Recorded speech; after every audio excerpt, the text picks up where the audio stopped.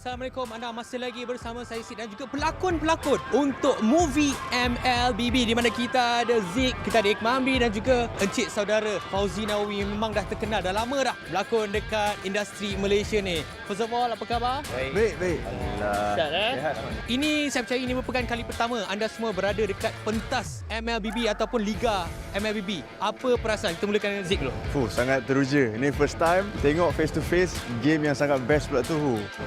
Perasaan macam nervous bila tengok ramai orang, macam kita tengok game bola, macam tak sangka MLBB sebesar ini. So macam proud lah to be a Malaysian. Saya nampak vibe dalam e-sport ni makin maju dah 2024 ni. Yang paling penting vibe juara tu wujud pada hari ni. So tak rugi kita orang datang lah. Boleh jangka tak yang sebenarnya nanti satu hari nanti, which is hari ni, game ataupun e-sport boleh jadi sebesar ni sampai dah ada movie? Sebenarnya bila awal-awal Mobile Legends Bang Bang ni berada di Malaysia, saya tak expect bahawa penerimaan masyarakat khususnya peringkat remaja ni boleh sampai ke tahap ni. Ini dah boleh challenge bola dah ni. Sikit hari lagi saya tak heran 2025 yang akan datang population Mobile Legends ni akan jadi lebih besar. Kita tahu anda bertiga sekarang ini terlibat dengan penggambaran untuk movie terbaru khas untuk MLBB. Boleh tak cerita sedikit sebanyak pengalaman untuk shoot movie tersebut? Pengalaman dia best, sangat unik sebab saya rasa for Malaysia ini movie MLBB yang pertama kan. So untuk kita orang pun dapat duduk di stage macam player, it's an amazing experience lah for us. Pengalaman sangat best lah sebab berlakon dengan kawan-kawan dalam industri, and then ini macam impian saya lah menjadi seorang pro player walaupun pelakon je. So macam excited lah nak tunggu filem ni keluar. Ya, itu semestinya apa yang kita ingin harapkan. Alright, kita masih lagi bercakap tentang movie. Boleh tak cerita sedikit sebanyak watak ataupun karakter yang anda bertiga dan mungkin Puan Lisdawati juga bagi tahu apa yang terlibat ataupun watak dalam filem tersebut. Okay, so kita orang sama team. Kita orang daripada pro player daripada Singapore. Yes sir. So saya tak nak cakap banyak tentang watak saya bawa watak Jahat. Sangat-sangat paling jahat lah. Orang akan menyampah lah tengok dia sebab saya sendiri pun menyampah tengok dia masa syuting. Okey, watak Encik Fauzi. Tanyalah buat saya pula. Ibu kepada watak hero dalam story. So, dia sebenarnya ada true story yang telah di-blend untuk jadi lebih menarik untuk tayangan filem Mobile Legends. Alright, jadi anda semua dah dengar daripada pelakon-pelakon sendiri. Terima kasih diucapkan kepada Zik, Ikmah dan juga Fauzi Nawawi bersama dengan isi Puan Lisdawati. Jadi stay tune. I cannot think of anyone, Chok. I think it's me. Alright guys. Tak kisah jago sukan apa jua, jagokan lagi dengan rangkaian 5G termantap dan tanpa lag. Gaming sepantas kilat. Menang di Land of Dawn. Tukar ke Holling Prepaid 5G sekarang.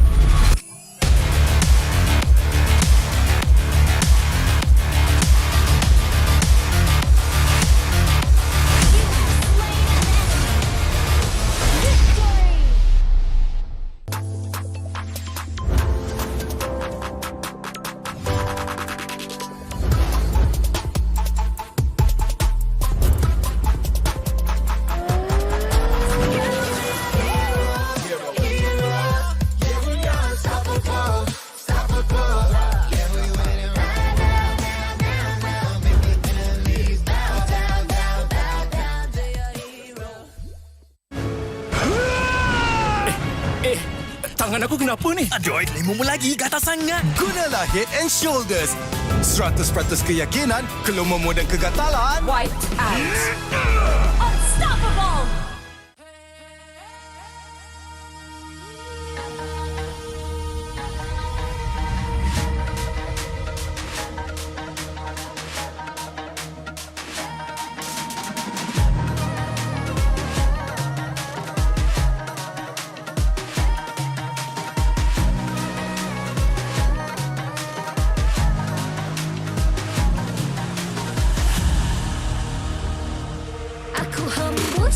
Kata simak, bila terjatuh aku beringat.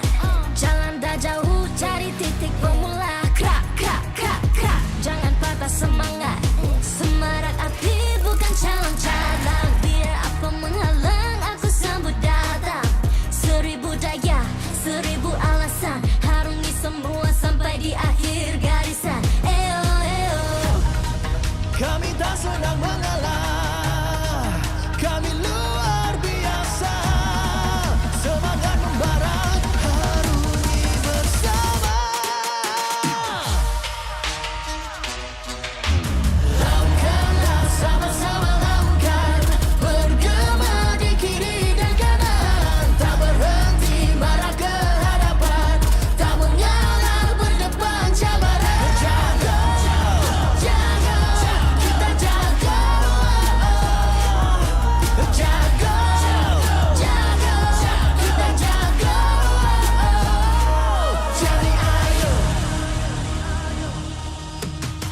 See me, watch me, hype me, gotta give it all. Don't matter how many times I fall, gotta get back up, yeah, yeah, gotta go. I can hear them calling, now I gotta serve. Mess with my clique, now you get what you deserve. We keep it tight, we keep it cool. They got me and I got them too. Tak rasa api tak kunjung padam. Marah ke hadapan kita sehaluan. Jangan simpan-simpan, kita anak Malaysia. Kami tak senang mengalah, kami luar biasa. Semangat membara, harungi bersama. Jaga, jaga, kita jaga. Jaga, jaga, kita jaga. Jadi ayo. Yeah.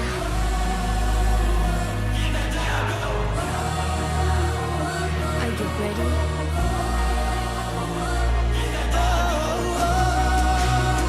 Can you feel me now? Yeah, yeah, yeah, yeah. Let me hear you say.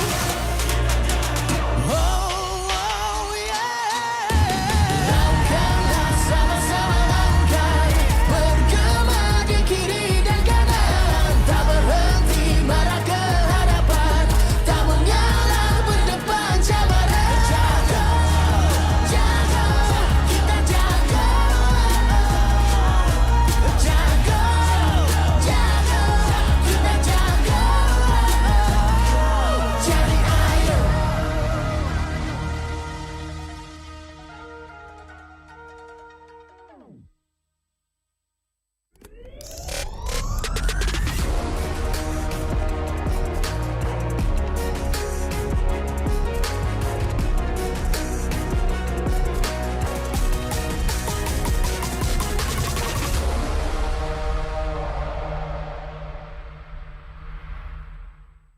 Okay, Assalamualaikum. Anda masih lagi bersama saya Sid dan juga pelakon-pelakon untuk movie MLBB, di mana kita ada Zik, kita ada Ikmambi dan juga encik saudara Fauzi Nawawi. Memang dah terkenal, dah lama dah berlakon dekat industri Malaysia ni. First of all, apa khabar? Baik, baik.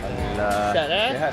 Ini saya percaya ini merupakan kali pertama anda semua berada dekat pentas MLBB ataupun Liga MLBB. Apa perasaan? Kita mulakan dengan Zik dulu. Sangat teruja. Ini first time tengok face to face game yang sangat best pula tu. Perasaan macam nervous bila tengok ramai orang, macam kita tengok game bola, macam tak sangka MLBB sebesar ini. So macam proud lah to be a Malaysian. Saya nampak vibe dalam e-sport ni makin maju dah 2024 ni. Yang paling penting buat juara tu wujud pada hari ni. So tak rugi kita orang datang lah. Boleh jangka tak yang sebenarnya nanti satu hari nanti, which is hari ni, game ataupun e-sport boleh jadi sebesar ni sampai dah ada movie? Sebenarnya bila awal-awal Mobile Legends Bang Bang ni berada di Malaysia, saya tak expect bahawa penerimaan masyarakat khususnya peringkat remaja ni boleh sampai ke tahap ni. Ini dah boleh challenge bola dah ni. Sikit hari lagi saya tak heran 2025 yang akan datang population Mobile Legends ni akan jadi lebih besar. Kita tahu anda bertiga sekarang ini terlibat dengan penggambaran untuk movie terbaru khas untuk MLBB. Boleh tak cerita sedikit sebanyak pengalaman untuk shoot movie tersebut? Pengalaman dia best, sangat unik sebab saya rasa for Malaysia ini movie MLBB yang pertama kan. So untuk kita orang pun dapat duduk di stage macam player, it's an amazing experience lah for us. Pengalaman sangat best lah sebab berlakon dengan kawan-kawan dalam industri, and then ini macam impian saya lah menjadi seorang pro player walaupun pelakon je. So macam excited lah nak tunggu filem ni keluar. Ya, itu semestinya apa yang kita ingin harapkan. Alright, kita masih lagi bercakap tentang movie. Boleh tak cerita sedikit sebanyak watak ataupun karakter yang anda bertiga, dan mungkin Puan Lisdawati juga bagi tahu apa yang terlibat ataupun watak dalam filem tersebut. Okay, so kita orang sama team. Kita orang daripada pro player daripada Singapore. Yes sir. So saya tak nak cakap banyak tentang watak saya bawa watak Jahat lah. Sangat-sangat paling jahat lah. Orang akan menyampah lah tengok dia sebab saya sendiri pun menyampah tengok dia masa syuting. Okey, watak Cik Fauzi? Tanyalah buat saya pula. Ibu kepada watak hero dalam story. So dia sebenarnya ada true story yang telah di-blend untuk jadi lebih menarik untuk tayangan filem Mobile Legends. Alright, jadi anda semua dah dengar daripada pelakon-pelakon sendiri. Terima kasih ucapkan kepada Zik, Iqmah dan juga Fauzi bersama dengan isi Puan Lisdawati. Jadi stay tune, keep in touch dengan kita orang punya social media untuk saksikan movie terbaru untuk MLBB. Nak tahu dengan lebih lanjut, stay tune dekat kita punya social media. Bye-bye. Alright, Assalamualaikum, anda bersama saya Sid, dan sekarang ni kita ada tetamu istimewa iaitu pelakon terkenal daripada Pascal. Iaitu saudara Hairul Azrain. Apa khabar Hairul? Alhamdulillah, sihat bro. Okey, so apa perkembangan terbaru? Ada filem ke ataupun ada drama ke upcoming? Sekarang saya dah tak berlakon. So saya sekarang tengah cari tim lah untuk nak main ML. Faham. Okey, alright. Bercakap tentang cari tim, saya dah tengok awak pun ada bermain sama dengan pasukan Selangor Red Giants, tapi berlakon cerita-cerita yang gempak. Tapi kenapa pakai Nana bro? Ni banyak baca komen Salah, sebab saya tahu pakai tank, saya tahu pakai mage je. Yang lain saya tak tahu. Faham. So kalau tanya saya, Nana paling senang nak ni lah. Sebab sebelum ni saya biasa pakai Cyclops, lepas tu Zaz. Tapi sekarang Nana macam dia kena dengan jiwa lah. Sebab Sky sebagai tahu saya, kalau nak jadi jungler terbaik, kena training pada Nana. Itu dia punya skill dia. Permulaan Nana barulah boleh jadi macam Sky. Yeah. Okey, tadi dah kita tengok pasukan Selangor Red Giants dapatkan kemenangan 2-0. Bagi pendapat Hairul sendiri, adakah itu satu perlawanan yang sengit ataupun Hairul memang dah jangka Selangor memang boleh menang 2-0? Saya tengoklah SRG punya game sebab saya tak pandai sangat, tapi saya tengok daripada apa yang diorang main tadi. So memang diorang ada je cara ataupun ada je teknik yang nak masukkan kalau kata sesuatu problem tu. So untuk tengok first game tu cakap ni menang mudah ni 2-0. Tak boleh nafikan SRG antara tim yang sangat kuat lah di Malaysia sekarang. Ya, kita pun memang dah boleh nampak sebab mereka pun dah menang untuk kejuaraan dunia pada tempoh hari. Alright, tadi Hairul Azim pun ini kali pertama datang dekat venue MPL. Saya first time sebab saya tak pernah sangka macam tengok perlawanan bola sepak di final tau. Ini bukan final kan? Ini bukan final. Bukan final tapi dah macam final tadi. Dia ada tukang sorak daripada tim SRG. So best lah. Best lah. Memang ini vibe. Benda ni dah berlaku dah few season dan kita boleh nampak lepas kemenangan Selangor Red Giants dekat tempoh hari, tambah lagi vibe tersebut. Right, sebelum saya nak lepaskan Hairul, mungkin ada kata-kata terakhir ataupun kata-kata semangat kepada pasukan Selangor Red Giants sebab kita ada beberapa minggu sebelum kita pergi ke peringkat play-off. Betul. Okey, untuk tim SRG kat dalam tu semua kebanyakannya yang saya kenal dan diorang kenal saya. So saya nak wish korang good luck. Dan untuk Mobile Legend ataupun Montun, saya rasa sekarang ni artis ramai main Mobile Legend. So mungkin kita boleh buat satu tournament ke. Come on lah Montun. Sebab kita ada ramai Fat, Aceh, Challenge Zero, Fauzi Nawawi, Iqmal, semua boleh main Mobile Legend. So kita boleh fight lah. Saya rasa untuk nak lawan tim pro player tak susah kot untuk kami. Tapi diorang tak boleh nak berlakon. Nanti diorang tak ada job. Korang dah boleh berlakon, korang boleh main game. Alright, thank you so much Hairul. InsyaAllah kita akan jumpa lagi dekat playoff. InsyaAllah. Okay, alright. Alright, thank you so much. Jadi apa-apa, stay tune dengan MPL Malaysia. Semua orang boleh menyarung jersey kebangsaan. Jadi once you pakai menyarung jersey kebangsaan, you rasa sangat-sangat berbangga you dipilih atau diberi tanggungjawab untuk mewakili negara. Malaysia. Perasaan bangga tu you tak terangkan dekat semua orang. Cuma feeling you pakai saja, once you pakai saja jersey tu, you akan rasa macam you want to give something to Malaysia. I think if you guys have any issues, so make sure lean onto each other, talk to each other as much as you can. I think just be proud because tak semua orang dapat this opportunity, and also kena ada that winning mentality, tak kisah pun dekat level mana you guys pergi, and jangan rasa takut, jangan rasa macam you guys are not good enough. Apapun, just ingat bila you guys enter the arena, just do your best and all the Malaysians will be behind you and supporting you guys. Saya tak ada nasihat, saya kagum dengan apa yang anda semua lakukan. You are all to me personal heroes because I grew up in a time where gaming was seen as a waste of time, but you prove otherwise. You put gaming and you put Malaysia on the world's map. I think you are at a better place to advise me.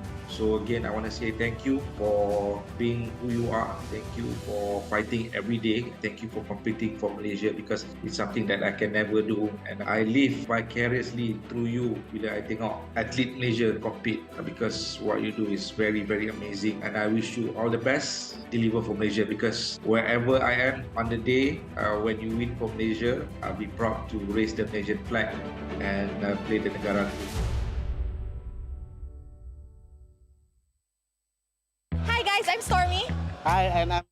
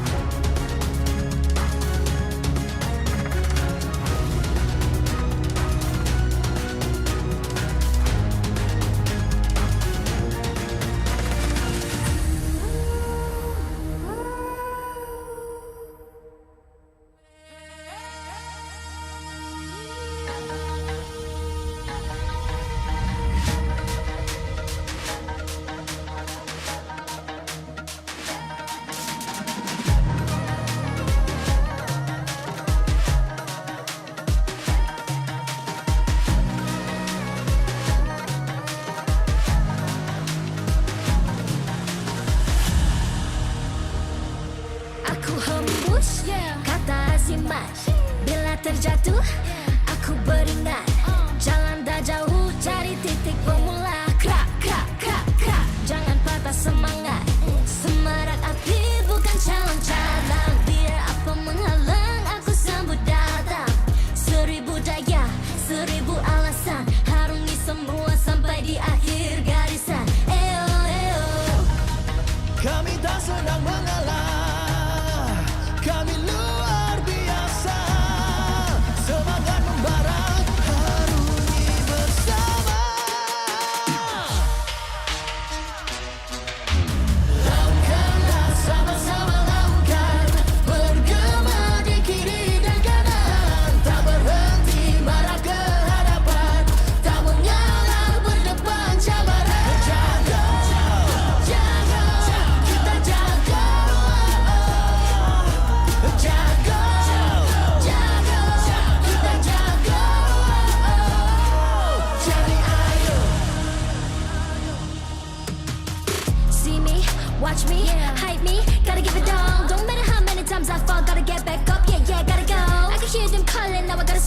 Mess with my clique, now you get what you deserve. We keep it tight, we keep it cool. They got me and I got them too.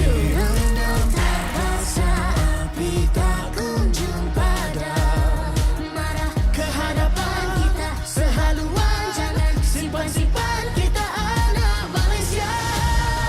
Kami tak senang mengalah, kami luar biasa. Semangat membara, harungi bersama. Jaga, jaga, kita jaga. Jaga, jaga, kita jaga. Jadi ayo.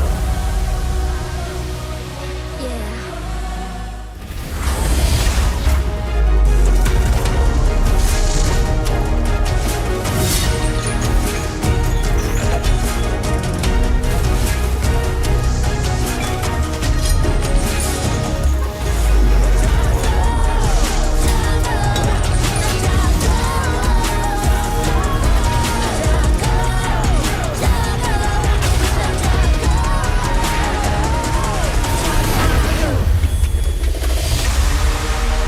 The MPL MY Season 14 Playoffs is happening in Indoor Arena, Educity Sports Complex, Iskandar Puteri, Johor. Powered by Moonton and APRJ.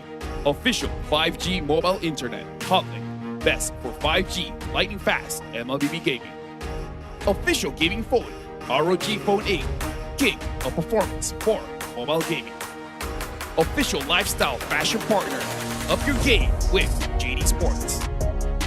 And thank you to all our partners in esports and strategic partners. Setelah lebih setengah dekad membawa nama Malaysia ke pentas dunia, pasukan-pasukan Malaysia gagal membawa pulang gelaran juara dan digelar jago kampung. There is change in the winds as we see a brand new titan emerge. And that was SRG taking the international stage and clinching champion over at the MSC. And with that, for the very first time, Malaysia has what to see, to having the right to hail jago antarabangsa. Dan sekarang, pasukan Malaysia ada misi baru di mana cabaran baru menanti dan impian lagi besar dikejar untuk menjadi jago dunia yang kita akan terbuktikan di M6 nanti. Selamat datang ke Playoffs MPL Malaysia musim ke-14. Nama saya Rose. Nama saya Cheryl. Kami adalah host anda untuk hari ini. And with that, ladies and gentlemen, welcome to Playoffs, baby. That's absolutely amazing. Now today we see 4 teams that stand before us and they will duke it out over at the Land of Dawn. And by the end of this week, we will be seeing a champion emerge and we will find out who will be representing Malaysia over on the international stage at the M6, which will be held in Kuala Lumpur, Malaysia. Yes, betul tu. Rose dah tak sabar sebab semalam kita saksikan perlawanan yang sengit dan kita terpaksa cakap bye-bye kepada 2 pasukan. Tapi hari ini, more matches is about to happen. And of course guys, once again, terima kasih kepada crowd dekat Educity ni. Korang memang gila lah orang kata. I really love the energy in JB. Absolutely amazing, gila indeed. Now, yesterday I was here and I was floored by the Malaysian passion that you guys have here. But today, looking at the crowd, I am sure you guys present here today are about to blow the roofs off right here in the arena. So that's being said, let's check out the vibes, shall we? Oh, Cheryl, you will not be disappointed because we're gonna show you how the Malaysians do it. Right, guys? Yes. All right. So how about I go to the side of Selangor Red Giants? Maybe you can do Todak? Okay. All right. Guys, I've taught you this countless of times, millions of times. When I ask if you guys are ready, I want to hear you guys scream. Boleh ke? All right. Here we go. Selangor Red Giants, are you guys ready?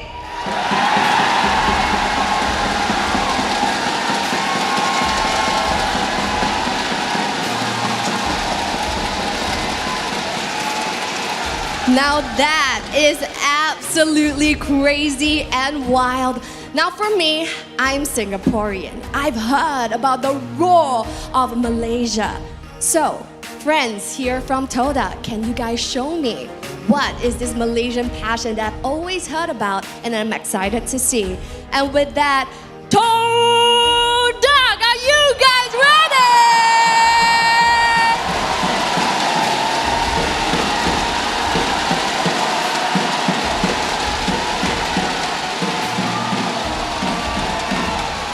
The crowd is ready and the stage is set. Ladies and gentlemen, right here today at the arena, you guys are in store for an epic battle, a clash between two wonderful teams that will be happening in due time. And of course, right here in the playoffs, we will see which team will emerge into the upper bracket finals and who will fall down to the lower bracket semi-finals. Yes, betul tu Cheryl. Tapi walau apa pun yang terjadi hari ini, kita takkan pulangkan mana-mana pasukan untuk hari ini. Sebab pasukan yang kalah hari ini ada lagi satu nyawa untuk lower bracket esok. So today is going to be an amazing day, Cheryl. Now I'm pretty sure semua orang dah ready untuk start hari ini.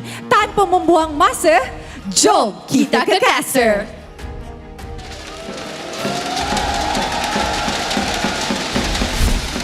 Thank you very much, Rose, as well as Cheryl Yao. That was an amazing intro. And of course, thank you to all the audience here at Educity Johor. Again, the energy is electrifying. Anyways, we are here today because we have 4 teams playing 2 matches for today. We're at the start of today. 1 team want to relieve their glory days since M1. The other team, they already made history, but now they want to make a new legacy. My name is Afel. Alongside with me is Abstract as well as Husky. And Husky, opening match, Selangor Red Giants going up against Todak. I'm looking for the old against new, the restoration of a legacy against the one that has built a new legacy. It is, I can't believe that I'm in this spot right now because I'm shaking in my boots, all Afel. SRG going up against Todak. That's going to be the first matchup of today. Afterwards, it's going to be Vamos going up against Red, where Red, a lot of people wrote them off. But I gotta say, after their performance yesterday against JP Niners, Red might be the new favorites to watch, Abstract. Honestly, I counted them out as well. I didn't really quite think that, Red is gonna take a point away from JP Niners. Completely proven wrong. So, honestly, on the second half of the day, I'm just looking forward to see what Red has against Vamos. This is why playoffs is a different beast, man. Like, regular season, it's all well and good, but honestly, it's more or less training grounds. But once you're here, that's where the real battle happens. And we gotta see, Todak, are they ready to go up against the defending champions of Malaysia and MSC? This is gonna be a hard battle for Todak. Absolutely, especially when you look at SRG, they are on their way to complete the golden road, the immortal run as some people have pointed, right?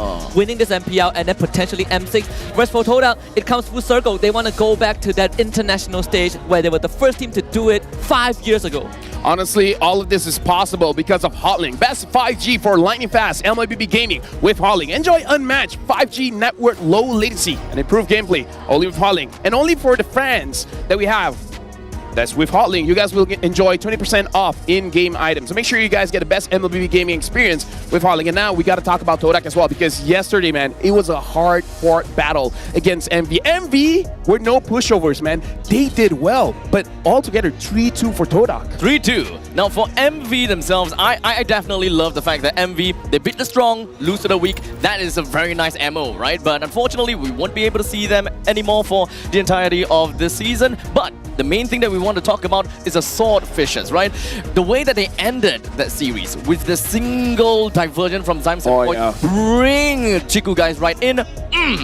That's icing on the cake. Talk about Chiku guys, man. Like regular season, he's okay, but now he's more than okay, man. He looks great. Yeah, because people say that he's the guy that lose lane, win game, but now he's winning lane and winning game. Yeah. That's an improvement. I mean, like, even look at this, right? MV banned out Melissa and Iritel. It is pretty crazy that they forced out a Melissa ban after game 1, right? That really shows how Chiku guys has struck fear with a pocket pick that we've never seen before. Yeah, and now we got to look at the brackets here just to remind you guys the story that has been happening throughout MPL Malaysia. Yesterday it was Todak going up against MV. very hard-fought battle where Todak eventually won, and now they have the right to challenge the throne, but they got to go up against SRG first.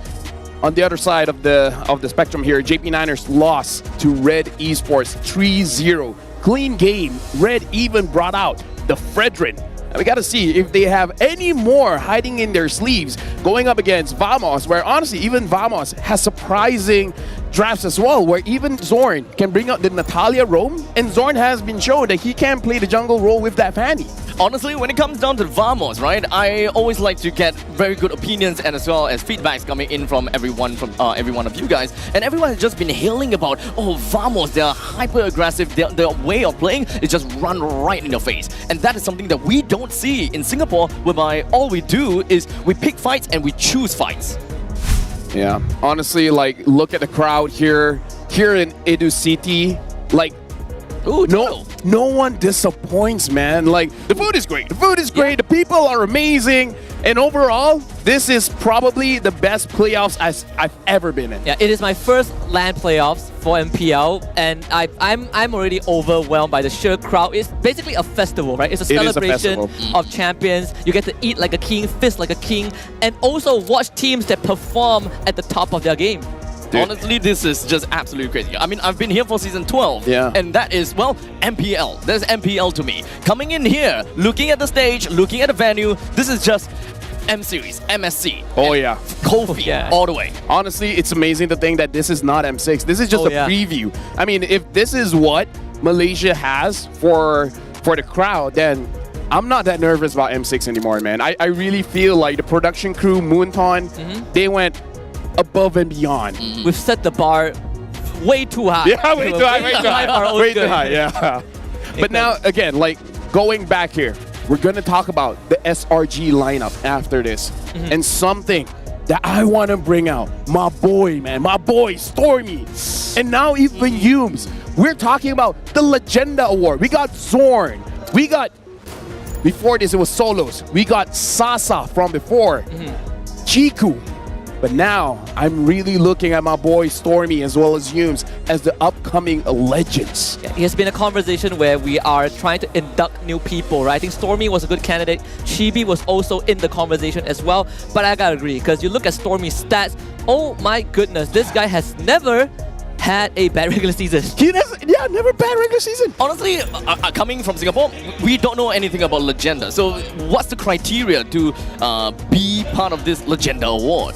So here's the thing, right? Basically, Legenda just means a legend.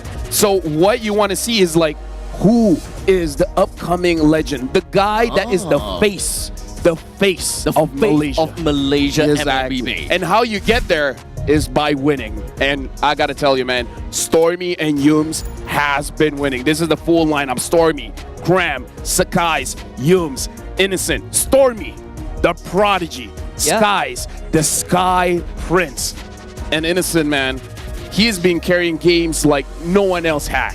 I think the best part about this is how the evolution of SRG. Innocent and Cram came in season 13. Innocent has been branded as the carry, even got his own merch as the finals MVP with that Roger as the insignia. But right now, the entire team has stepped up. That's what led them to the MSC trophy, which is displayed at the venue itself. But I gotta agree, we got Prodigy, we got Princess, and they are all kingmakers. And now we gotta look at the lineup for Todak, Zaim Senpai, Momo, Zai, Yan Lord, and Chiku, guys. Now, Abstract, I gotta say, Todak's identity is the Langar playstyle, and they're really showing it here in the playoffs. Exactly. I mean, looking at the fact that the very first series of yesterday was just Todak, that was just a warm introduction to how Todak does things. Right? Yeah. Just Langar right all the way. And I absolutely love that fact, right? They will just jump right in, super decisive. They know exactly what they want to do, and they will make sure that they make that play right away. We gotta look at Zaid and Chico, guys, in my personal opinion, because Zaid has been performing amazingly in all five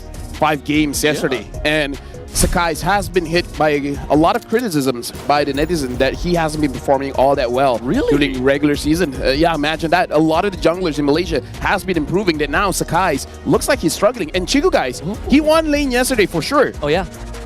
Innocent is not the same kind of player, man. Yeah, I think when you look at the jungler, it's pretty weird to see the conversation shift from Sakai's being the standard to where is Sekais now, right? Because Zaid, they're coming. He's an up-and-coming guy. He's about to restore his prime days in Season 9. If he can take out Sekais, oh my goodness, this is going to be a heck of a series. Champions collide. Todak's reach for an unfinished dream. They've been in Malaysia. They're the team with the most M Series appearance, but they've never won. Right? Selangor Red Giants, they've been to MSC and they conquered it. They won MSC. It must leave a very sour taste in the mouth of the swordfishers, right? They have represented from, I think, M1 all the way to what, M5? And I think they only missed one. They only missed one, right? yeah. Which is the previous M5, one. yeah. So honestly, looking at the fact that Chiku guys has been in a lot of these international stages, but never really got that far, being M1 being, I think, 4th place or 3rd place? Third place. Third place. Third place, yeah. I think the one with the most M Series experience is Sao and Sunset Lover, and Chiku guys is 3rd, alongside with Moon. Yeah, I'm pretty sure that Yums were kind of on the same page with Yums.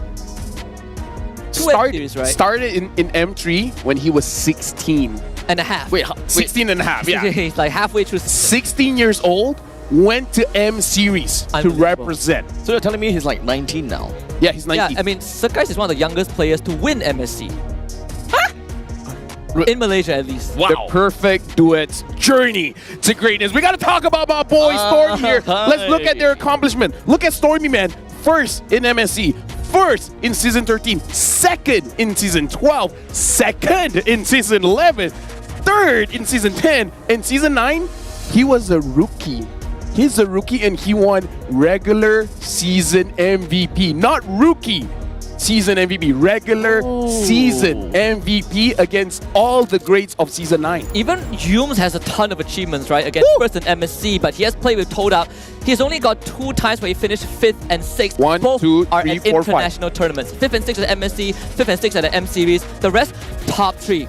Yums is a 5 times champion on 2 different teams. Oh yeah. 5 times champion. 3 times on Todak, 2 times on SRG, including an MSC trophy. How do you even count them out at this point in time? We have Stormy as the prodigy. Yeah. Started up high, stayed up high. It was definitely a bit of a very shallow kind of uphill climb per se, whereby he started things off with 3rd place already. That's amazing. While Yums is like, he's constantly there.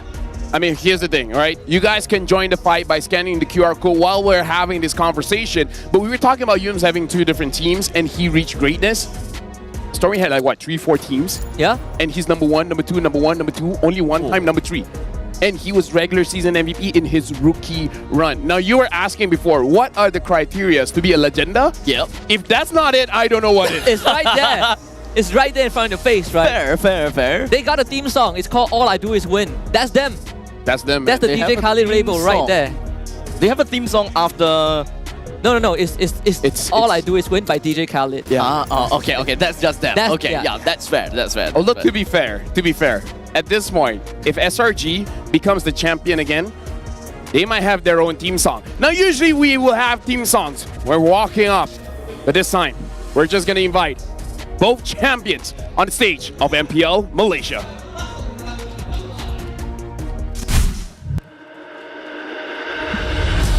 Introducing the head of League Ops, Rez, and the Marshal that will ensure fair play and professional integrity in these matches.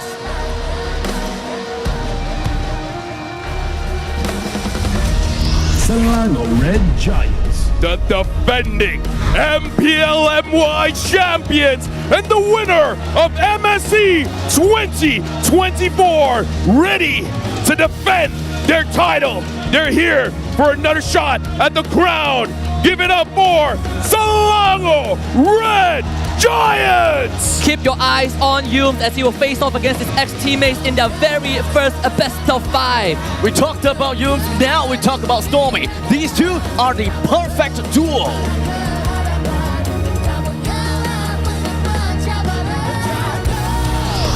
Todak, representing Malaysia from M1 to M4. They know what it takes to succeed on the grand stage, and they're hungry to return to the world stage. It's time to go all out. Selangor, this is Todak! Todak! On Todak's side, we got Yan Lord. Can he be the tip of the spear to take down Yums and let Todak soar? And the one that is holding this spear, Momo, gotta be the X factor that we gotta have to look out for.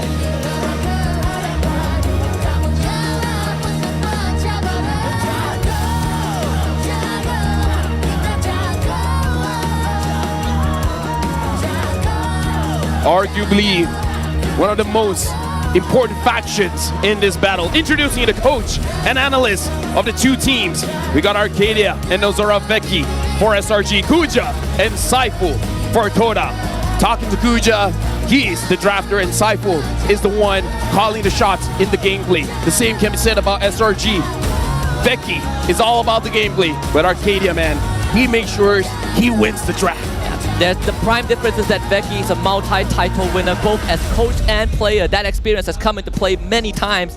Kuja got to step up his game in that draft. Yeah, Veki is a legend in his own right, man. Oh, yeah. He is a Malaysian legend across all platforms. A Malaysian legend. By the way, Husky, you were talking about how you want full crowd to the point where people are sitting in front of us. And then people are sitting in front of us, I'm telling you, it was a matter of time before this happens. And I can't believe this is not the grand finals. This might as well This is not grand Might as well. To be fair, yesterday's games kind of feel like grand finals, especially the Todak 5 game all. Dude, like, again, I'm proud of where Malaysia was and now where Malaysia is. But we got to talk about the match here. I want to talk about Zaya and Sakai's. They're both teams, every single team here, they had 2 weeks to prepare. In those 2 weeks, a lot of things happened. They were able to catch other region MPL playoffs and see what really happened there. Now I'm just wondering, Zaid has shown that he has grown. Can Sakai say the same? Is this really the point in time whereby we are Sakai's, if whether he's got something to prove or not?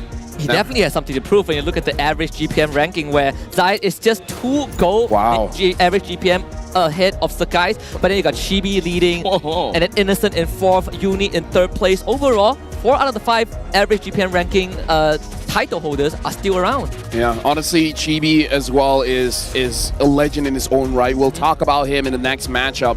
But yeah, I feel like this is something where the crowd is really looking up at, because everyone else from Selangor Red Giants has been consistent. In fact, has still been growing. Yeah. Sakai's, he needs to grow too, and it's a lot of pressure is on this young man's shoulders. He's only like, what, 19? Yeah. And he's the MVP of MSC. So yeah, a lot of expectation is on him. Now we gotta talk to Zai, where we ask him, any messages you'd like to send to Sakai's? I've always faced Sakai's in Tier 2, even in ranked games, but now he's more famous than I am. So I'm gonna work harder to become even more famous than him. Let's meet at the Land of Dawn. You gotta understand, man, when Sakai's won his first MPL trophy, he just finished high school, man. He just finished his exams, and then he proceeded to travel to MSC and win there and get final MVP. You cannot overstate how much fame he has gotten, that Zayed is now, craving to take a bit away from him.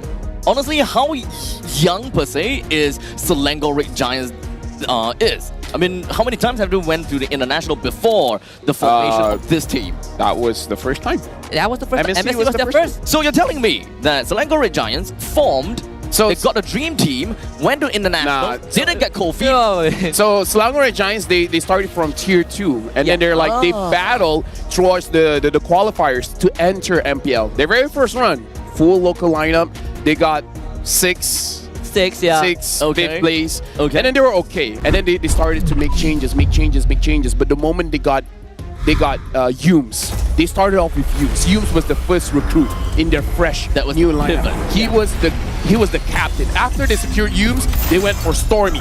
After they got Stormy, Arcadia. After Arcadia, that's where Cram and Innocent came into the picture. Sakai's was always there since Tier 2. Yeah, I see. So Sakai's was the OG. He's the OG of the roster, and then they built a super team, in the last season. But also, fun fact as we head into the draft, the first season that SRG was formed was the season that Todak won the championship. Afterwards, Todak has never beaten SRG. So it's fair to say that SRG is technically the usurper that took everything away from Todak. You can say that. The only problem that I have with that is I have no idea what usurper means. You take the throne away. Oh, okay. Yeah, all right, sure.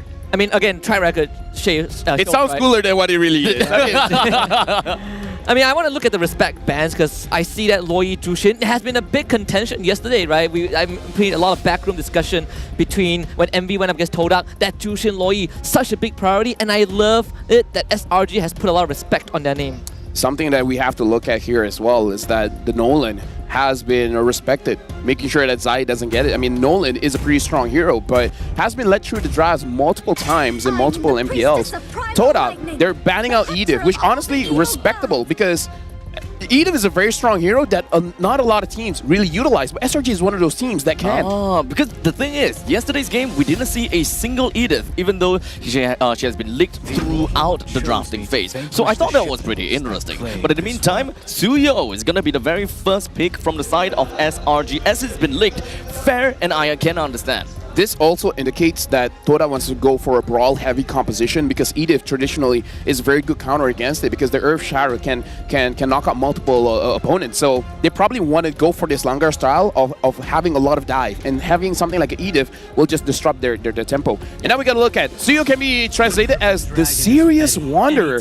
And SRG is the only team that didn't ban Ling or Hayabusa. Oh, that's a fun fact. Yeah, actually the fun fact for Suyo is when you translate into Mandarin, it's called Su-Yo. Yo means roam or wander. Su means strict, right? So Serious Wanderer. So he can be a roamer. I thought it meant like tree oil.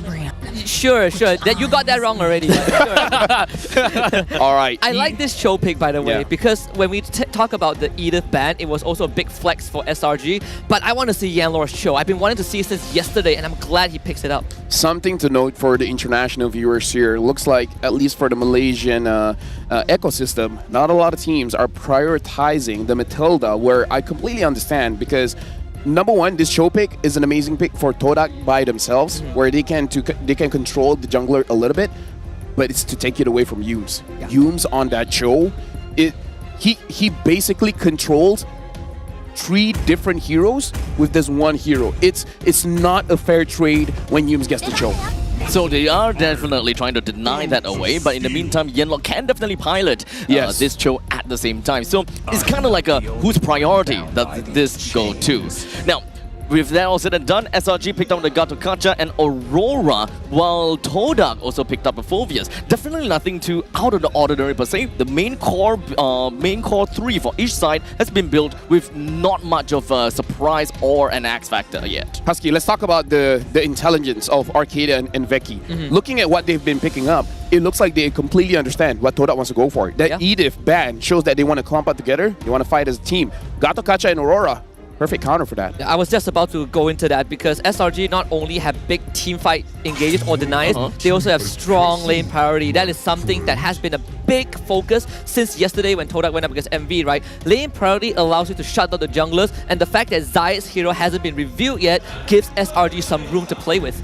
I really like the fact that SRG just pretty much works on a counter-engage comp at this point in time, understanding that Todak might want to take on the aggressive stance. As Lafayette, you have said, they want to dive, right? The main thing that I want to see from the side of Todak is the fact that they picked up a Yve onto the mage side, so with a Cho, you do have a very good way to single out someone. With your EXP laner being a Phoveus, you gotta have to look out for either your jungler or the gold lane to have great burst. And if they want burst, Beatrix on the gold lane sounds great to me. Honestly, looking at Todak, they can pivot. I trust me, they can pivot this lineup just because they have this one hero, and that's the Eve. Eve activates a siege composition, a poke composition. Right. So Chiku can pivot by picking up something like the Melissa, which he has shown yesterday, or even something like the Clint, where they can start to battle in the priority matches, especially on the side lanes. The only one thing that kind of ruins that plan is the Suyo, where Suyo has priority over Turtle and Lord, so it's hard for you to contest those objectives. Wouldn't that mean that Beatrix is a one-person-fits-all? Because she's great when it comes down to sieging. In the meantime, she's got that priority when it comes, not priority, but she's great when it comes down to these AoE bursts coming in from the Banaz Rage and the Nibiru's Passion, making full use of whoever's stuck in the RWM, or you can also burst people down that's been singled out by the show. Yeah, actually, I wanted to get to that. Thank you very much for bringing up. I think Beatrix is a very great potential pick. We haven't seen Chiku pick that yet, but I think it's in the conversation. On SRG side, they also have some pocket picks, right? Like the Ruby and Grok being banned out, that's Yume's special. Tigra is still in the pool, but I'm looking at a Kufra. That has been the pick that Yumes has been keeping in his back pocket, but never really shown this yet. Right now, SRG, this is so clever. Wow. They ban out the Lunox to let Todak have the Harif. Because here's the thing, if Todak picks up the Harif, they're locked in. They got to go all in. They got to dive. Yeah. And this draft is so good against dive. So SRG is basically saying, if you don't pick up the Harif, we will pick up the Harif. And guess what? All the counters are on our side. They're going to go for the Beatrix. We talked about this, right? So it's, again, I think the point about the Melissa doesn't really fit too well, or just because what SRG has, right? Melissa just doesn't get the space to move. But Beatrix, you get strong lane, you get scaling, and you can start fighting very early on with the rest of your team. I guess for SRG, they are kind of putting the ball onto the side of the court for Todak, right? Do you want to stick to your Beatrix game, or do you just want to take this bait of taking the Harif? Because if you don't take the Harif, we are pretty okay with that, right? Because we have the Gato Gacha, we've got the Aurora, we've got our own ways to deny an area just so that we have the longevity of our Harif within the Zaman Force. So if it goes to you, we are fine. Goes to us, we're happy. Beatrix is honestly a perfect hero because you can pivot no matter what. And it's like you don't pivot the draft, you just pivot the playstyle, right? Yeah. If it looks like a poking game, sure, play poke with Beatrix. If it looks like a team fight, go for a team fight. And like we predicted as well, Akai. They picked up the Harif. And Akai so far has 100% win rate in Malaysia. Maybe a little bit of anti-synergy here, but I feel like the Akai is mostly plan B. Yeah, but it gives you 2 layers to deal with fights, right? Yeah. You can disengage, or you can start a fight. So many things that Todak needs to think of, and especially Akai is a horrible target for the Cho to go for because it just has the natural purify with the heavy spin. This kind of seems like the fact that we are looking at the jungle, the last pick. Honestly, what exactly could we be looking at? Is it back to the same idea of Suyo versus Alpha thing? Honestly, the Alpha could still be solid here. The only thing is I'm worried if the Alpha goes in, there's too much crowd control here. Yeah. So maybe he will opt for an Assassin still. He does love the Lancelot. The Lancelot theoretically can fight against the Suyo, but I still think Suyo would win that one. And they go for the Export. You know what? Never mind. Perfect. Export. Perfect. I love it. I love it. Oh! We've seen examples yesterday when Red went up against Red Esports went up against JP9 game 2. Export, incredibly oppressive. You want to play front to back, you want to play tanky, I'm going to chip away your health bar. Let me just say, I love the draft coming in from SRG as well as Todak.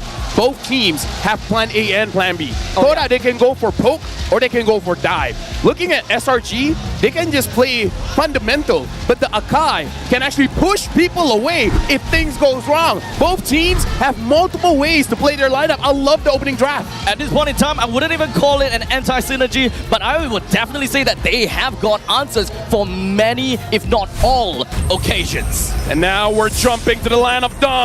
Again, Todak wants to go back to the M1 glory days. And SRG, they want to create a new legacy, being the first back-to-back champions. We're jumping in. Game number 1, Todak against SRG. In the Thunderdome of Champions in Educity Sports Complex right here in Johor Bahru. Game number 1, Selangor Red Giants against Todak, SRG on that blue side, Todak on the red.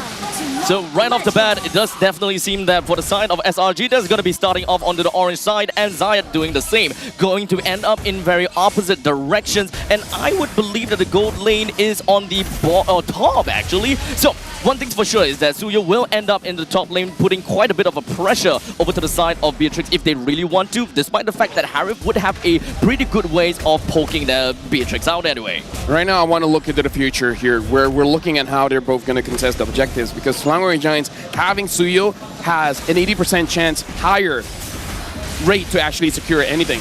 And for Todak, I kind of feel like you just got to go for the fights. You have the export. You poke them out. If they're low enough, you go in. So I'm really looking at both teams trying to play differently here. Todak wants to get those kills, where Selangor Red Giants, they want map pressure. Yeah. And then one of the easiest ways, the most straightforward ways to do it with an export, you break the armor, right? You threaten the Faraga armor. The lesser armor health the export has, the lesser agency that Todak has to use him as an ammunition to start a fight. Now, one thing when it comes down to the final for the last insanity is that it is a very good panic button in the midst of all of these terror from Stormy, from Humes, or perhaps even from Cram. You can really get yourself away from many of these situations just because of the fact that you are not afraid of anything. You have got quite a bit of iframes. Momo does lose most of his health. Yums gets the knockout. That's flicker out for Momo. Zai and Yellow arrives. Yums will have to flicker himself. Both teams looking for a disengage. But again, you want to break that armor. SRG tried, but couldn't get it. Good discipline coming in from Todak. They completely understand that there's going to be a gank down the EXP, so they're making sure that Momo is relatively okay, especially looking at how the lanes. Cram has been winning that lane relatively well. Now, Selangor Red Giants with the draft, they should have priority here over the Turtle. We're going to see how Todak is going to contest this. Both Romas not for it yet, and Sakai, he's going to take the turtle, no problem. Yanlo can't do much, even committing the potential Avatar of the Guardian, but Cram doesn't get it off. Not that it matters too much. How did he cancel that? Yeah, I have. That's actually impressive. No idea. I only know that you can cancel it with like the force ejector. Oh, they're going to use it for review this time. Let's flicker out from Yanlord. I mean, here's the thing. I've been cancelled out of my Avatar of the Guardian, but that's when I'm getting CC'd. I guess if the export pullback can cancel, then I think so. I guess that's something new that we've learned today. That's interesting. So you can really make full use of the fact that if you really want to bait the opponents to think, yeah, you know, there is going to be an AOG coming in, then you can kind of play it around that as long as you see the export just kind of going for it. All right, now honestly, looking at how the lanes have been playing out, I'm looking at both the side laners, and it looks like Innocent as well as Cram, they're not losing the lanes against Chico Guys as well as Momo, though I would argue that Chico Guys not dying is winning the lane. Oh yeah, I think that's exactly what Todak wants to go for. Again, we talk about Chico, he's definitely not the best in terms of laning, but he's a stable anchor when you need him. And to be fair, Todak has been keeping on par in terms of pacing with SRG for the first 3 minutes. But when it comes down to the pacing, it does seem like SRG, they are definitely taking the grand control of the river line throughout all this time. But in the meantime, take a look. Ooh, first blood. Very straightforward. Both bushes are occupied by SRG, and Yanlord ate it. Todak, they need to be careful because Selangor Red Giants, they have their own timers. Selangor Red Giants is the strongest when it comes to the third turtle. The second turtle is where they start to ramp up, but at third turtle, that's where they show their real strength as a team. Momo is going to lose most of his health again as SRG trying to take him out. The guys will drive the iframe, misses the opportunity, and Momo survives. But a bit of pressure coming in from the side of Sakai's. I mean, he's constantly been just kind of popping down in the bottom lane and just giving the top lane away for... not really away, but just leaving it to Innocent. I mean, you guys have been talking about Innocent. He don't just hard shove or rather hard win the lanes anymore. What's up with that? No, I kind of feel like if I'm a jungler and I have... Oh, well, before that, looks at Stormy. There's his passive out. No damage to follow up, and Zai wants the turtle. So Todak, they're not going to commit, but at least they bring Stormy low enough. Now the question is, can they get the job done? Because Stormy will flicker away from Yanlord as this fight now splits into two parts. Yunus will deal with Zayed. They get the knock up, heavy spin. That's going to be Faraga armor expended. Yunus will look to throw his life away as Zayed takes him out. The explosion comes through. Zayed gets the turtle. Momo follows up. Sakai is now compromised. Slammed by the monument, and Todak finds two. Now that's the X factor that I'm looking out for from the side of Momo. Zayed definitely didn't manage to keep his Faraga armor just by a tad little bit. And then take a kick. They want more than just two. Two ain't enough. Yanlord is going to go down to Innocent, but Todak have done more than we expected. Innocent with the damage for dash around, chrono dash, damage not there, and Todak makes it out with 4. Let me just say how impressive Todak is playing right now, because we heard from Kuja, there's 2 shot callers in the team. It's Zion Senpai and Chico Guys, and both are very fundamentally different, where Chico Guys is very aggressive, where Zion Senpai is more calculated. And in that fight, I see both sides. I've seen the chaos, and I've seen the calculations. That is definitely quite a bit of unfortunate kind of stance from the side of SRG, right? When it comes down to the heavy spin, they really wanted to just get Zayed out of the game and just make sure that he doesn't have the Faraga armor to get that final burst with the last insanity. But with just a tad sliver bit of the Faraga armor, that eventually sealed the deal for Todak to get the turtle down. I thought it would be great for Todak when it comes down to the fact that they already took the Pride of Ice away from Stormy, but I didn't think it would be like that.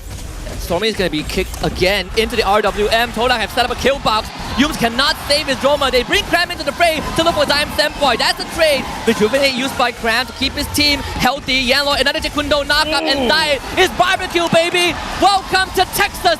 Zayed last standing under the turret. Cram drops down low, but it's 4 of Todak on him. They want to get Cram out. He escapes, but again, damage sustained by SRG, and Innocent has to pick up the pieces. But the damage was in. Stunned up by Momo. Final blow not achieved. Turret saved. Innocent stays alive. You know what?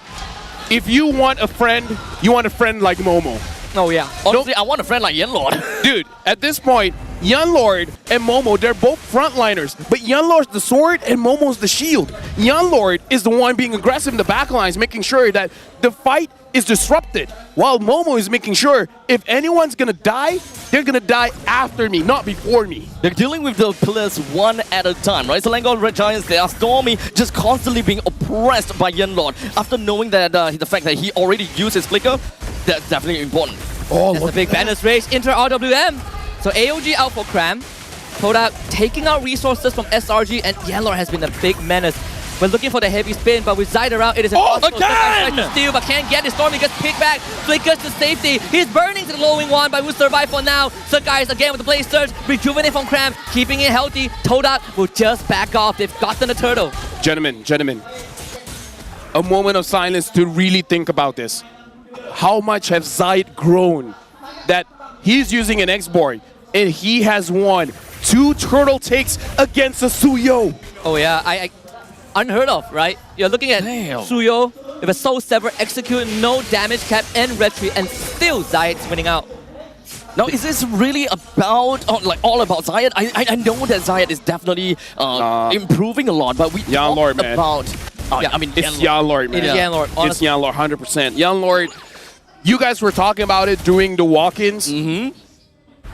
Tip of the spear, right? The show. The spear. Dude. One of the signature picks. Don't look at the KDA, man. Look at how this guy has been playing. He should be the MVP. He's pivotal in this game. He's constantly finding these angles onto Stormy, and Stormy didn't have any chance to play for the past 2 of these team fights. You said it best abstract. Yanlor is the tip of the spear. Momo is the person that wields it, and both of them so far has been allowing Todak and enabling these openings. And Todak now have controlled 3K goal lead at 8.5 minutes in. Both players, people relatively don't talk about them that much because there's so much highlight plays coming in from Chico guys and Zayed, but really, they're enablers. They're making sure that their damage dealers can do their job as damage dealers. At this point, the life of Chico guys and Zayed is actually pretty easy. You just do your own thing. Everyone else worries about how to set it up for you. This is not what I expected coming in from a game between these 2 giants, right? SRG having their back against the wall 9 minutes in and losing by 2,000 gold in the economy side. Damn, Todak very strong right off the bat, and to lead up to all of that, we've got the Lordis coming up right about now, and Todak has got the priority on top of that. Zayed is level 12, Musekais is also level 12. It is still not out of the woods yet for Todak. But Zayed is ahead in experience, right? They can buy time, and now Flicker King. They got the guys. The guy gotta get out with the ultimate. Quell the Evo, Blaze Surge, everything from the kitchen sink, but Todak is on top of the case. Yellow looks for another knockup. Momo to go with in front of pursuit. Innocent. He's gonna be zoned out by Momo. No junglers for SRG. Todak now half advantage. Yeah, honestly, Chico guys kind of walked towards Cram, wanting to actually catch him off guard, but right now, Todak, again, they're controlling the Lord, and they're doing it so well. They're making sure that they're disciplined, not going for unnecessary fights. Todak, what happened in these 2 weeks? They really want to go back to the M series. They want to show Selangor Red Giants who's the boss, and the fact that their throne was taken away. Now, today, this season is not gonna be the case. They will be at the top of the summit. It's just game number 1, boys, and the game number 1 is not over. Selangor Red Giants, they're champions for a reason. No matter how bad the situation is, these are players that completely understand the flow of the game. They understand the strengths and weaknesses of the heroes on their side and the opposing side. There's always a chance, right? This is where you really challenge a champion. How do you get back from a 3K deficit? A great team knows how to play from behind, and SRG has shown it multiple times. The problem now is Todak, they've got their eyes on the prize. They know the exact target. Stormy and Sakai, the weaker link in this current situation. The pillars crumble when Todak finds these picks. They're gonna try for a concealed play. This Lord will be the bait. Yan Lord looking for an opening again. Banners Ray to zone out the members of SRG. They will be able to get rid of the Lord, protect the structures, but all outer tier towers will fall. Let me just say, we gotta look at this Cho, man. This Cho, that's a lot of damage.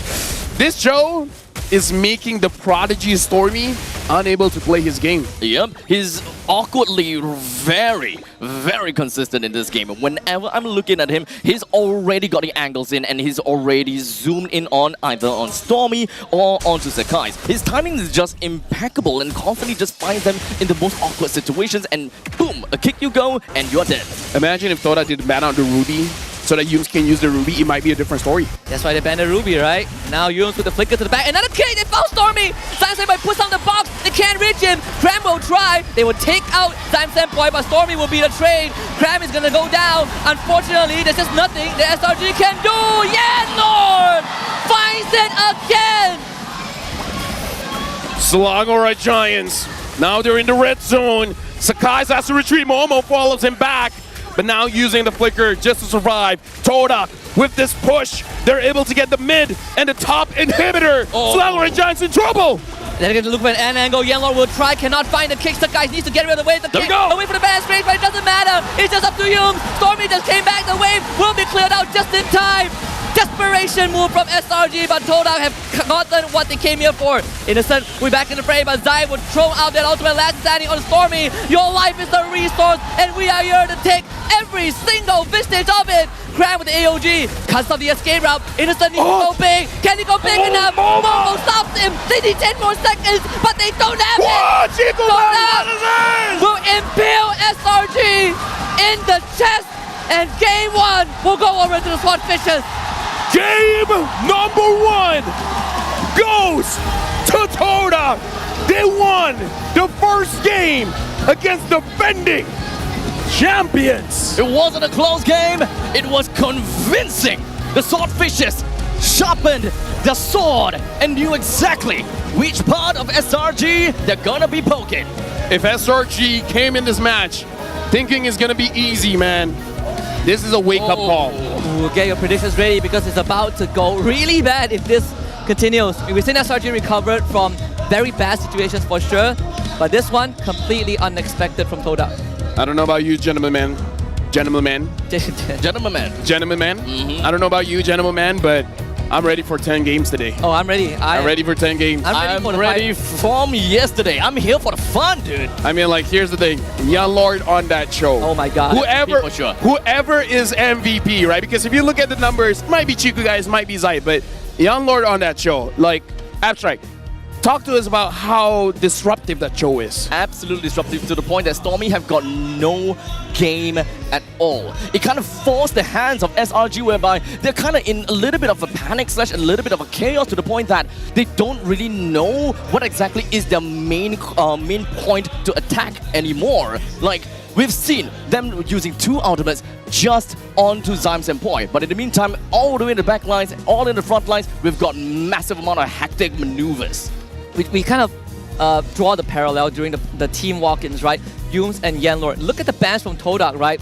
You shut Yums down, you limit what he has, but you give Yanlord the space. We said Yanlord is going to be the one that opens up the game for Todak, and he did it every single step of the way. Let me just say, if this persists, if this continues, then we might see Stormy on a different kind of hero. Because Stormy, the prodigy, he's accustomed to many different mid laners. Don't make him use the Valentina. Oh, yeah. And if it becomes that bad, Stormy might even go use fighters. Because he's used Hellkurt mid before, he used Julian mid before. Yeah. I wouldn't be surprised if he somehow brings out the Suyo mid. Oh, Suyo mid. Now that's a hot take. I mean, it's like, can you force the hand of SRG? How deep are you gonna force SRG to dig into the pockets, right? If you can force that deep pockets out, I think you are on your way to becoming the next gold standard. I mean, here's the thing. The standard of Malaysia is changing. We've never in our history, back-to-back champions. Same roster, some more. It's been 14 seasons, Abstract, and never once we've had back-to-back champions. And if Todak continues this, it's going to be more difficult. Not impossible. They're very difficult for Selangor Red Giants to be the very first team. Imagine that, 14 seasons, not one back-to-back champion. That is actually unreal. Yeah. The fact that you guys have got no back-to-back, in the meantime, ours 3-peats. Yeah. I mean, look at Indonesia, right? Right, 4-peats. Like, honestly, when it comes down to Malaysia, it just really shows how the players just grows together at the same, no, maybe not the same, exponential rate. Chiku guys, the MVP, 22 years old from Kuala Lumpur, showing out the Beatrix. And again, Husky, I agree with you. We don't see him on the Beatrix a lot, but he can play. He can play. It's a kill box, right? You also said it yourself, Lafel. Because of the Eve, Todak can pivot their comp. We saw the siege power, right? That Eve RWM, when Zyme Senpoi puts it out, SRG just do not have space to fight. You saw how many times Yums tried to flicker heavy spin on Zyme Senpoi. He eats the AOG. He goes down, but it's fine because you take away the biggest disengage tool that SRG has to protect their backlines. Beatrix, after all, is one of the very great heroes that is super flexible as well. You're able to play in early game, mid game, late game, however you choose. It's all fully adaptable. shout outs to Kuja, man. This is an amazing draft. I mean, to be fair, amazing draft by both teams. But now, talk about Yan Lord, right? What will happen if this Cho is taken away? Because as Abstract, you see Yan Lord using it, Yums can do the same. Oh, yeah. Oh, but honestly, yes, Yums made to be able to do the same, but that would be a completely different game for Todak. The very fact that they managed to draft a Cho for themselves, the very fact that they made SRG chose the Suyo themselves, that is just epitome for the fact that Todak knows what they want and they know that we gotta take that away from SRG. Yums can play well, maybe better, but the main important thing is we drafted the Cho. I think we're getting closer and closer to the conclusion of a conversation we had separately, Lafel, off screen, where do you still not want to ban Suyo? Todak had come up with a pretty dang good solution, right? Hard to kill fighters, hard to catch front lines, and isolation. Yeah, I mean, here's the thing. SRG, this is the draft that they wanted, right? Think about it, where they saw what Todak is going to do. And the way that they drafted was to prevent the bad thing from happening. They drafted anti-win conditions for Todak. And still Todak won. So now SRG, maybe they were overthinking the draft.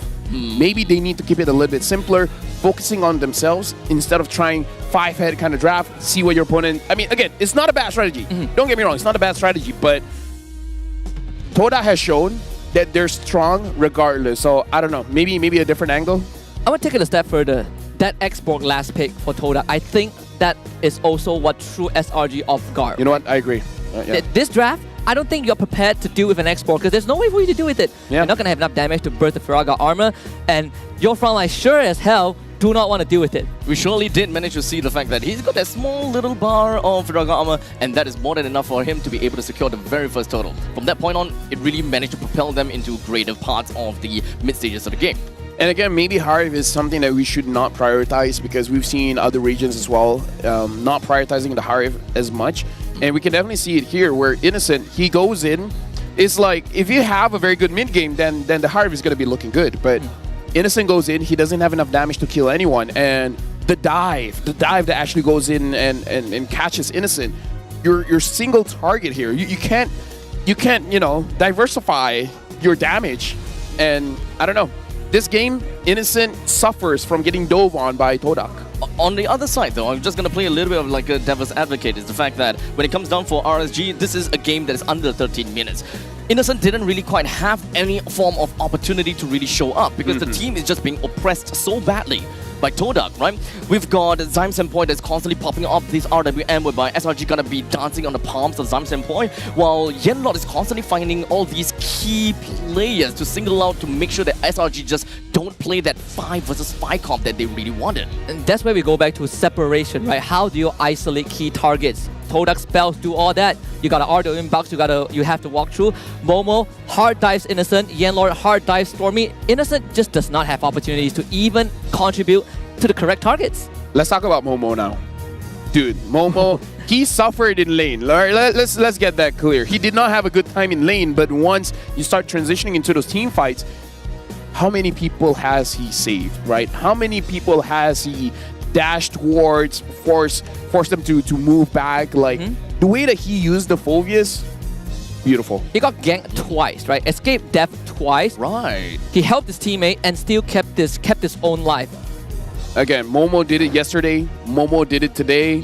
I really like how selfless. That's the best way to talk about Momo. He's selfless. X Factor. X Factor. Yeah. Now, definitely when it comes down to the bottom lane ganks by Sekais twice, that is definitely some time that has quote-unquote been wasted from the side of SRG. That time, if they are unable to take Momo down, they're gonna have to move on somewhere else. Now, honestly, Gentleman Man, very great conclusions. And I really feel like Selangor Red Giants is in their hands now to really turn things around.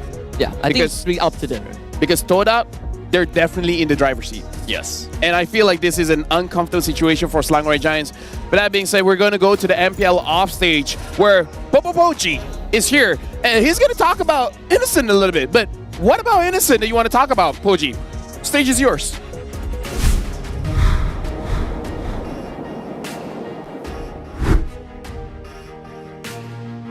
Selamat datang ke MPL Off Stage yang dibawakan khas oleh Hot League. Apa khabar Johor Bahru? Alright, jadi sekarang ni saya tengah pakai baju baru istimewa daripada TNT, iaitu Final MVP Innocent Roger. Hanya 50 pieces sahaja, limited edition yang hanya dijual di venue sahaja, bermula semalam 31 hari bulan. Saya nak tanya sikit boleh tak? Ada tak yang nak jersey ni percuma? Saya baling ke Todak ke SRG? Kita bagi adil boleh tak? Siapa paling kuat saya baling? Todak! Selangor Red Giants!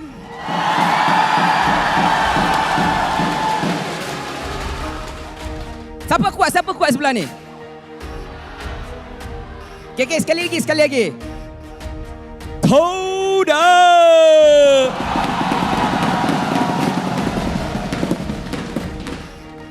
SRG!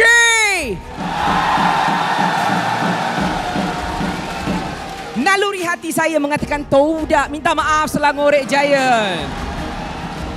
Okay, saya balik 1, 2, 3. Oh, relax. Siapa dapat? Abang sini bang. Tahniah dapat. Okey, ambil. Okey, sediakan mic dulu untuk abang ni. Tahniah. Okey, tu bang, mic. Terima kasih. Assalamualaikum. Salam. Siapa nama, datang daripada mana? Saya Daniel Aiman, datang daripada Selangor. Terima kasih kerana menjadi anak murid lalang saya yang seterusnya untuk menukar pakaian anda selepas ini. Kalau SRG menang, betul tak? Oh. SRG ke Todak? Todak. Baju SRG. Tak apa. Kita kumpul jersey. Saya nak tanya sikit lah. First game Todak dah menang 1-0. Boleh ke Todak tutup 3-0 ataupun 3-2, 3-1? Mungkin 3-2. Macam nervous ya bang. Semangat sikit. 3-2. Okey. InsyaAllah kejayaan tu bakal ada. Tapi apa-apa pun, dekat atas tu segala-galanya mungkin. Tapi sekarang kita tengok dulu video special. Hi guys, I'm Stormy. Hi, and I'm Rose. And I'm Yum. Okay, so right now we are going to be playing the game called Guess the Hero, where Yums will draw and Rose will guess. Ready? Let's go. Go, Stormy. Go. Senang? Aku lukis satu benda kau dah tahu dah. Okay. Telur? Lagi. Kalau dia mati, dia jadi telur. Oh, Digi. Kenapa kau cakap? Tak boleh itu. Okay, sekali lagi, satu lagi. A few moments later. Don't talk. I will remove the mic. Oh, Ben. Huh?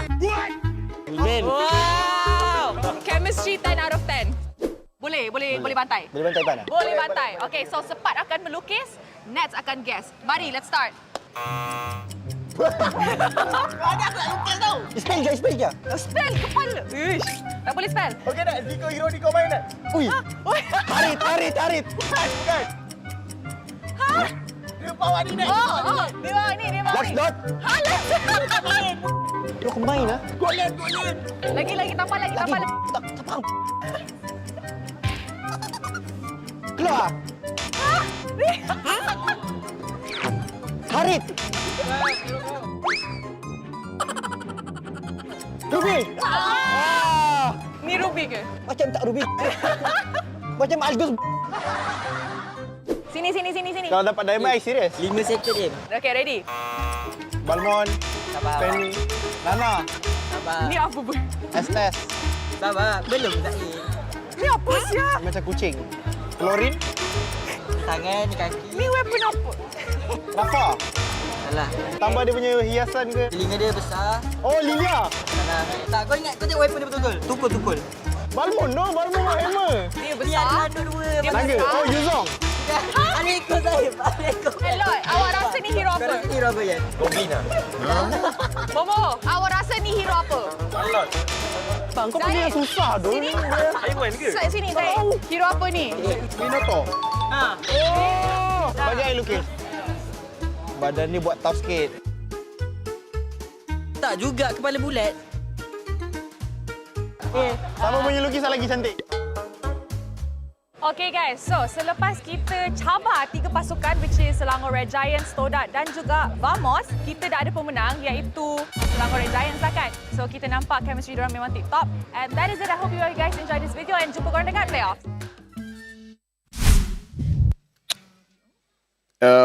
I feel like Zaim Senpoi's drawing is better. I feel, you know, I agree. If you compare Gary, I agree. Now here's the thing: when I was looking at Gary's picture, Minotaur did not cross my mind. I was thinking Nana. I was thinking Tigreal. I saw cat ears and I'm like, Nana. Yeah, yeah. Right there. Tigreal? Tigreal. He has a hammer too. No, But no. it's a shoe and it's human. That looks like a... Fair. That looks like a... That has 2 sets of ears. Yeah, Tigreal doesn't have ears. We haven't had a... Do you skin for that yet. assume that you have only 2 sets of ears? Let's talk about this. Zaim Senpoi said when they said like, oh, big ears, and they thought Lilia. Warga plus 62 ilegalkan senjata langsung searah. Tembak-tembak pangan ajang pakai lama cuma bagara sabar yutana. Sekis karasi dosen. Dapat kira boye lebih dibuskan se tapi ku se embasi su se sampai su se Sekis Stormy Innocent Oke, ulang. Ayo, serius. 1, 2, 3.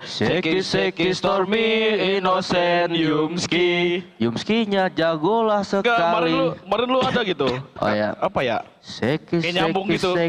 Stormy Innocent. Si Innocentnya lah udah improve banget. Seki Stormy Innocent Yumski. It's kind of, dude, Abstract is so lost he doesn't know about it. They have a song. Seki Stormy Innocent Yumski. Okay. The fact that they have a song is something that's mind-blowing. Now, what's even more mind-blowing is where's Cram? Doesn't rhyme. Doesn't rhyme. Innocent. Sekis Cram Innocent Stormy. No, it doesn't work. Cram, Sekis. Crammy, yeah, then that rhymes. Cram, Sekis. No. Too bad. Sekis Stormy Innocent. We need a Yumski. second version with Cram. The second version with Cram. We need Abstract. Let me just tell you, there's a song without those names. It's a legit song. It's just that they. That will It's make a called lot more cover. sense. Okay, that would make a lot more sense. Who's your top 6 this MPL MY? I don't want to answer Top anymore. 6 what? Top 6 players, top 6 teams. Oh yeah, it's Teams, right? It's gotta be a top 6 team. Top 6 players. Top 2. Okay, alright. Zaim Senpoi. Okay, you know what? Let's one at a time. Okay, you have for Zaim Senpoi. Stormy. Hey, that's my wife. Hey, that's your wife. Have you been hearing what LaFe's been saying? He loves you. He misses you. Yeah. She looks cute. Stormy. Okay, Stormy. Okay. Back on Chiku. Why not? Momo. That was my second one. Momo. Okay, I got the rest. So what did I say? Yums, Momo, Kim, Martizi, Max. The last one, I would say Zaim. Okay, so for me, it's Stormy, Chiku guys, Zaid. Let's see here. Nah, I would go for Momo as well. Yeah, Momo has been amazing. Okay. Momo, two more. You know what? That's the secret. What about you? Okay. Mine is more of like Chiku, Stormy, Momo, Zorn. Okay, you know what? Maybe Zorn and Momo. Okay, TB Zorn. Okay, Chibi Zorn. TB Zorn is my last one. Yes, the last one will be Chibi. Most fans will hate me. I didn't recommend the members. Chibi Zorn, I don't think we can count them out at all. No, I just forgot about him. That was my bad. I forgot about Red. Oh. I said Kim, so it's included. Yeah. Now we're jumping into the draft here for game number 2. Todak going up against SRG. And looking at Todak, they banned out the Eve. Eve is a hot commodity here in Malaysia. Banning out a Fanny, Eve, and Hayabusa. Selangor Red Giants, they banned out a Chip as well as the Suyo.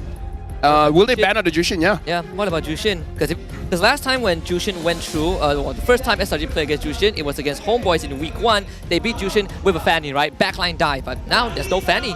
Quick little fun fact though, in the previous game, we did see Todak onto the red side, and so far, statistics has been skewed over to blue side being in the win. Before the first match, or rather first game, it was what, 75% win rate on the blue? Now here's the thing, blue is subjective, especially if you're colorblind like me. Oh. So okay, never gets old. Never gets old. So which color do you see from what to what? I mean, look at me, man. I'm white. On the English desk, I gotta be a little bit white. Yeah, fair. I agree, my man. Okay, I can play around with that. No, look at me. Yeah, you are. I'm white. You are. But, yeah, but with the lights off, I think we're all dark. We're like you're like Lunox, right? You got I'm like Lunox. Brilliance and darkness. You know, I'll take it. Yes. I can, you know, I identify as Lunox. A little bit of a chameleon, if I may say. You identify as adapt based Lunox. on the background that you are on. I identify as monochrome. All right. Jushin picked up and why? Okay. Let me talk about layers, guys. Layers. Now, Ling back on Sakai's hand. Now that's impressive. You know what else is impressive? They had the option to pick up the Angela. Oh yeah. But they're like, you know what, young lord, I see you on that. I see you on that show. Yums, you got something to say? Oh. And we were just hyping it up. Whatever young lord did just now, Yums could do it too. Yeah. And now we can actually see which one is better. Okay. And it's not even defined just yet. Because Cram also plays the show. Oh yeah. It's a good. There's a flex there. How about this, right? The fact that Angela has been banned 5 out of 8 times in yesterday's games. Technically speaking, the Angela is still a possible pick for Stormy, right? Nolan banned, and this time Nolan picked up, and we've seen what Momo can do with this Arlet.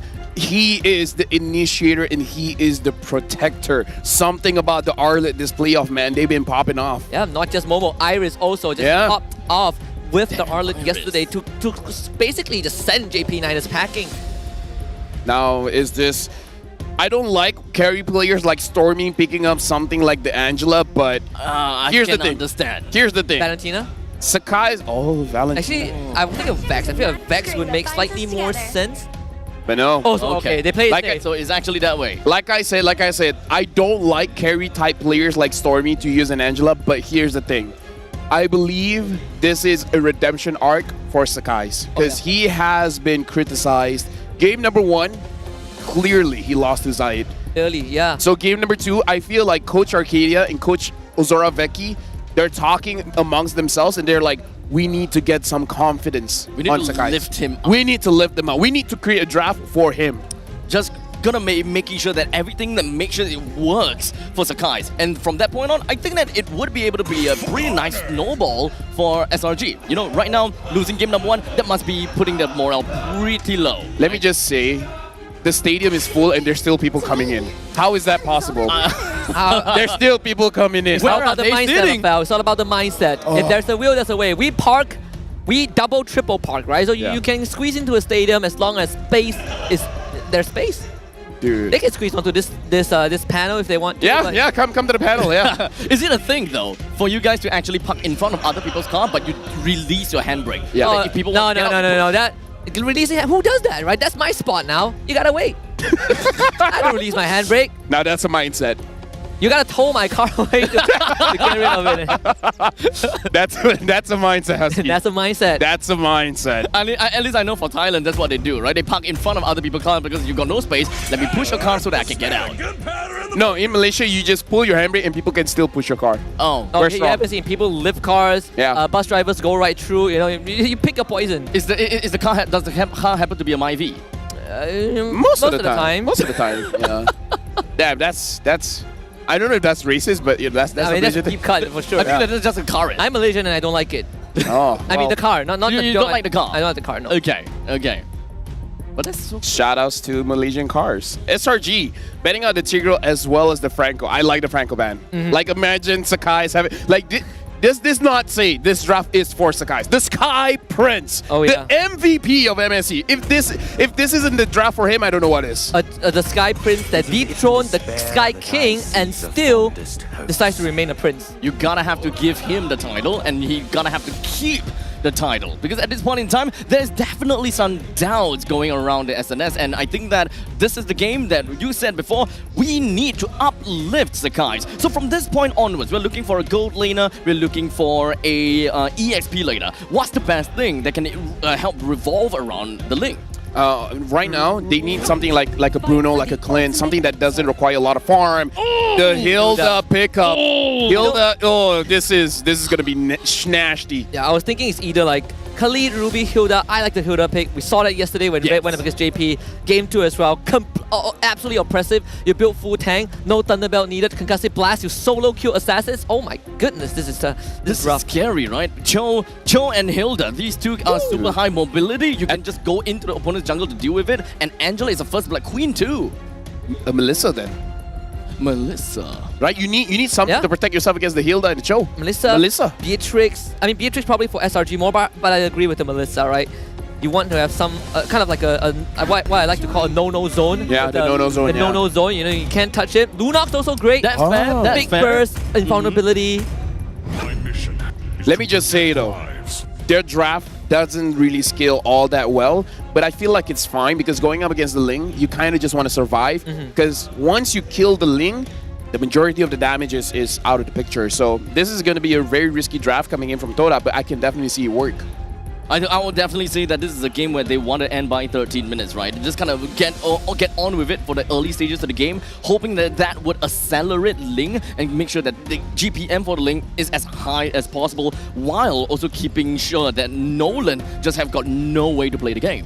Clint or Bruno, man. In my head, those are the picks that you want to use to empower the Ling, because if you pick up a scaler here, it's okay, but you know there are risks to it. I think you can still play a pretty decent posture here. Yeah, I was thinking Beatrix, because like I understand the notion of Clint, but at the same time, no one else can poke, right? So Clint doesn't have the supplementary resource, but Beatrix, we said in game 1, jack of all trades. Honestly, Beatrix is kind of like the Suyo of the gold lane, where she kind of do anything. Army knife, you know? She can fight from long range and close range with a Wesker. Yeah. She can do anything. She has a long dash. She can refill her shots. She has one gun for every occasion. She has single target. She has AoE. She has great hair color. That's the thing. That's my thing. It's red, right? It is red, yeah. Yeah, that's red. It's red. A little bit towards the pink, actually. And now going in game number 2, Todak was the one to win the first game in 12 minutes. Now, they want to do the same thing with their draft, but SRG, can Sakai perform with the draft that's been designed for the Sky Prince? Let's jump into the Land of Dawn. Given his best rapier, and right now he is about to tear up a storm. We got SRG this time on that red side. Todak finds themselves on blue. Right off the bat, you see a bit of movement from SRG. Wanted to find out where Zayed is. Lift up the morale for the members of the side of SRG. In the meantime, talking about the jungler, the main thing that we want to see is both of these junglers that will end up in the same spot in the gold lane. Right now, it looks like Todak, they do have an advantage here in mid, but again, we got to look at Yums. How does he use this Cho? Is he able to actually poke down Zion's endpoint? But Young Lord is already on top of it. Having this high loss, once you go in, the amount of slow and the damage that can be dealt by a high loss makes it very risky for you to go for any kind of trades against the mid laner. So, good drafting coming in from Todak, making sure that Zion Senpai doesn't have a bad time against a Cho. To be honest, when we were talking about a Cho, and you guys said that Yums can also play a very mean Cho, it actually sets up quite a lot of expectations coming in from me to make sure that Yums is able to execute this very well. Unfortunately, when it comes down to Todak's lineup, trying to look for that one person to really target is kind of difficult, right? When it comes down to a Cho, you want to go for the Juicin or you want to go for the Lunox. However, both have got ways that you will be able to create a massive distance or to just completely avoid this Cho altogether. That's right. It will be difficult with that kind of mindset. It's all about the mindset. It's all about the mindset. And you know, I can do it. It's like, say, screw it, I'll do it. Okay. Yeah, that's the kind of mindset. Like, that's the Malaysian way. It's like, this is hard for you to do. It's like, no. Easy. It's hard for you, but not me. Easy, bongo. This is why NIP Flash keeps winning, man. I'm just saying. Yeah, the mindset. Because they got the mindset. It's all about the mindset. It's like, who say you can't use Benedetta in this draft? Well, who say that Cram is going to go down? No one else said it actually. Yeah, no one said it. I don't know why you brought it up. No one absolutely said that. Just making sure, right? Yeah. This guy, he's not gonna die as long as there are brushes in this map, right? If Sakai gets this turtle for free, that's gonna be impressive because here's the thing. Ling isn't a turtle slayer! Wow! Second final slash from Momo. Sakai, Tempest, but he steals it! He gets first blooded, but the job is done. SRG gotta get a bit more. Time Senpai, big lift. Sakai's under the turret, cannot find it. I would say that's an even trade. 1 kill for a turtle, more or less even trade. But again, Zayed got a turtle, but he died. Sakai didn't get a turtle, but he got an assist. So again, even trade, but I would say better for Selangor Red Giants because your scaler, Sakai's on his Ling, still alive. Oh, right. Now that I just remembered is the fact that Sakai's actually started off on the orange buff and then followed up onto the purple buff. So it does definitely make sense that he is already plotting to just go over to the turtle at level 4. He didn't start on the purple, which is what normal Lings would typically do. Again, the jungle pathing coming in from both junglers. This is... I like the mindset that even none of us casters had brought it up, that even if you lose here, you go to the lower bracket, but yeah, this... I feel like everyone feels like if they lose here, they're gonna go home. So they're bringing their A game in every single match. It's all about playing your last, right? I mean, this it's all about the mindset. It's all about mindset. This is basically an express pass to qualify for M6. If you win in this upper bracket, you just gotta win one more, and then you're off. But in the meantime, it's also going to be a litmus test for Todak, right? With the fact that they did manage to play a pretty good game number 1, it kind of sets them up, or rather understand their pacing if they were to go to the upper bracket or if they go to the lower bracket. It's a fight here, kick into balance break, and Time Senpai zoned out by Sakai. He's gonna have to try and get away. Purify's gonna come back up in a bit. Tempest of Blaze used by Sakai. What assassination? Time Senpai survives! How is that possible? As the Lord keeps him safe and Cram goes down, a trade for both teams. Let me just say, that's less on Sakai's and more on Zaim Senpai, man. Because Jushin is surprisingly tanky. And here's the thing, now I can start to see Zaim Senpai's other build. I feel like in this game, he will eventually build a brute force breastplate because understanding, oh, you want to go for me? Come for me, buddy. I can use defense items and I'll still be a good mid laner. At which point do you build the brute force breastplate? Second or third. So it depends. After glowing one. If you build glowing one, you go brute force. If you build the clock of destiny, you still need the glowing one. Afterwards, you go for brute force. Right. So at this point in time, I think that it's relatively fair that there is going to be quite a lot of attention onto him. So kind of going straight in for a second item brute force sounds pretty neat. Sakai's a level behind Zayed. They're going to try and take out Zayed first. He's the prime target. Yums is zoned out. Zayed needs some help. He now gets away. And Sakai goes down. Absolute disaster for SRG. Yums chased down by Chico guys. Stormy is all alone. They brought him into the fight and they're just going to leave him. Zaim Senpai ain't going to let that happen. Todak just found 3 for the cost of none. Right now. It's not done just yet. Momo on top of the case. Final slash, dodged by Innocent, but Law and Order, the verdict is death. Innocent, he will go down, beaten by the lantern. Todak has just cracked SRG open. This is the Todak that for 2 years, 3 years, 4 years, Malaysians have been waiting for. This is the form of Todak that has been elusive to Malaysians, and now going up against the best in the business, Selangor Red Giants. They have a 2,000 goal lead in 5 minutes. Selangor Red Giants, they are the gold standard for Malaysians. And when it comes down to Todak, they have a rich history. But now everyone is just saying, if you want to make it in internationals, you gotta be at least on Selangor Red Giants state. And if you do not manage to take 1 game, 2 game, or however games away from them, don't even dream of internationals. But look at Todak right now. Yeah. They will find Yums trying to get away with the Shunpo Jikundo. All the abilities use Yums. He's just going to buy time. Sakai Stormy arrives, but they're going to decide that it's not worth saving Yums. He goes down. A good time to call back last season, where Yums said, "What is Todak without me?" And we're seeing the version of Todak that does just fine without him. Cram, he's gonna go down as well. Chiku guys with the committed flicker to secure the kill. Selangor Red Giants, they're in trouble. What they need is time. What Todak is denying them is time. Selangor Red Giants, it's unfortunate to say this, but the coaching staff probably are looking at this game, and perhaps they have to pivot. They have to look at a different direction, because if Todak wins this one, it's match point. And Selangor Red Giants, if they lose 0-3, Wow. That's going to continue the narrative of global MLBB esports. Of the strong teams, the reigning champions aren't going to the M6. I mean, this is where it would really hurt for Selangor Red Giants, right, in this game. If they win, that's a morale boost. If they lose, that is them at the lowest. Sakai so far hasn't been making good decisions when he goes to those fights. Or you could look at a different angle. Todak's just playing out of their minds. Playing out of their minds, man. Understanding when the Ling is going to come in and then just collapsing on the Ling.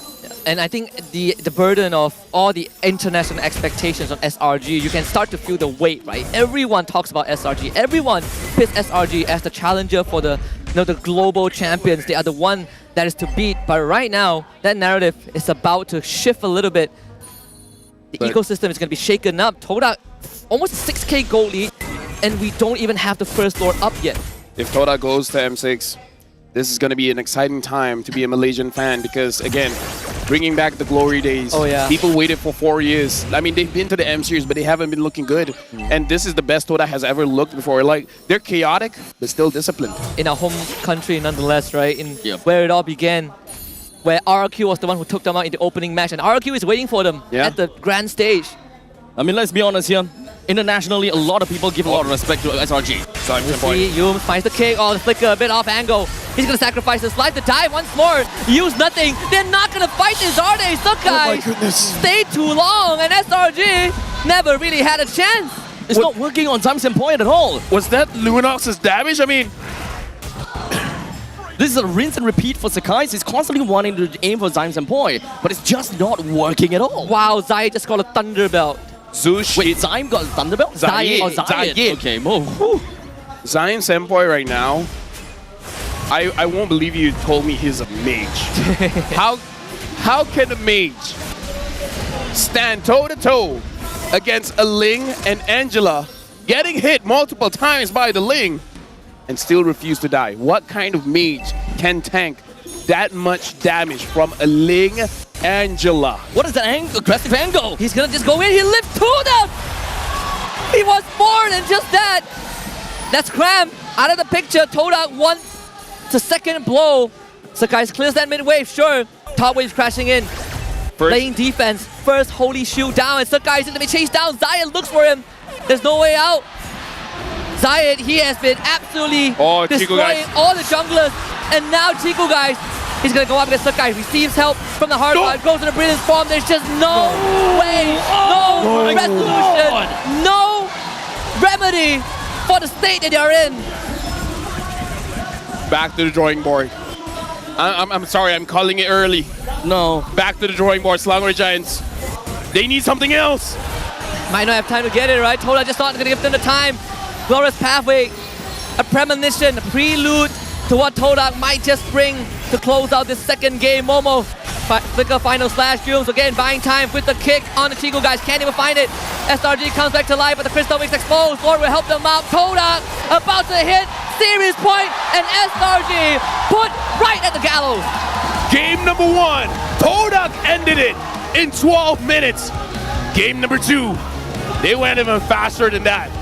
They beat the world champions in 10 minutes. This is record time for Todak, and now match point. Not only that, they beat SRG record time on a draft that is specifically meant to uplift out the jungler, Sakai's the Sky Prince. Brought back to earth. Completely grounded the whole game. So many attempts to go for key targets on Todak's side. Not a single one of those attempts resulted in a single takedown. This is going to be the real test. Oh boy. Selangor Red Giants down 0-2. Sakai's is not the answer to go up against Todak. Zion Senpai has been targeted multiple times. He didn't have the time to build the brute force breastplate. Just with the Clock of Destiny, he's been surviving those dives. Selangor Red Giants, who they play around right now? You probably fall back to Innocent. I think that could be the only solution, right? Every single pivot point from SRG has been shut down by Todak. Sakai is definitely not the solution. Zayed has gapped him 2 games in a row. You gotta switch up. So you're asking for a control game where they gotta hold on for the early, mid, just so that Innocent will be able to play the late? Dude, here's the thing. I feel like kind of fight fire with fire, have winning lanes, and then play the poking game. The funny thing is, looking at SRG's draft, they have such an aggressive front in the early games. Hilda, Cho, the Hilda was Angela. another factor. But there's a Jushin. Yeah, the The Jushin. Jushin is too big of a problem. I personally feel you can let Suyu go, I can understand, but Jushin has been the reason Todak wins all their games in the playoffs so far. You see that effect, right? How Zion Senpai sets up these kill angles. Now we gotta look at the highlights here brought to us by Republic of Gamers. And actually, now that I think about it, I have not seen Cram do much in game number 1, game number 2. We were so glued on Sakai's that I kind of forgot. No, but it makes sense, right? This draft is meant for Sakai's. But in the meantime, in the early game, we definitely want to see the pivot coming in from Cram to kind of create something. Let me just say the high loss pick as well was brilliant. That high loss prevented a lot of anything that can happen. And look at Zion Senpai. He has tenacity. He has the Clock of Destiny as well as the Blood Wings. There was not a time where he felt like he needed a brute force because honestly, these defense items, Clock of Destiny and Blood Wings, were more than enough. Dude, he has tenacity, right? So extra tankiness, common emblems, he could go for Sky Piercer, and I would not fault him for it. Makes absolute sense. I mean, Zion Senpai has been the main target of the entire SRG. Every time the Tempest of Blades is available for the side of Sakai's, plus the fact that they are hard gun, Zion Senpai is the target. And look at this, 0 death. Abstract, let me blow your mind. I'm already blown. Zion Senpai wasn't the first choice. He was not. No. He was not even the first choice, yeah. He was not the main lineup. He was a roamer. It was a roamer for the first iteration of the Todak roster this season. They put him in roam. No. They forced him to play Kufra and he lost. And then Zion Senpai was a mid laner that was forced.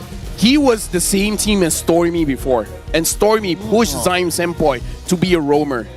And now, head to head, Zion Senpai going up against Stormy, one of the upcoming legends. And Zion Senpai went 4-0-8 against a Ling Angela. Zion Senpai, he's making a case for himself. Asking him to be the roamer was a mistake. Asking him to be a sub was a mistake. He should be the main lineup. Anyone who disrespects Zion like that does not deserve Zion. Yeah. I'm glad Todak realized that because he is the premier standard now. I mean, Stormy's still great. I mean, don't get me wrong. But you see the difference in the impact these two mid laners have. Zion Senpai is always the pillar for Todak, and not to mention the fact that you have two shot callers who look at the game in two different spectrums. Then they come together to make that one conjoined decision, makes the game so good to watch as a Todak fan. Honestly, when we are talking about Zion, the main thing I was just kind of thinking about is the fact that there is definitely some kind of pressure. You're going up against your ex-teammate and you gotta have to make sure that you are able to do something in these games. And I'm pretty sure that he's overcome the pressure, and is it the fact that he's outperformed? I mean, here's the thing, man. 2-0. Oh my god. Against SR freaking G. Unbelievable. Right now, if there's the word pressure is for SRG at this point. Todak, they haven't won just yet. I'm pretty sure their focus hasn't been lost on them. They're still laser focused on making sure that SRG lose 0-3. But at this point, as a coach, you're being tested. You have to make a tough decision.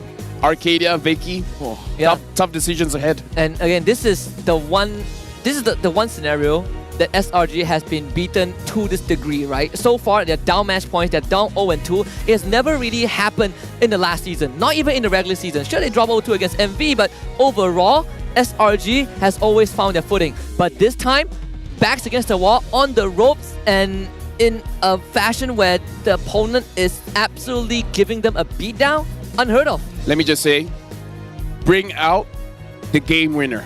Bring out the hero that won them the MSC title. Bring out the alpha, right? Let Sakai's be a supporting factor, not the main carry. Go back to your roots. Something with a little bit more damage on Stormy as well. 2 games in a row. Rich guy in the carry. Chiku guys. Like, let's talk about this. We were talking, can Chiku guys handle Innocent? Dude, Innocent sweating. I mean, his team handled everyone else, right? And even though you see the difference in Game 1 and Game 2, both gold laners had a pretty even showing. But then you look at the rest of the team, the spillover, right? Todak is manhandling every supporting cast that SRG has. And I agree with LaFell. The main character has to change. It's no longer Sakai's. It's kind of hard to It's very hard. swallow that. Yeah. It's no longer Sakai's. The guy that we crowned the Sky Prince. It pains me as much as you to say that line, but you see, right? The prince needs to grow. Oh yeah. Right? To be fair, yeah. A prince doesn't run a kingdom. Yeah. A king does. Yeah. To be fair, he started up high, right? And yes, he's been a mainstay for quite a bit. But at this point in time, he didn't really quite have got that humble part. Yeah. No, actually, Sakai's is a very humble guy. Like, he's very nice. But anyways, PCU milestone here looks like... Whoa, we already hit over 350K, 358,000. Thank you very much, everyone watching. I know basically everyone all across the globe is watching this series. And again, I still want a 5-game series. Selangor Red Giants, I do. If you lose 0-3, this playoffs will be the playoff to watch. The playoff to watch, and good luck to all your predictions, because that one, it's gone. Is this just Caster Curse? Think about it. We hyped out Yums and Stormy. I put number 1 SRG. Is this Caster Curse? I put top 3, SRG, MV, JP. I lost 2 of them. You seriously said JP? Yeah. I just lost 2 of them. Condolences. I'm about to lose my 3rd one if SRG goes down. SRG, Vamos. And then, what was that? MV. Well, Red's gonna win the whole thing at this point, right? Might as well just give it to them. If Red wins everything, I will make a petition to deny any caster. If you're a tier 2 caster, I deny you from making any kind of predictions. I need time to process this. So let's go to the MPL off stage with Poji as well as Cheryl to talk to SRG psychologist Philip to see how they're gonna cope for this game. Throw it over to them. Selamat datang ke MPL Off Stage bersama saya yang diberikan utaman oleh Hotlink. Dan sekarang kita bersama dengan Cheryl dan juga psikologis istimewa daripada Selangor Red Giants. Cheryl, maybe you have some question to ask this gentleman over here. So yes, starting with, tell us more, what's your name and what do you do with SRG? Thank you to Poji and also thank you to Cheryl. My name is Philip and I'm currently working as a sports psychologist for the Selangor Red Giants esports team. Right, so I guess first question from me, this situation, it's not easy for the players, all right? They're caught on a back foot, 2-0 right now. So what would you be telling the team back there? Back to the point, I think that credits to Todak, they played very well for the past 2 games. So from SRG's point of view, we will treat it like another 3 BO1s and we will focus back on what we need to do and also focus on ourselves. I think that that's the most important thing. Regardless of what happens to the results, we can't change the results. It's in the past, but we can focus on the upcoming games about how we can do better and also minimize some of the mistakes that we do. That's absolutely right. You can't control what's already done, but what you can control is what happens next. Anything from you, Poji, that you're burning? On my part, maybe the translation part. Cheryl tanya, dia buat apa? Dia jawab, dia psikologis. Cheryl tanya, psikologis buat apa? Dia cakap, bagi sentiasa positif. Okay, any other question? Betul. Right. All right. So the next question from me is, when it comes to players, what is something that you realize is a constant problem or an issue that players are facing right here in this industry?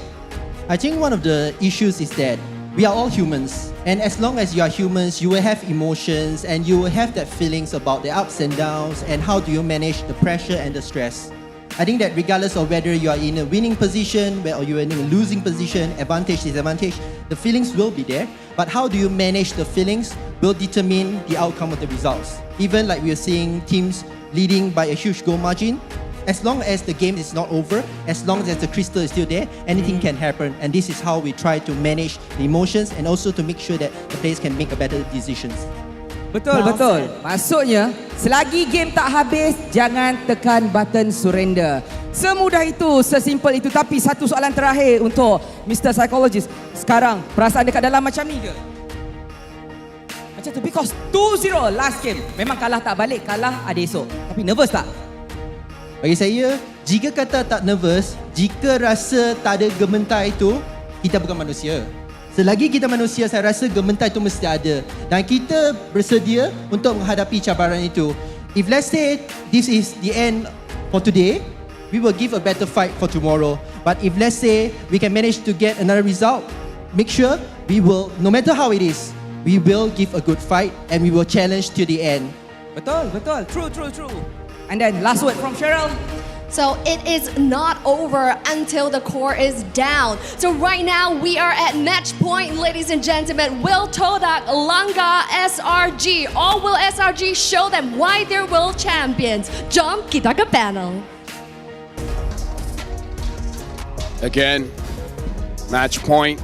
Looking at the faces of Todak, they look laser focused. And we heard from the psychologist, long story short, there's always a chance. Make sure that you manage your emotions well. But how do you control your emotions when you're at the top of the mountain for the better half of a year?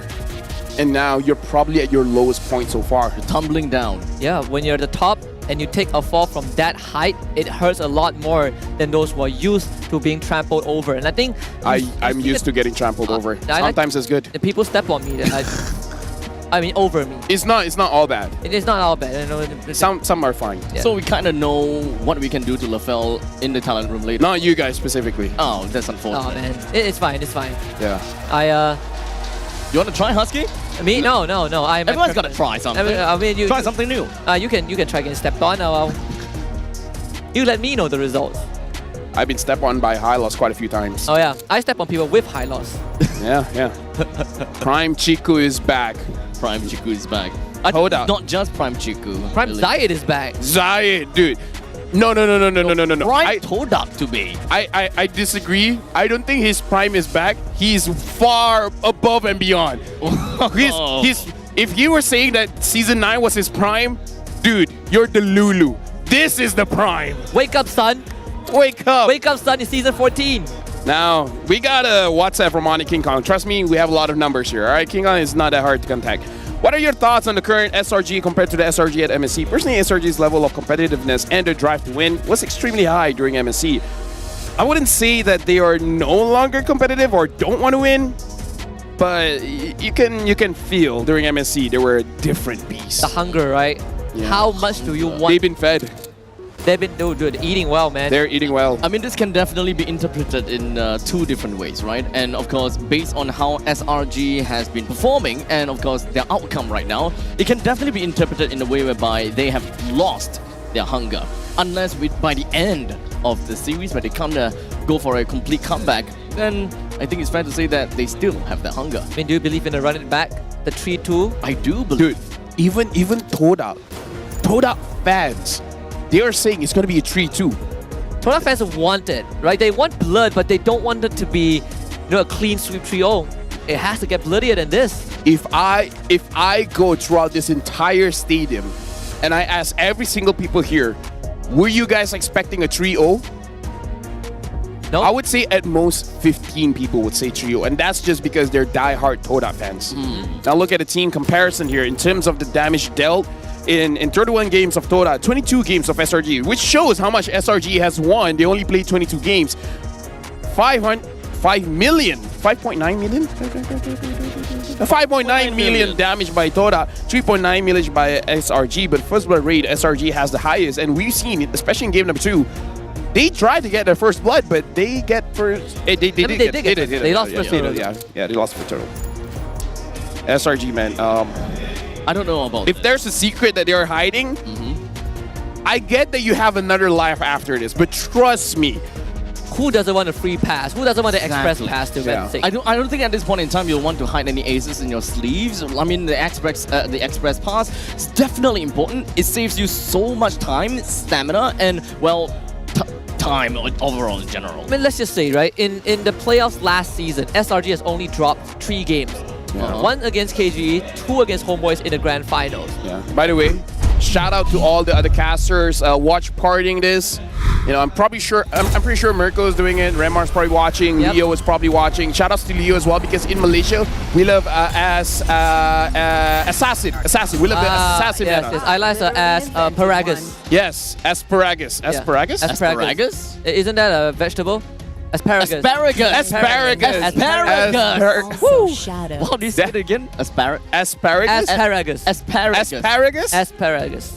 From now on, we're calling it asparagus. I think that's a you thing, but I want to follow. Asparagus. I speak like I am esoteric. Okay, we gotta stop. Yeah, no. SRG banning out Eve as well as Lu Yi. Todak banning out the Chip as well as the Fanny.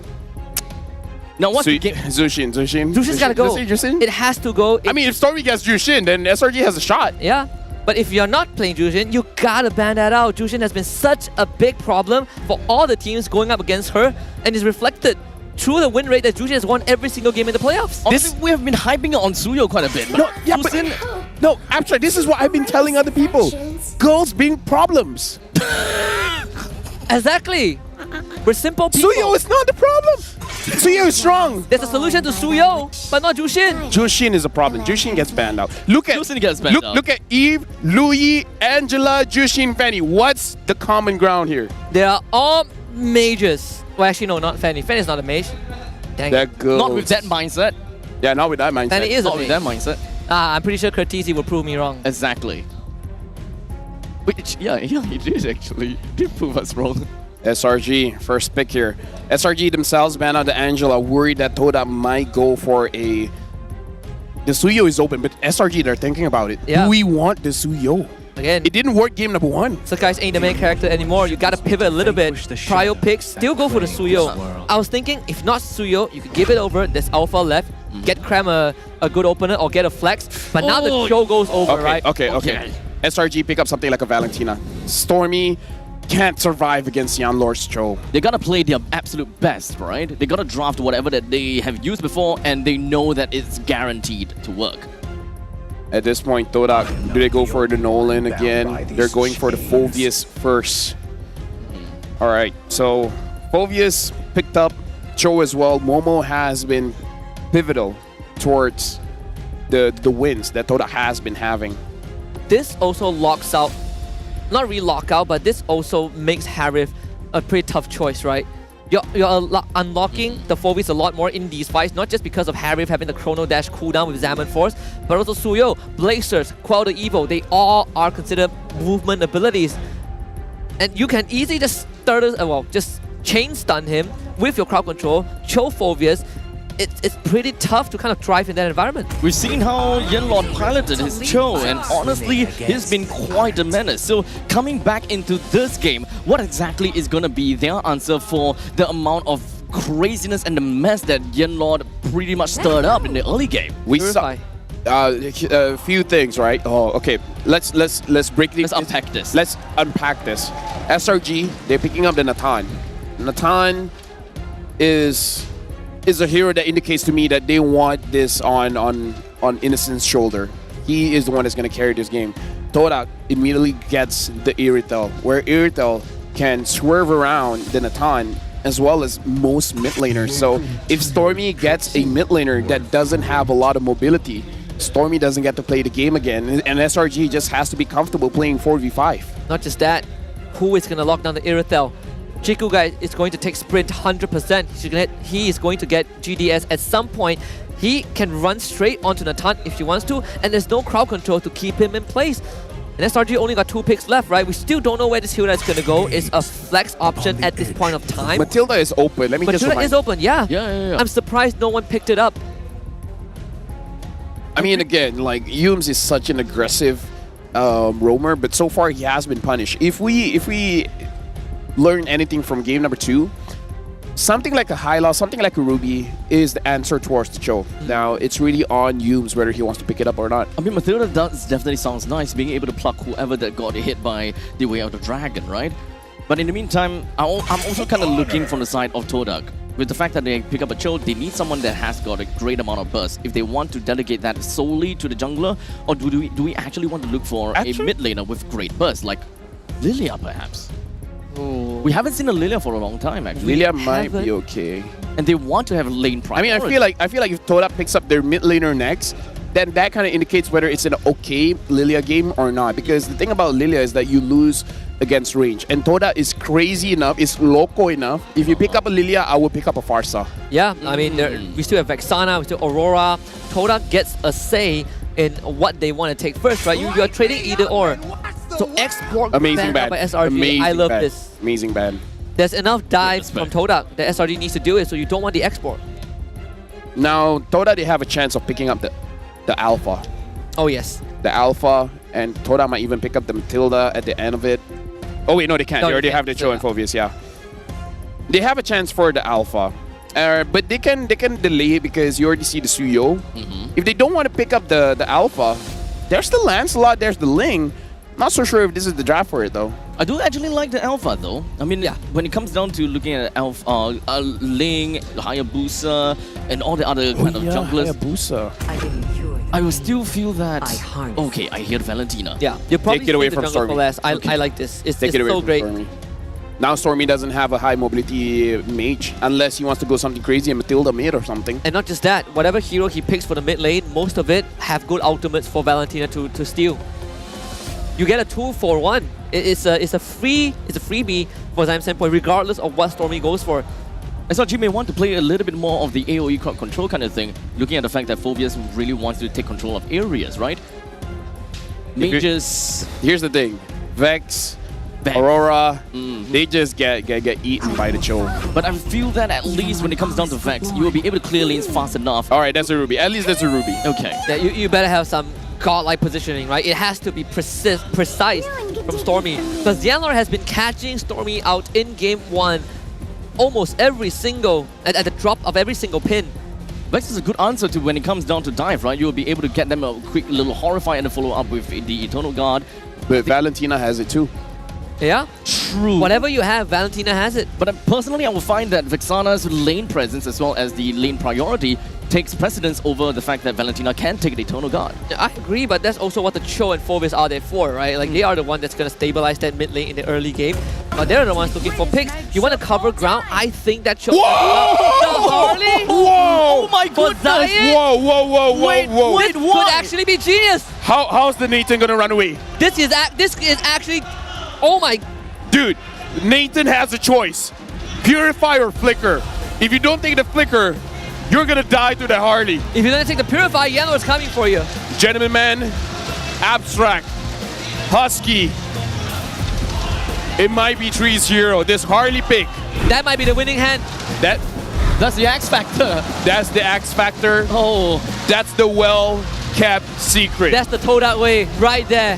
SRG, all or nothing. This is the draft that you guys got. This is what your only option is to win.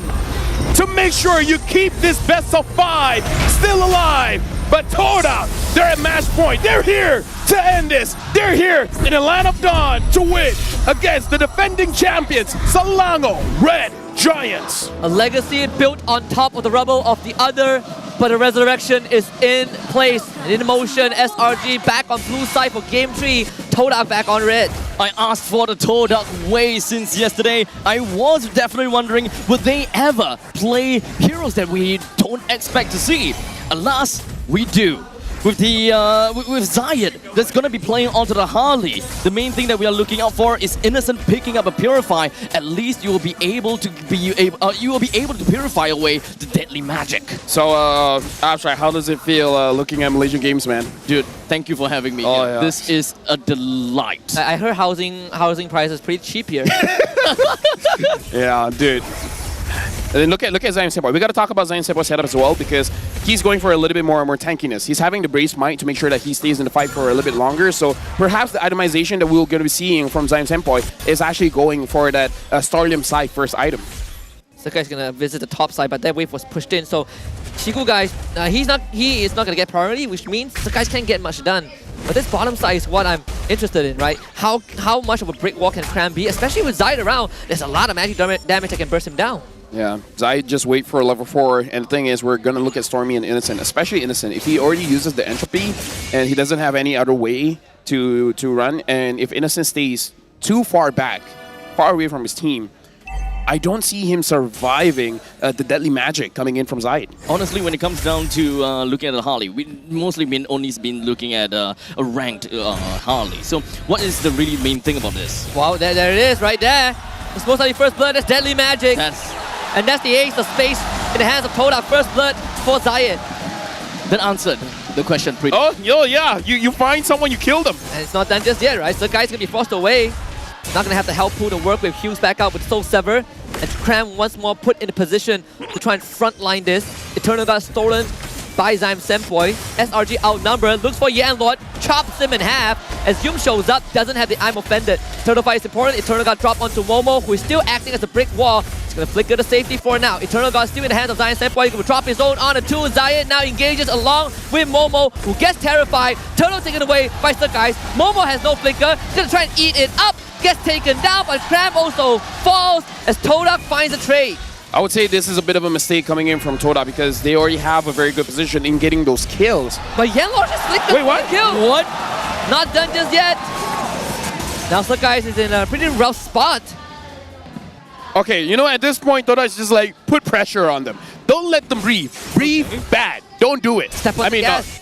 Guys, make sure you guys breathe. Just in-game dialogue. In-game dialogue. Dude, look at this. People have to stand up now. People can't even sit down. People can't sit down. I honestly kind of want to take a look at the win conditions coming in from both sides, right? What do they gotta have to do? At least when it comes down to the fact that they have Yen Lord and the Chill, as well as the Harley, they do have very great burst potential coming from their side. Kills, and kills as much as possible. Selangor Red Giants with the Suyo onto their side, it is almost guaranteed for Sekai to be able to take the turtle away or most of the major objectives. So Todak, I think that the main thing they're gonna have to look out for is really just to single out Sekai's, and that is mostly gonna be on the hands of Yen Lord. I mean, here's the thing. If Zayed on this Harley secures more objective, I have no idea what's going on. Gonna try to burst Yums down. Yums most likely will give up his life, but Zyme Sempoi shows up with the I'm offended of his own to pull Innocent in. And Todak sets themselves up for success topside. Todak is anti-win condition. Is this drop for Sekai's? He's gonna fall. You guys made a drop for Innocent? He's gonna be 0-1 and 0. Something about Todak. They're so systematic. They understand who is the one that's gonna give them the win. And if that's the guy, we only have eyes for him. Absolutely love that very fact. But in the meantime, it does seem like Selangor Red Giants is hungry and they are eager to get themselves a little bit of a kill, especially since the total is about to come up. To get themselves a little bit more of an advantage moving on forward, especially since Todak is currently $1,200 ahead of Selangor Red Giants. SRG, they want something. Get the pull onto Momo, terrified, big combo, takes him out. Stormy though will be chased down. Killing spree for Zyme Sempoi. Yenlord finds the kick on the Sakai's. In no man's land, Chico guys want to run him down. Soul Sever plays third. Gonna be iframes, but Zayed, with the help of Zyme Sempoi, just found 2. Innocent tries to fight, does not have the damage output to take down members of Todak. Dude, Todak makes Selangor Red Giants look like they're unprepared. But mind you, Selangor Red Giants was the one that started that fight. And then all of a sudden, everyone was on Stormy. 2 guys was there. Zyme was there. Zayed was there. You have 3 damage dealers on the back line. So the initiation was just on the front line, and then there's no damage against that front line. Todak, their flanks. Ooh, this world class. This Harley, man. Oh my. This is not looking good. So much burst damage. I mean, it's not looking good. Depends on which fan you are. I mean, for the final side of Selangor Red Giants, right? I mean, losing at a 2,400 goal at 5 minutes in, especially since having a Suyo, you would want to equalize this goal factor using your objectives, the fact that you can take objectives. Let me just say, I've never heard the Ultras so quiet on SRG's side. They do get land a crowd control to Chico guys. Cram will try to chop it in half, but the damage not there. Now we have to duck around the bushes. Chico guys just too fast, and Cram, left to his own devices, will not get assistance. He just cannot close the gap. Chico guys finds his Stuck guys, comes in, finds the trade. Finally, Chico guys goes down, but Yanlor once more. Good Terrify from Stormy. Zyme drops the Eternal Guard. Both teams call a truce. Todak is making Selangor Red Giants look foolish. This is a full local lineup by Todak. They are the current Malaysian favorites, I guess, because people want to see them succeed, and so far this full Malaysian lineup is doing it. They're about to 3-0 the champions. No Malaysian lineup, no full local lineup has ever made it to the international stage. Let me remind you that. High road to success for the guys here at Todak. The Swordfishes are very much ready, and in the meantime, they are even going to be playing some bit of a split push from the side of Zayed. Selangor Red Giants, this is tough. This is rough. The third turtle and the last turtle is about to be spawned. Selangor Red Giants, they gotta have to seize this opportunity, considering the fact that Sekais, he still have one level to catch up to Zayed in order to contest for this. Haven't even seen a full team fight yet, and SRG's map is already compromised. This turtle fuse also important, but how do you get it going? There's a chance. Todak will try. It's gonna be a pull. Momo finds the back line. Zion Sandpoint drops the media on top of Innocent. Momo chases him down. The Cyclone Knife. Momo just for the kill. Innocent removed. Cram also is gonna go down as Chico guys runs him down. Todak covering every single bases, and SRG are just getting played. The masters of team fight, the masters are flanking. How is this possible? Husky, Abstract, answer me. How does Todak keep going to the back line? How they? I can't understand Zayed. What about the rest of the team? I wish I had an answer for you. I'll be very honest here. I don't know what to tell you. This is a slaughter. This is Todak are literally butchering SRG. On a playground that you feel like SRG should be winning. When I woke up, this is not what I thought my day would start. I know, absolutely not. I'm expecting at least a 3-1 in favor for Selangor Red Giants, not a 3-0. Caster curse. I think if you ask anyone, after this, you guys just shut up. I think if you ask anyone aside from the Patriots, they would tell you the same thing. Even the Patriots expected a closer fight. I think every single caster just shouldn't make any form of predictions at this point in time. It should be part of the contract. Never give your opinions. Never. Yeah. Who cares about caster's opinion anyways? Yeah. Maybe, apparently the player does. Maybe the Clippers do, but aside from that, no one does. It's so tough. No entropy for Innocent, no entropy for Innocent, no entropy for Innocent. Oh. Dang, dude. Do you see the entourage that SRG had to bring? Stormy is relegated. He's a support now. Cram is level 8, Momo's 10. I mean, to be fair, Vexana is pretty good when it comes down to utility as well. Good Horrify, good knockups. Ladies and gentlemen, watching all across the globe. Oh, here he comes. Gets terrified. Good one. Still fights the king! Are you kidding me? Yellow does go down, but Innocent will be traded. And this is just an absolute slaughtering of Todak as they go on the SRG. Sakai survives for now. Zion Sandpoint can't find a kill, but explodes. Zion Sandpoint finds him with a Shadow Strike. The residue of his presence. And Todak finds an even trade. Probably the first even trade we found from the side of Selangor Red Giants, but they still don't have the control of the map. But at the very least, Cram has gone himself all the way to the top lane. He's got a slow little push going up on top. While they have the Lord, probably they will want to have priority. But I'm pretty sure that Todak would deal with this as soon as possible. Gentlemen, man, do you want me to break your hearts? I do not. It's already broken, but do it. Todak had a harder time against Envy. Oh yeah, I 100% agree. Oh, it's not gonna getting any better if you're SRG, is it? God life for Zion Sandpoint. Dude. To be fair, this doesn't feel like the same Todak. He's not gonna get it. No! He's not gonna get it. No! Zion Sandpoint has just found a streak that puts him at 8-0. Is Cram tilted? This isn't the same SRG anymore. This is not the same individual game. Dude, at this point, is it because Todak is good or Selangor Red Giants just fumbling? I think it kind of goes both ways. You look back at that group stage match, right? When MV beat SRG, the same questions were raised, but I think now we have a more definitive answer of where it stands. First Lord for Todak, a 5 bot side, Yanlord will go down. A consolation prize for SRG. One at a time. I'll tell you, the craziest thing about this series thus far is that this game is the closest these two teams have ever come to. And even then, Todak has a 4K lead and the Lord. I wouldn't go so far to say 4,000 gold lead as to be close. But it's definitely still something, as this is probably one of the highest kills that Selangor Red Giants have got throughout the 3 series. 3 matches, right? Again, it's the closest one. Doesn't even sate the appetite of most fans. You tell me, I'm not even warmed up just yet, right? This feels like a... We're just starting the show. We're just starting out.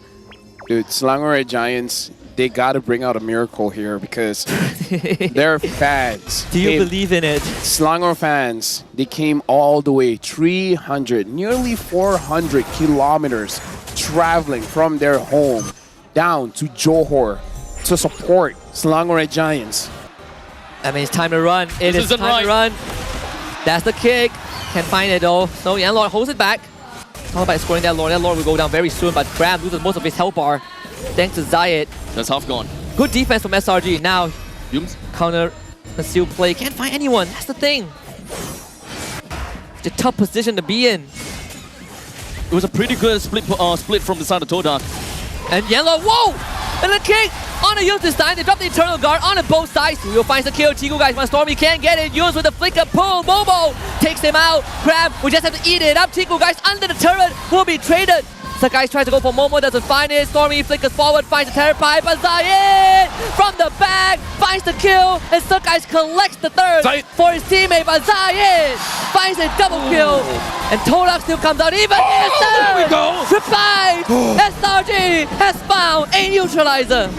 SRG is keeping alive. They lose an inhibitor, but there's a chance. And I feel like Selangor Red Giants, right now, that's all they're asking for, man. Just give us a chance. Best case scenario, goal swing in their favor. Almost 3,000 off of that fight. Big shutdown goal. Zayed, Zaim Senpoi, Chiku guys, Momo. They're gonna cash in on that goal. Do a run it back. 44 seconds until the next Lord. It's still a very good value for the side of Todak, right? They didn't manage to get the inhibitor turret in the bottom lane. The only sad thing is the Lord is spawning at the bottom side. Man, you say play for Innocent. He has now hit critical mass. That's the pull on the Momo. Can't get him. There we go. That's the kick though on a Yum. The damage not really there, so Yellow's gonna go down. Chico guys goes up. Big crit from the heavy crossbow. Doesn't find a takedown just yet. So good disengage from SRG. Now, they gotta think about prepping for the Lord. Dude, okay, here's the thing. Chiku guy is doing too much. He's a gold laner that plays like an assassin. He keeps on flanking. By the way, fun fact, Chiku guys is the gold laner that has the highest Lord steals. Damn. I mean, he stole one yesterday. He has 5. The second highest is 3rd. 3 kills. Just putting it out there. The rush. Chiku guy bottom side. He's gonna show up. Can't get the Lord. Good secure from SRG. Now it's time to run away. Sakai's disengaged. This is actually looking good for Selangor Red Giants. They have a chance now. They get the Lord, and Innocent should be very painful. He's decked out. He's decked out. This is the moment where Innocent becomes the main character if he already isn't. Cram and Yums throw your body for that deadly magic. Don't let Zai get on top of Innocent. The main thing is just to keep an Innocent alive at this point in time. The fact that they still managed to get the Lord for themselves is a great accomplishment. The amount of goal lead is swinging in the favor of Selangor Red Giants, but it is still a very big hurdle to kind of go past Todak, especially since they're trying to take control of the middle side here. Take the fight to Todak somehow, right? The side lanes are synced up. So that's good news if you're SRG. Chiku guys will deal with top side, so you get bot tier 2 for free. And that's the lane where you don't have an inhibitor. So I think SRG, they're definitely making the right moves. The SOPs are in place, and now they're taking space. First time in the series. Now they managed to get 2 tier 2 turrets.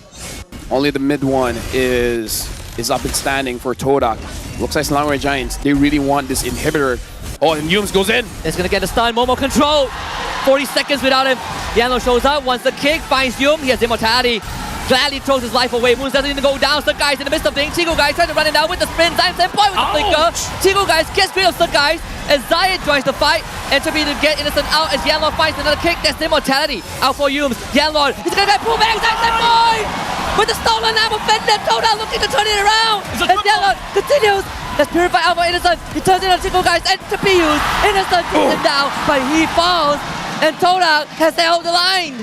Dude, both teams are playing insane right now. Selangor Red Giants, they're breathing, but they need help, man. Stormy has to. I'm lost for words. Ever so faint, right? Like you see the heart monitor is about to go static, but not yet. They're trying to keep themselves afloat. The only thing that is really just above water is just their head. They're trying to breathe, they're trying to survive in this tough competition.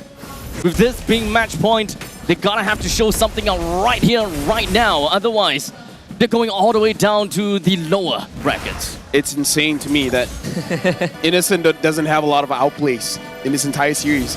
Not given the room to do so. No, I mean like, I would say it's less his fault, it's more like Todak just playing 5D chess. Like whenever Innocent 5D chess. Whenever Innocent tries to put himself in a position that he can outplay, He's surrounded by members of Todak. Do you see Chiku Guy's damage? A heavier crossbow crit takes Innocent down to 30%, to critical health. Not to mention that Sakai is a victim of that, it's collateral. Yeah. I saw Sakai just bursting out of nowhere. Third Lord, this could be it. A pocket of air for SRG, but the jugular for Todak. If they can land that, it would essentially send SRG down without a single win. Dude, it's gonna be hard to decide if Todak wins.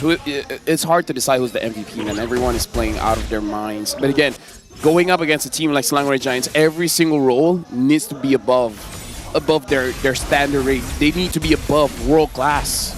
There is Purify back for Innocent, so Yellow is going to show up.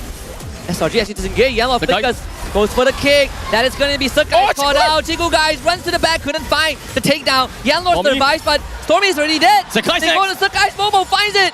The fight split once more. Innocent, he's trying his best. He gets two of them. Chiku Guys. Innocent survives. And Chiku Guys, he's still alive. Innocent will entry back up in a bit, but again, breathing room for SRG. Excuse me, does Todak have a Lu Yi? Why all of a sudden Chiku Guys and Zion Senpai is back there?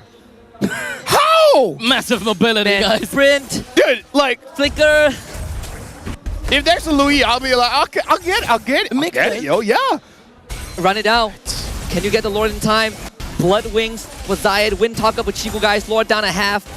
Krem and Yu sees this. Can they keep Todak away? That's the entropy committed. Zayed shows up. They want Momo dead. Momo is not going to go down. No steal angle. Sakai gets it. And Krem throws his body for that opportunity. Sakai once more. That is payback right there. Chiku Guys fall. Sakai chose the right time to be back on form. You see the smile on Krem's face. Just a hint of it. Wait, Innocent. Oh, he was dying. Are you out of your mind, Innocent? Why now? What was that? No. I need some kind of instant replay. Someone help me. What was going through Innocent's head? They needed to back up the Lord. They needed to play together with the Lord. Did Zion like had I'm offended or something? What? No. I'm offended by that play. Oh, Zion sees this though. You asked him for what? A big play? I mean, a turnaround play? Dude, he wanted to give it to you. Yeah, but not to Todak. Not like that. Look at Zion. This angle is so dangerous. The setup was great from Selangor Red Giants. There he goes. That's the stolen. I'm offended. Stormy, he's going to be caught out. They're going to try and save him, but it's just not possible. Zion sees all. Todak, they're blank gods. That was Selangor's Red Giants' path to victory. They're a Lu Yi team without a Lu Yi. How, like, this map is so... This is Todak's map. Like, if you want to talk about experience, Zion Senpai knew the route that Selangor Giants was going to take. He waited on it, and Stormy paid the price for it. Again, Stormy was his ex-teammate. Can you imagine that this all happened because Innocent was absent? And right now, this could be a road to all inhibs. Yanlord tries to find a flicker kick, can't find it. Get pulled back, Yanlord punished. Good hold from SRG. Chiku Guys wants the top inhibitor and Cram. He's gonna try and defend it. Innocent shows up. Chiku Guys, Rose Gold Media pop. Both struck to stay alive. Cram continues to chase Chiku Guys. Wants to run away. Zai in the bush though. Cram will continue the run. Here comes the execution on the Chiku Guys, and Zai is gonna lose his life also. Goes right back. There's a portal. Now you see him, and you still do. He's trying to run away, but Cram and Innocent will find him. Zion Senpai takes out Stormy, but SRG have found a clear path topside. Dude, look top! That's SRG, they're gonna try to end this. Not done just yet. You finally hear the invigorated roar of the Ultras. They've been silent the whole time, but Educity will feel what it's like to face off against the champions. They're still in this, guys. Still in this. It's 1-2 SRG. We have a series. It's not a 3-0. Right now, Selangor Red Giants, they needed just a chance. They took that chance, and they got the first win in this series. If you have one shot, one opportunity to seize every game you ever needed, would you capture it or let it slip, SRG? It's an absolute menace coming in from SRG. That one game in order to reinvigorate the entirety of SRG. I'm just glad Unbelievable. it's not a sweep. It's delivering on some of the fronts. We're about to hit the entrees. Grand final vibes. Honestly, as much as I kind of want to see a complete turnaround from Todak, but to hear SRG's first roar, Yeah. it's nice. Audience, I don't know if you guys can hear it, but there was SRG, SRG. For the longest time, we haven't heard it. Oh my goodness. That reinvigorate. That was the first roar. Now, Selangor Giants, they gotta take it in. They gotta take it in, man. Like, use this momentum. Todak, they just need one more win. But if Selangor Giants wins the next one, match point for both teams, cinema. There's always this saying that as long as SRG takes one game, or the first game, the rest is theirs. They just got the first one, right? I mean, wait, PCU milestone? Oh, look at PCU milestone. This is, how far are we? Oh. None. That's a teaser. That's a teaser. God dang it. Yeah, the first sure. SRG win, poof, 1 million. Production. Wow. Wow. Gentlemen. No prediction. We're still safe. No prediction. No prediction. We're still safe. No. Okay. No, say it. No prediction. No. No predictions. For you, no prediction. No prediction. Oh, I know. I just want good games. Good games. Yeah, just good games. Good vibes. The only predictions, croissant. Just croissant? Yeah, just put it out there. Croissant. He doesn't get hit. It's okay. It's an MPL SG reference. Let's look at the MVP. And the MVP is going to be Sakai. Hey. He needed this morale boost. Like, you see the burst coming out from the CEO. People say CEO late game is nothing. Back to differ. That damage, though. Yeah, he found... That damage, though! You said it yourself, LaFell. He made the right choice. That is the moment you needed Sakai the most. Comes out huge, gets the right assassinations. And goodness, finally, you see some breath of life from SRD. This is the SRD that you've been craving so much today. It took 2 games and a half. But hey, in the end of the day, we still got it, right? We still got it. Now I want more. Yeah, I want more. Okay, I'm gonna be playing on the other side, right? Todak, I want to see them succeed. I want to see them kind of dig themselves out of the trenches and actually be able to take SRG down in a 3-0 fashion. I'll be honest. If SRG wins again, I want this to be a best of 7. Yeah. I want it. You know what? Let's make everything best of 7. Yeah. Because why not? And Todak has been leading the game the first 5 to 8 minutes in all of the first 3 games, right?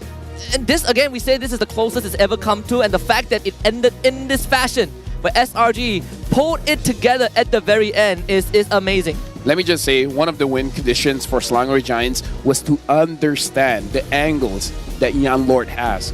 Once they figured that out, once Young Lord couldn't just flicker way the dragon in, they start winning fights. Right? Like, do you guys agree? The moment they're able to get that flicker from Young Lord, they start winning fights. I think the foresight is important, especially for Innocent, knowing that, okay, I'm the target now. I'm definitely gonna use whatever I can to just get away in advance.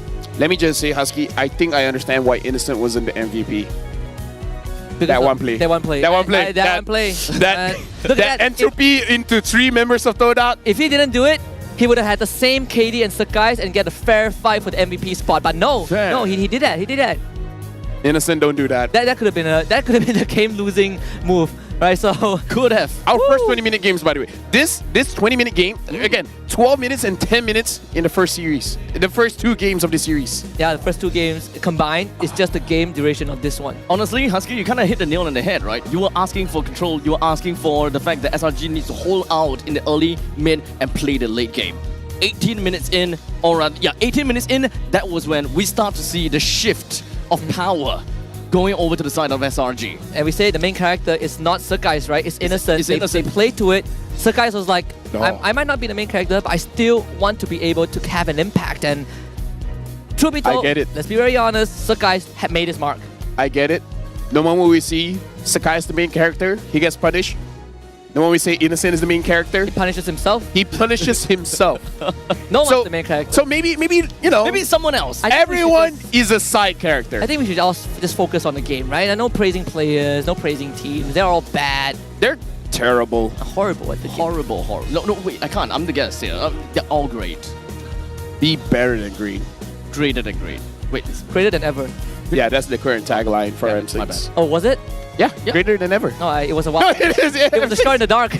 Greater than ever. It was the shot in the dark. We were leading you to it. Thank Don't you. worry about it. You guys are great. Dude, I'm just ecstatic looking at all the fans here. Yeah. Like, I'm just absorbing the atmosphere at this point in time. dude, you have to stand up for this game. You can't have sit to. down. You have to stand up. We're standing up.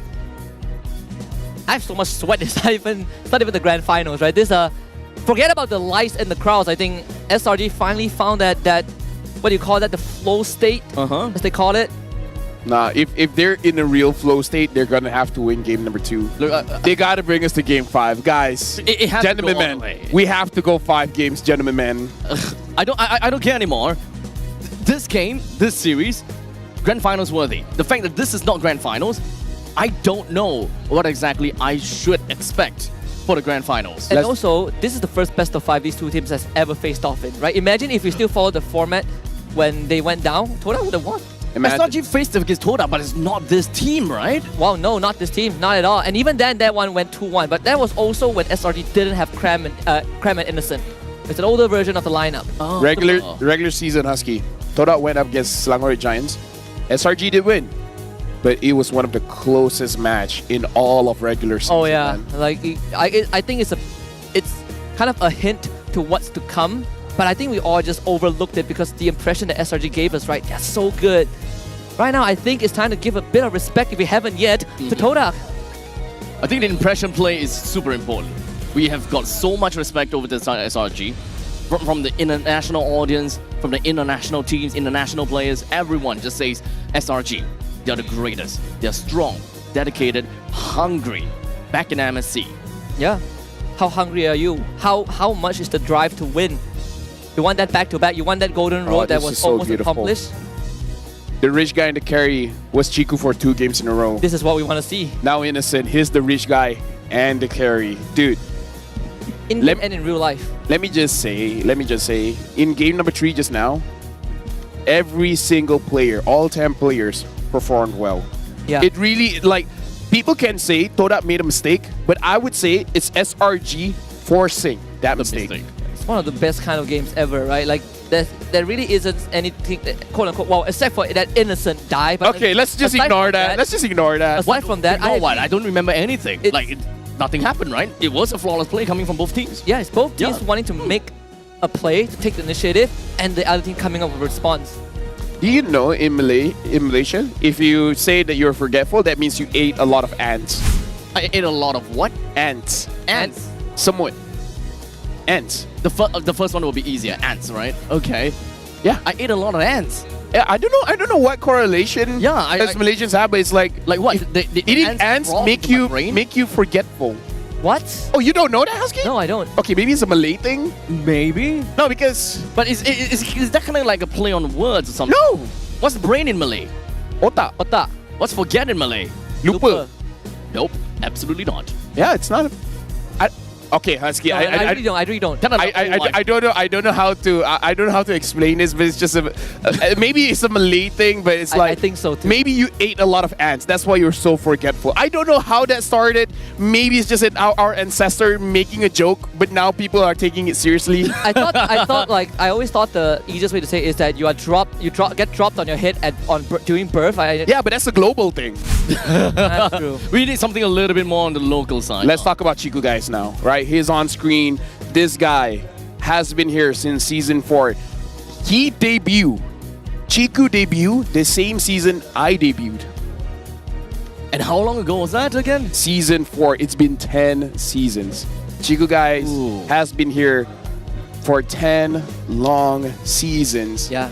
And the only guy that's longer than him is Zorn, where he's here for 14 seasons. 14? All the way from the start? All the way from the start, different teams. Yeah. Always amazing. And I remember I had the honor to even cast Chiku games and the rest of Todak games during M1, where they finally made it to top 3. They beat Burmese Goose, they made it to top 3. Oh, what an old day. One of the most ecstatic moments ever. And that was Asia Arena as well, right? We talk about the running back, we talk about the return to where it all began. Yeah, they're so close to it. In M1, Chiku guys During that time, there was no EXP laner, there was no gold laner, so he was a marksman jungler. He was everything. He was everything. He was Chiku, guys. And look at this plays. Like, these are the kind of plays you see on the M stage. Chiku, guys, at M3 got ganked by 3 people, and he got a double kill on the 1-1. That's Chiku, guys. He gets ganked, he gets a double kill. How does that make sense? It turned the tides from absolutely nowhere. That's Chiku, guys. That's Chiku, guys. That's Chiku, guys. That's why you gotta be inducted in the Hall of Legends, right? Like, so many big names. How about Legenda Award to him? Does Now, that work? He is a nominee. He's a nominee. Ah, okay. Right now, Coach Arcadia, all-time win rate, 77%. Most picked, the Ling, the Cho, as well as the Edith. Most banned. Banning out the Harif, the Phovius, as well as the Gato Kacha. Opponents usually ban out the Fanny, the Cho, as well as the Moskov. We haven't seen a lot of Moskov and Edith so far in the playoffs. Something interesting as well, while we're talking about the drafts here. During the playoffs, Todak chose to pick first pick 4 times in total. They've won 7 games on first pick, and they've won 4 games on second pick. Insane. It really highlights the importance of that blue side. Yeah. That as well. Honestly, I'm kind of surprised that going up against Coach Arcadia and SRG, Ling's not part of it despite the label Sky King, Sky Prince. I remember Sakai. So he was busted.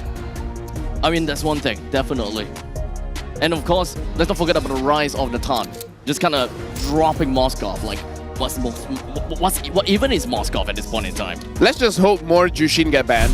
Yeah, I just keep banning Jushin. If this game somehow Jushin is let through, I think 2 crucial picks needs to be banned if you are SRG, Jushin and Loi. yeah. It has to go. Toda is a Louis-less team. Like, they act like they have a Louis. I don't understand it. How did they get these flanks? They don't even need a Loi to be a Loi, right? They can literally get themselves all across the map within seconds. Yeah. Mobility. You see the way that they split up the fights. Oh, it is magic. It's magical to look at. Yeah. Now we look at the Pachu milestone, and the Pachu has hit. Oh my goodness! Whoa! We almost. You're telling me we have a chance to break last season's record on the second day? 499,000 people.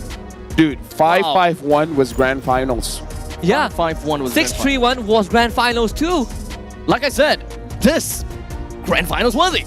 Dude, this is not grand finals, and we almost hit 500k. We need that 5 games now. Dude, the Pachu, man. The Pachu is amazing. Gentleman man. Gentleman man. I'm sorry.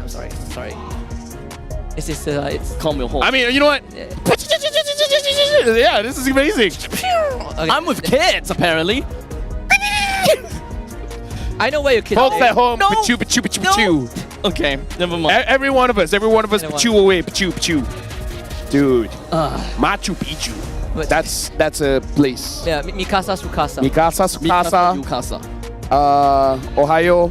Gozaimasu. Toyota, Mitsubishi, Honda. Isn't that like the fake Ju-on clip? Oh yeah. You guys, I got it. You get what I mean. Every Tagalog word I can think of is I can't things say that. I can't say it. Okay. I want a pasalubong. Okay, you know what? I'm just gonna type in the group what I want to say. Sana all. Oh yeah. Yeah, Sana all. Yeah. That's my favorite. huge thanks over No, to I'm not even gonna say in the group. Huge thanks over to Deadeye. Don't worry, they're listening. They will figure it out somehow. Yeah, somehow. It's the word that Arashi asked yesterday. Yeah, I can't say that. We have. No, I catch no ball. We could ask. We could ask. I'm probably Oh, I know who we can ask. We can ask Rose. We can ask Rose. No. I know what to say. I just know I should not say it. Okay. Yeah, so I know the word. Okay. You know the word. I know the word. Just can't say it. Now we got to look at the WhatsApp coming in from Innocent because we were able to catch him. And let's see here. We asked him, why do you think gold laners this season can use more heroes? And he said because this patch is a very flexible meta. You can use mage, fighters, a lot of heroes in the EXP and gold lane. Also, jungler assassins have damage that can be carried into the late game. Before this, with utility junglers, we always needed to use marksman heroes. So essentially what he's saying is that the burden of being the main damage dealer is not a necessary thing. It's still a good thing, but not necessary in this patch. Yeah, I think at the same to kind of add on to that is also with the introduction of Suyo and kind of the patches in between, it really opened up a lot more possibilities in terms of draft versatility and the fluidity, right? A lot of teams have so much more options that you come up with this chess versus checkers format, this rock, paper, scissors face-off. And that's why even the best teams are trying to find a way to optimize how to play the game. Okay, you guys talk. I'm actually gonna check if Mirko is online. Yeah. Is Mirko in his? I think he. Okay. Hey, yo, Mirko. You check it out. Mirko, you remember what you said about Terizla last season? What did he say about Terizla? First one is always good. Always gonna be good. Penny's always a good spare. Always gonna win 5. Terizla is always good. Look where Terizla is right now. Huh? Look where Terizla is right now. That's why I say last season. Definitely not in the ISF. Definitely not in the ISF. That's definitely for sure. It might come back though. It might come back. It might. So you guys gotta have to check it out, right? ISF, that thing. We might see a Terizla for the MLBB side. We've got, of course, on to the 12th and to 15th of November. MLBB women's side, 16th to the 19th of November. Will Terizla be there? Well, maybe we'll have to ask Mirko again. Okay, hold on. But you're trying to find Mirko? Yeah. Is he live? Here we go. Oh no, he's actually going for a call. Okay. Let's see what Mirko. Okay, what does he got? Hello, Mirko. Hello. Dude, where are you at? Where are you at? I'm at home, man. I'm at home in Jakarta, man. I'm watching. Dude, you're watching right now. Selangor Red Giants, they're down. Like, do you think Selangor Red Giants can actually do this? Do you want me to predict or do you want me to just say something? I want say whatever you can say that will make Selangor Red Giants win this one. Okay. This is for Simon and the boys. SRG garbage. They're never gonna win. They're not gonna win M6, and they're not gonna represent Malaysia and Malaysia. I think that's enough. I think that's enough. Thank you very much, Mirko. Right, that's good, right? Okay. Yeah. You know what? Your services has been great. The draft has started. Shout outs to Mirko and his stream. I'll see you, man. Shout outs to Phil. You're party. Okay. What do you think? No, I'm not gonna repeat what he said. I'm not gonna repeat what he said. I'm not gonna repeat what he said. Okay. Shout outs to Daniel. Thank you, Daniel. Draft. Okay. Let's look at this. Okay. Both teams, they gotta go for a complete reset, right? SRG is happy with what they have gotten for game 1 and game 2. For that previous game, right? Game number 3, they're happy. One in the meantime for Todak, they're happy with first and second game. They gotta go for a quick little reset if they really want to go for that 3-1 win against SRG. We start things off with, understandably, Suyo, chip ban from the side of SRG. Todak, we're looking at a Fanny, Yi, and Nathan ban. I like this. So, if memory serves me right, throughout the entire playoff, Todak has lost against every single game where there's a Nathan on the enemy team. So I think banning out this Nathan does take away a bit of that incentive for SRG to make Innocent the main character again, since they did first face that Nathan. They kind of did what MV did yesterday against Todak. But now SRG has a choice to make, right? Loi or Jushin? I personally think please ban out the Jushin. So you're willing to give away the Loi, but not the Jushin? Oh, they're letting both go. Let them both go. Let them go. But what is the priority? Jushin is gonna get picked. I feel like Jushin will get picked the moment you let it through. They banned Phobias, so they... I mean, Simon Boy played an amazing Jushin. I think that makes absolute sense there. Oh man. What's the solution to this? If they are, I'm gonna be honest here. If SRG decides to pick up a Loi for themselves, that is quite literally the battles of the mages. They are going to be the absolute pivot of this match point. We'll see the Chodas go through. Makes sense. The Hayabusa. A change in pacing for SRG. I'm liking this. Liking what I see. Okay. Let me just say, while everyone's here, I think today is my last day casting English. So you know what? Yeah, you're done. Yeah, I'm gonna go all out. You know? Yeah, might as well. Right? Might as well.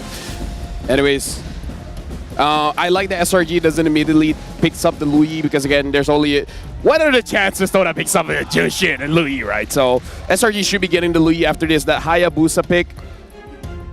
How wild would it be for Jushin to be roam? Nah. How wild would that be? That's not that wild. It's not that. I've seen weirder things. Yeah, like Natalia roam. We're talking about a Todak here. We did see the Harley. Oh, we did. Ling, Hilda, Zeitling. This is different now. Zeitling. The game has just changed. No, it's still MLBB. Oh, really? Hold on. Let me... Kachi, Did I sign up for the wrong job? Got you off guard with that one, huh? Yeah, well, I mean, I can't say what I wanted to say. Yeah. SRG right now, Hayabusa and Cho. If they don't pick up the Louis here, Louis get banned, you know? Yeah. I mean, right? You guys agree, right? Yeah. It might be. The crazier thing that you can do is pick up something like a Valentina. That's the other crazy thing. I don't know if I'm up for it. I'm not. Because here's the thing. Imagine 2 weeks SRG doesn't practice the Louis. There's a chance. But pick up the Louis though. We can leave it away. That doesn't sound like a Louis. No, that sounds like a... I don't like it that much. So right now, Innocent can't farm. Because Zas needs farm. Hayabusa needs farm. If Innocent needs farm as well, they're going to be crazy late game. But do you think Todak will let that late game through? I mean, right? they Think about barely it. clawed their way to late game in game 3. So no, I don't think Todak will let it through. With the Hilda, Ling, and Jushin, oh boy, this can only get faster. This is definitely gonna be scary, right? I mean, for the side of Todak, they definitely, it's understandable. They want to play a Hilda on the EXP. But clearly in the previous game, there is a problem. Or rather, one of the games, Jushin is one of the problems. I'm thinking, since the Hilda can be flexed, and the high loss is banned out, I like that from SRG. What are the possibilities if we see a Kaja on Todak? I feel like I feel like if they want to go for a Kaja, they will go for a Kaja Beatrix. I agree. Yeah. Fair. That's very fair. But the thing is, right now they're betting out the 1-1, so I'm looking at one more very tanky front line here. Maybe an Arlet. If not the Arlet, then a Khalid maybe, because that also doesn't play well against the 1-1. Even Todak can take the Arlet, right? Again, with this Hilda... No, I'm thinking about Todak picking those heroes. Todak picking those, yeah. Because even the Hilda is not kind of defined, it's not set in stone yet where she will go. I mean, the Khalid can be roam. Perhaps someone That's true. slow. Perhaps someone slow that Todak wants to play. Someone slow, huh? Tigreal is okay. You know what? What about Matilda? Matilda? Is Matilda... sorry, I was joking. What? Is Matilda a... I don't think that Matilda is technically threatened by a 1-1 per se, right? I think No. I mean, you pick the Matilda, not ban Yeah, if you pick the Matilda, I don't think that 1-1 is technically a problem. The thing is, you pick a Matilda to kind of control the silence. They themselves ban out the Khalid. Okay. All right. Obvious is still... Oh, no. Okay. What is Prime going to play, right? Like, Obvious is banned. There's the Gatot available. Gatot is still up. Gatot Rome. I think that would really be dependent on the blind pick coming from SRG. I'd rather have a... Oh, man. Why is it crazy for Todak to pick up something like a Terizla? I don't think so. I think with the amount of options that's currently available. I was thinking of the Benedetta. Here it comes. I mean, I was thinking of the Benedetta, but I don't dare say it. Benedetta needs to catch up to Hilda, right? Prime, no, like the Benedetta allows for the Zaz and the Hayabusa to get farm. Oh, yeah. Odette, storming my Odette, please. I don't think so. He's playing Zask. Maybe game 5. No. Maybe the let chip through. Husky, before I hurt you, stop. Yes. The dynamic between these two is impeccable. We have a love-hate relationship. It's more I have quite literally like a Stormy and Yoom's relationship going on right here. Both of you. Yeah, the thing is we don't. It's kind of like Zaim and Chiku, guys. Yeah, we don't really win games. You know? I see. And I wonder whose problem is that? Oh, definitely not mine. Gideon.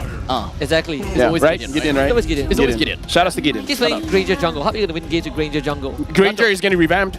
Oh, that's true. All right. Gatot as well as Lunox. So we've seen more or less the same draft coming in from Todak before. Yep. And we've seen the bias for Jushin. But the thing is, Jushin might have trouble here against SRG because everyone's dashing all over the place, right? So the Lantern Flare might not be able to hit anyone. What is Dennison going to go for? So there's no Natan. No Natan. You can't pick Harith because it is a nightmare for Harith. Is Melissa even a deal for them? Especially since but Hilda is there, Ling is there as well. Lunos and Jushin kind of ignores Melissa. Imagine Ruby. What about Beatrix? I was thinking about Ruby, but at the same time, I'm also pretty scared. I think we need someone that can make full use of Cho's lockdown, right? Someone with great bursts. Oh, so they Whoa, back to Claude! basics. Haven't seen a Claude for a long time. Okay, SRG, they're playing the silence. They have a Hayabusa, they have a Claude. But the moment things don't go well, Husky Abstract, the moment it doesn't go well in the early game, farming Zaz, farming Hayabusa, farming Claude. I'm not a farmer, but that doesn't sound good. Yeah. If you've ever been a farmer, you know it takes a lot of time to harvest your crops, or your crops to be ripened for you to harvest it. At this point in time, I'm just ready to kind of bring a tractor in and just gonna work it all out. Take down all of these brushes, nowhere to hide, especially since the opponent's side have got a hill dump. You gotta find a way to eventually cripple all of them. I agree. Match point for Todak.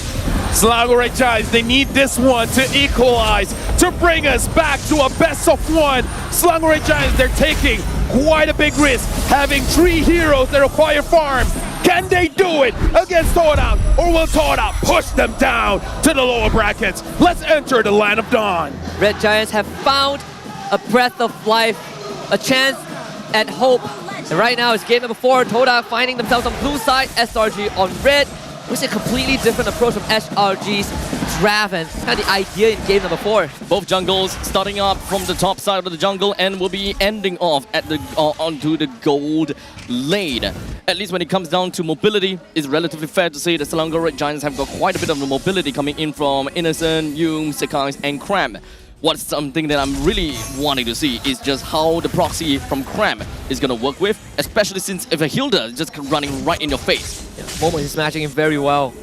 Very, very well. By the way, just to point out here, Cram is opting for a Petrify, not going for the Revitalize. So I like that. This still could be a tanky Benedetta because the base damage from Benedetta is already pretty high by itself, but again, something different, where more crowd control instead of more sustain. Yeah, it's a tempo breaker, right? And me and Gideon, we discussed about this.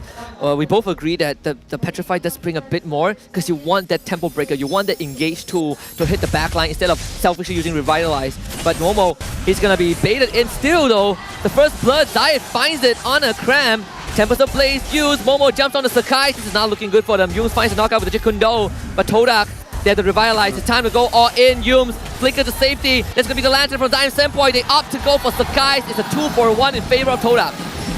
Let me remind you, gentlemen, man, that Selangor Red Giants, they want the farm. The one that doesn't need the farm is Cram, and Cram was the first one to die. So, like, if you want anyone to die, I guess it's Cram. But again, like, this is... But he's still at level 3. I don't know. To be fair... And Sakai also went down. It's not oh yeah, Sakai's went down too, yeah. Sakai's went down too. Oh yeah, you're right. Not Let's exactly hear. a great start, huh? Yeah, it's not a great start, but again, gotta believe in the champions. This must be a draft that they've been training religiously in scrims, and this might be one of their best drafts, but this is a very aggressive draft that really relies on making sure the enemy makes some kind of early game mistake and then you punish them on it. Because this is a draft that can punish mistakes, but Todak, it's really on them now. Will they actually do a mistake? I mean, it does feel like more of a Vamos-esque kind of draft. I agree. But one thing that I really don't like... Okay, well, hold on. Sakai. Into a lot of crowd control. Sakai runs away. Zai chases for him. Sakai plays in the shadows. Zai still wants it. Outplayed, maybe. Tempest of Blaze. Sakai. Oh, the shadow kill! Sakai shows it out. It's done. Black no! Blow and Yellow fights him with the AOG. Sakai does go down. They find the king. Stormy and Innocent on top of Yanlord, but he's so tanky. Yus wants to run away. Yanlord soaking up the damage. Blazing to come in, and Yanlord survives. Shigu guys wants the kill, and the Yums cannot find it. Dude, Sakai's died, but that was the Sky Prince play. He outplayed that.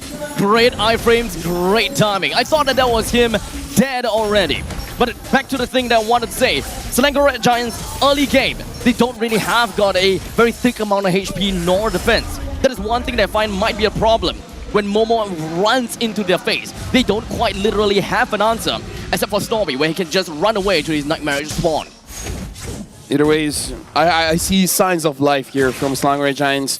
Sakai is starting to be a little bit more confident in his plays. This Hayabusa may be the answer. But again, starting 1-2-0 on Hayabusa is very difficult, but you're a champion. You can't say it's impossible. See how much pressure Cram puts onto Zayat. Purple buff, secured by Retribution. Zayat on the run. It's the rest of Todak. They are in SRG's side of the jungle to try to track Sakai's down. And the most important part is that in terms of experience, if Sakai keeps in terms of pacing with Zayat, I think they're going to have a decent time. Bottom side, Chiku guys with the trade against Innocent. Yums is going to show up, trying to buy space for Innocent. They find it. Right now, Yanlord is frontlining for the team. And Todak, this is what they're trying to do. They want to establish some kind of map pressure, right? Because if they can control the map, they can limit how much Selangor Red Giants can farm. And if you deny Selangor Red Giants of the farm, then their timer is going to get messed up. And that's kind of how you defeat this kind of draft. It's definitely going to be very important break points for the side of Selangor Red Giants for this game. Innocent can clear the way first. Pinsent needs help right now. No BMI. Innocent with Purify. Just can't get away.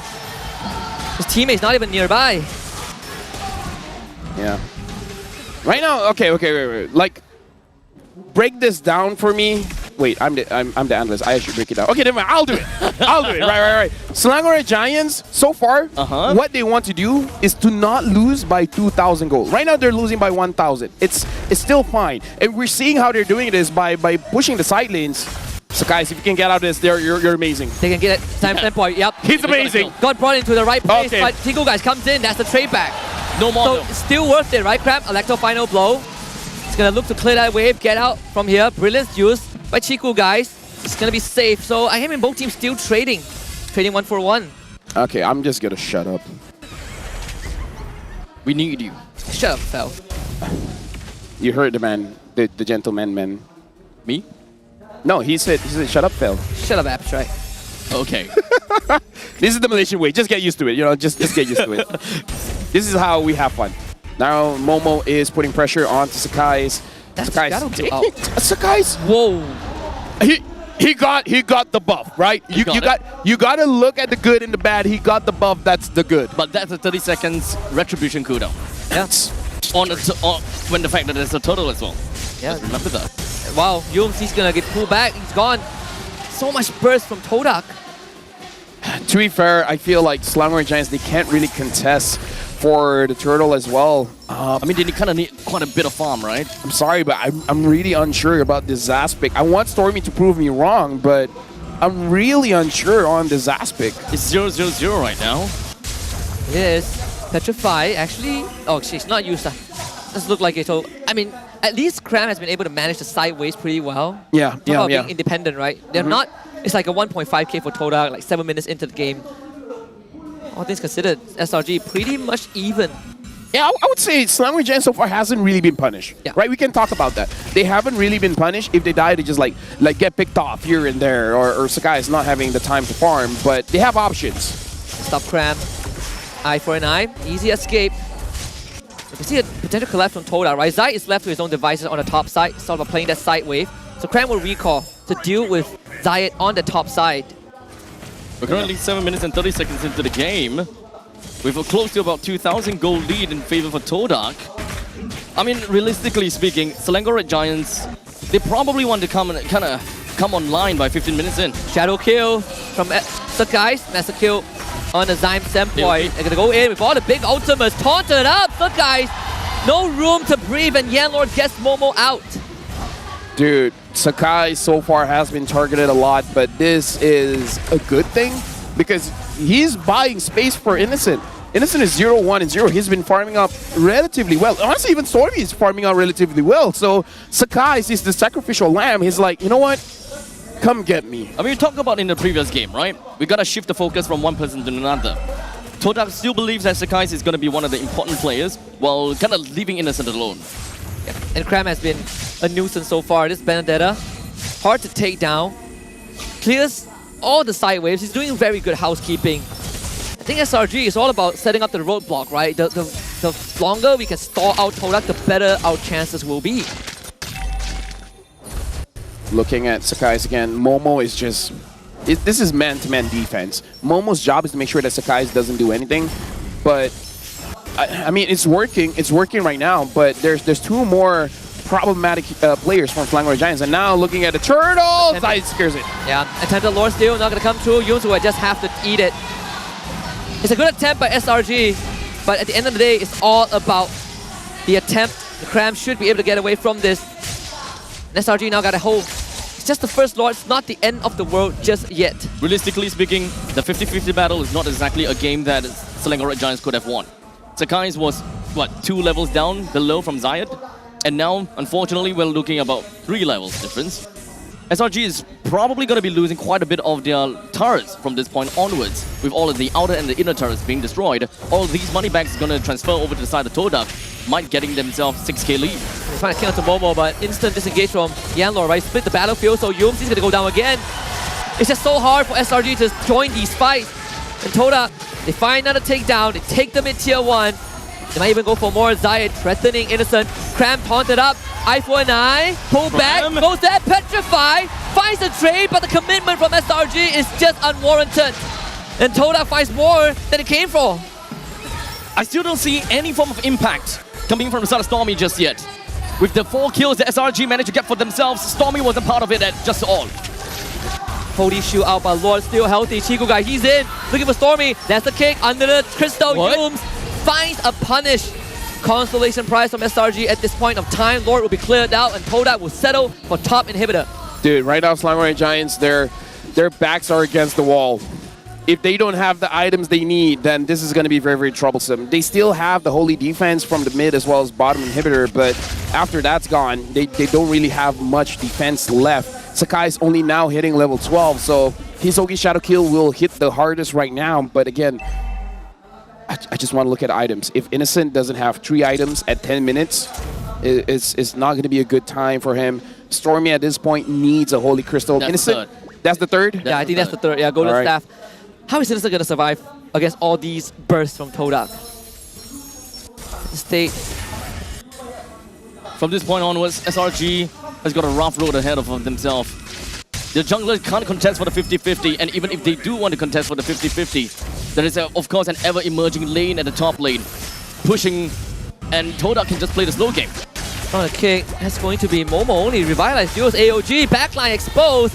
Stormy will get away with the dominant descent, but Cram goes back in with the Petrify. Team are ready to follow up. Thankfully, Cram survives.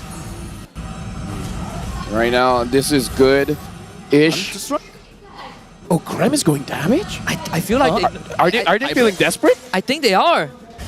Cram realized that they just don't have the damage. I mean, to be fair, I think that Cram is pretty annoying, and Todak hasn't really found a way to really kill Cram just yet. This is a risky move.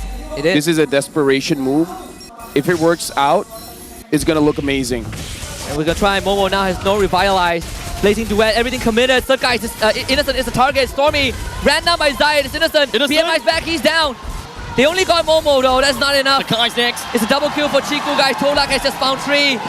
And with the minute wave, mid and bot side, might be an opportunity. Cram newly got a Hunter Strike. Has to put it to the test. Bottom wave will go down for sure.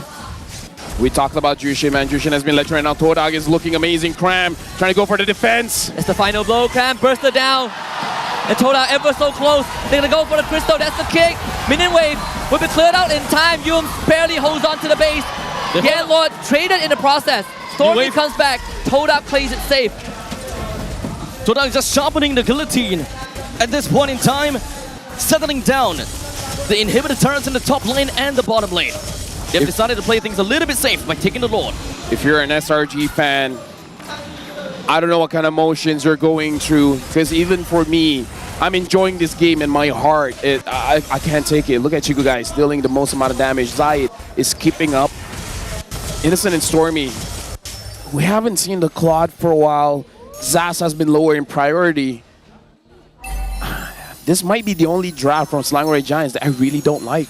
Oh, again, it definitely feels lesser like what SRG, at least the SRG that we usually see.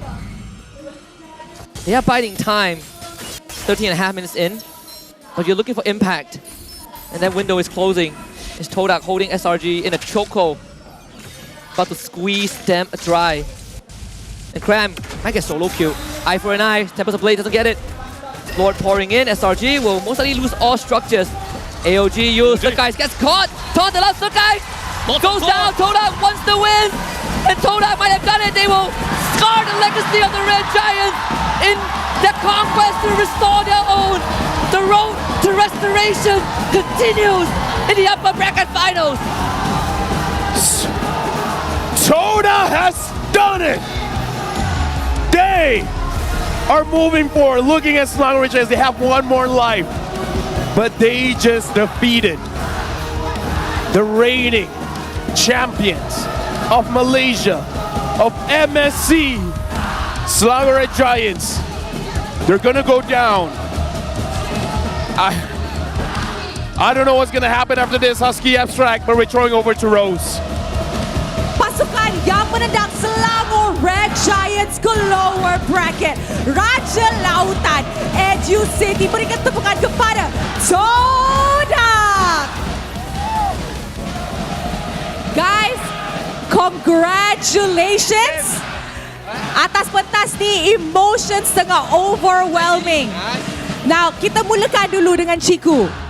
Ciku, korang baru je tendang Selangor Red Giants ke lower bracket. Adakah ini Todak baru? Tak dengar. Okay, I lagi dekat. Okay. Todak baru je tendang Selangor Red Giants ke lower bracket dan sekarang korang tengah pegang upper bracket final slot. Adakah ini Todak era baru?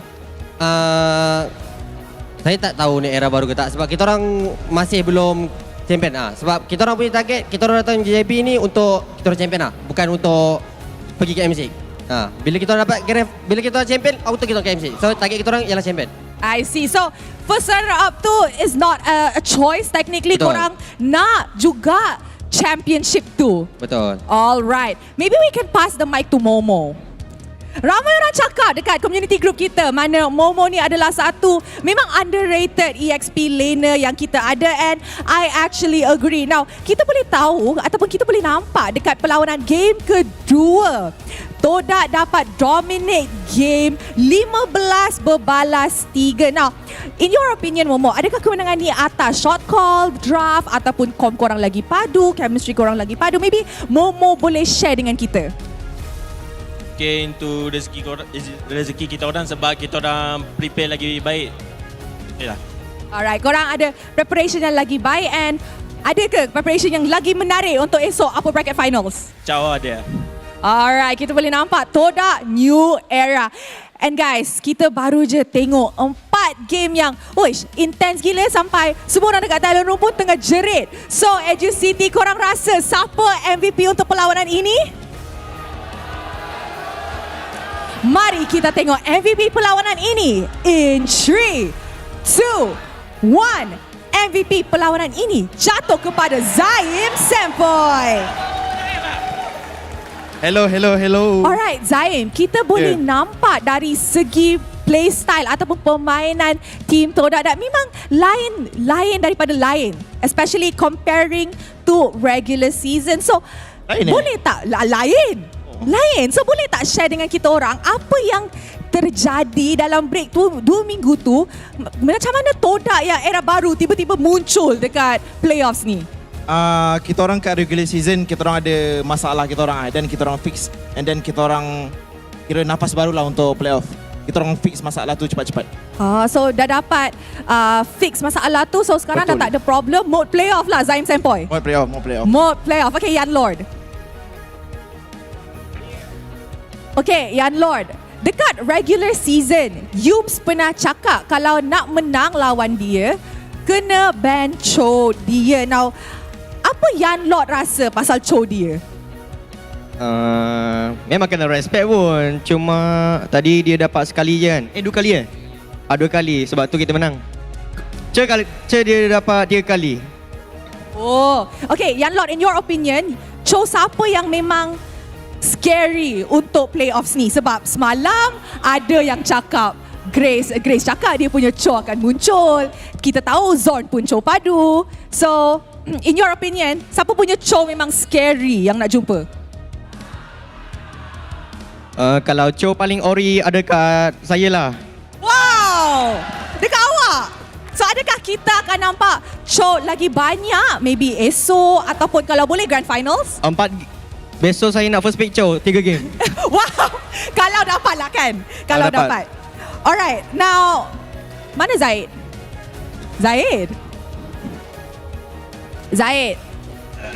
Alright, now Zaid, kali ni Zaid dapat kalahkan Skies, which is one of the top jungler in our local scene, betul tak?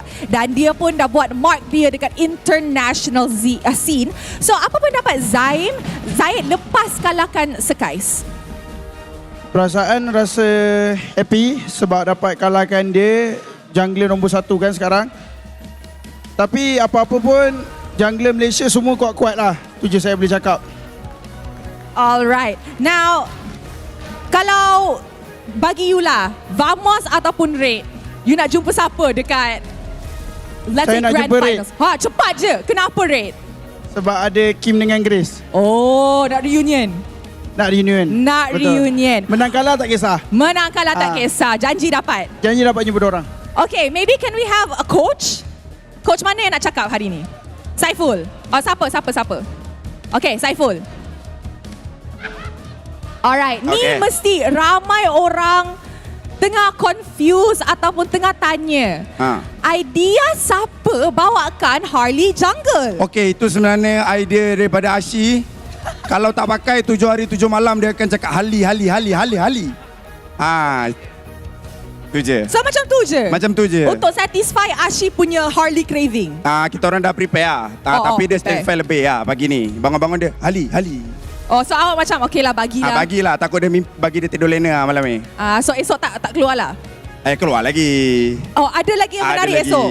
Oh, Ciku macam semangat je sebelah Saiful. Ada lagi. Bukan tu je. So, bukan Harley je tapi banyak lagi cheeky strat yang akan keluar daripada side Todak lah. Betul. The OG Todak is back. Betul.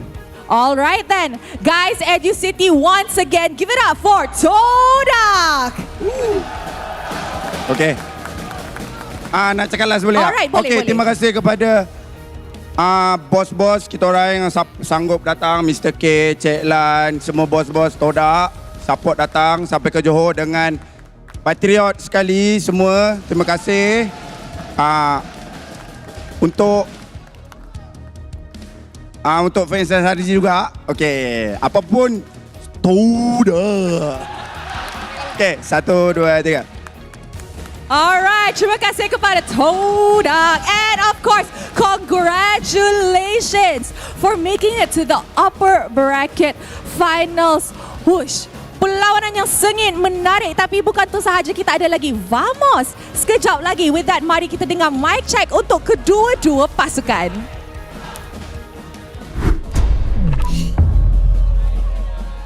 Next frame. Boleh. Gas saja. Slow. Depannya. Orang dulu guys. Orang dulu. Hari mata aku guys. Cover cik. Boleh ke? Boleh. Aku on the win ni. Main. Aku on the win. Hari lu.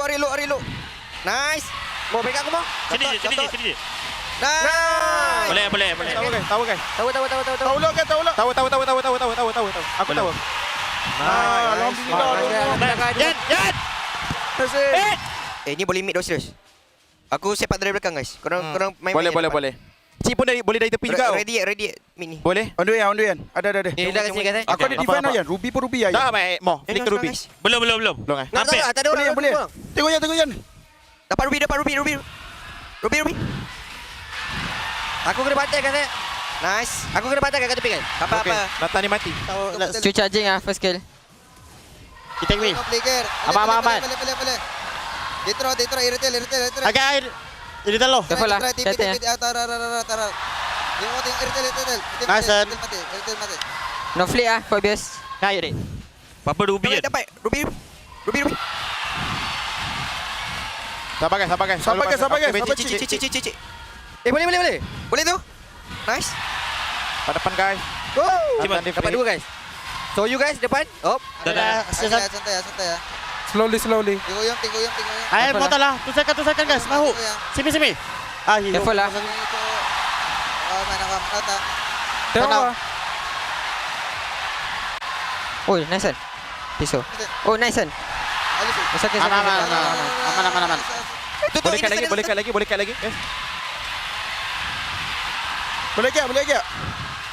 Nice. Boleh main. Boleh. Mati no retry. Aman. Can see me. Oh, no. Ni. Dah dek. Minus one. Dah baik. Boleh. Guys, jangan hidup. Kita boleh terus verify guys. Boleh. Back. It's okay. Sorry tu guys.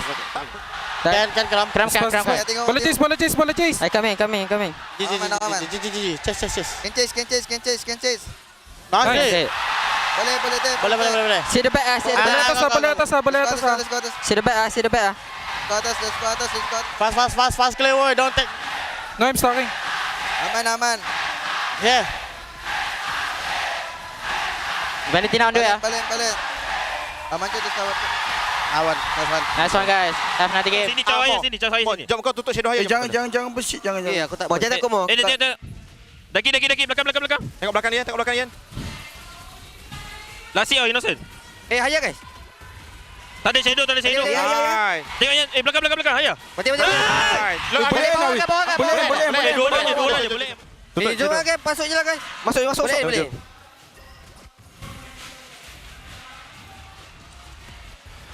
Depan lu guys. Depan aku guys.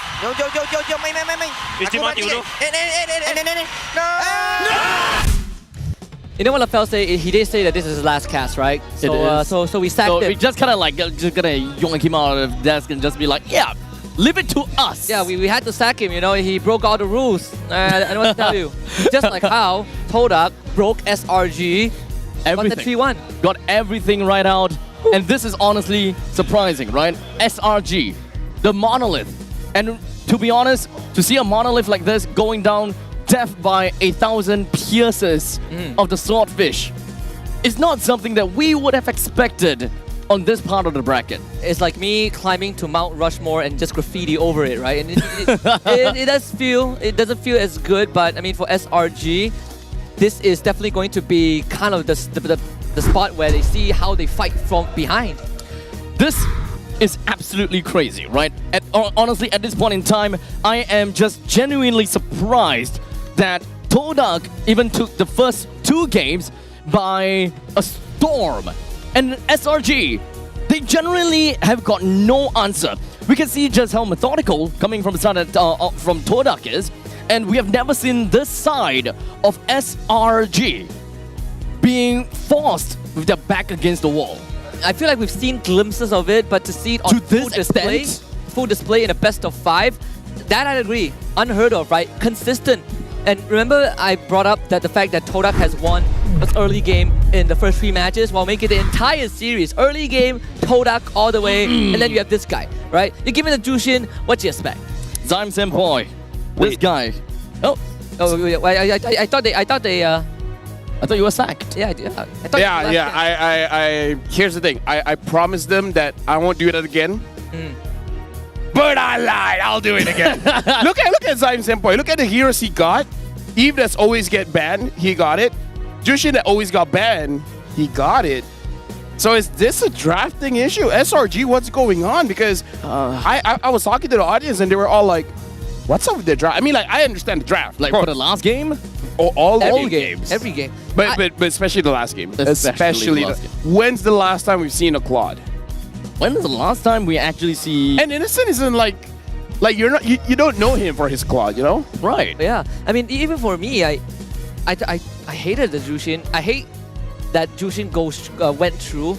I understand that there are other priorities, and perhaps SRG is trying to come up with a solution to it, but not in this state. Maybe I should call Wolf later. Maybe we should. Maybe we should get a little bit of a understanding from him. No, later, because I already called Mirko. Yeah. Type in chat, who do you guys want me to call? Yeah. And then I won't look at chat, so... What if they say your family? They're here. In the audience. So we can just kind of pluck them out of the audience. Oh yeah. Were you in? Yeah. My sister is a vet. Is a what? A vet. Oh, vet. As in, not... Veterinarian? Yeah. The one with the animals, not the one with the soldiers. Not the one they went to war. Right. Yeah. So at least if anything happens to Todak, she can revive the swordfish. If that don't revive animals. I don't know what school you went to, but... How do we explain to him when someone's dead? You just... Yeah, I mean... Although CPR doesn't bring people back to life, it delays the death to the point where you can like help yourself. Maybe that's why we split this island away from the rest of us. Hey, look, just from a single person like me doesn't spell for the entirety of Singapore, okay? I am actually worse than everyone else. I mean, to be fair... Let's talk about this draft.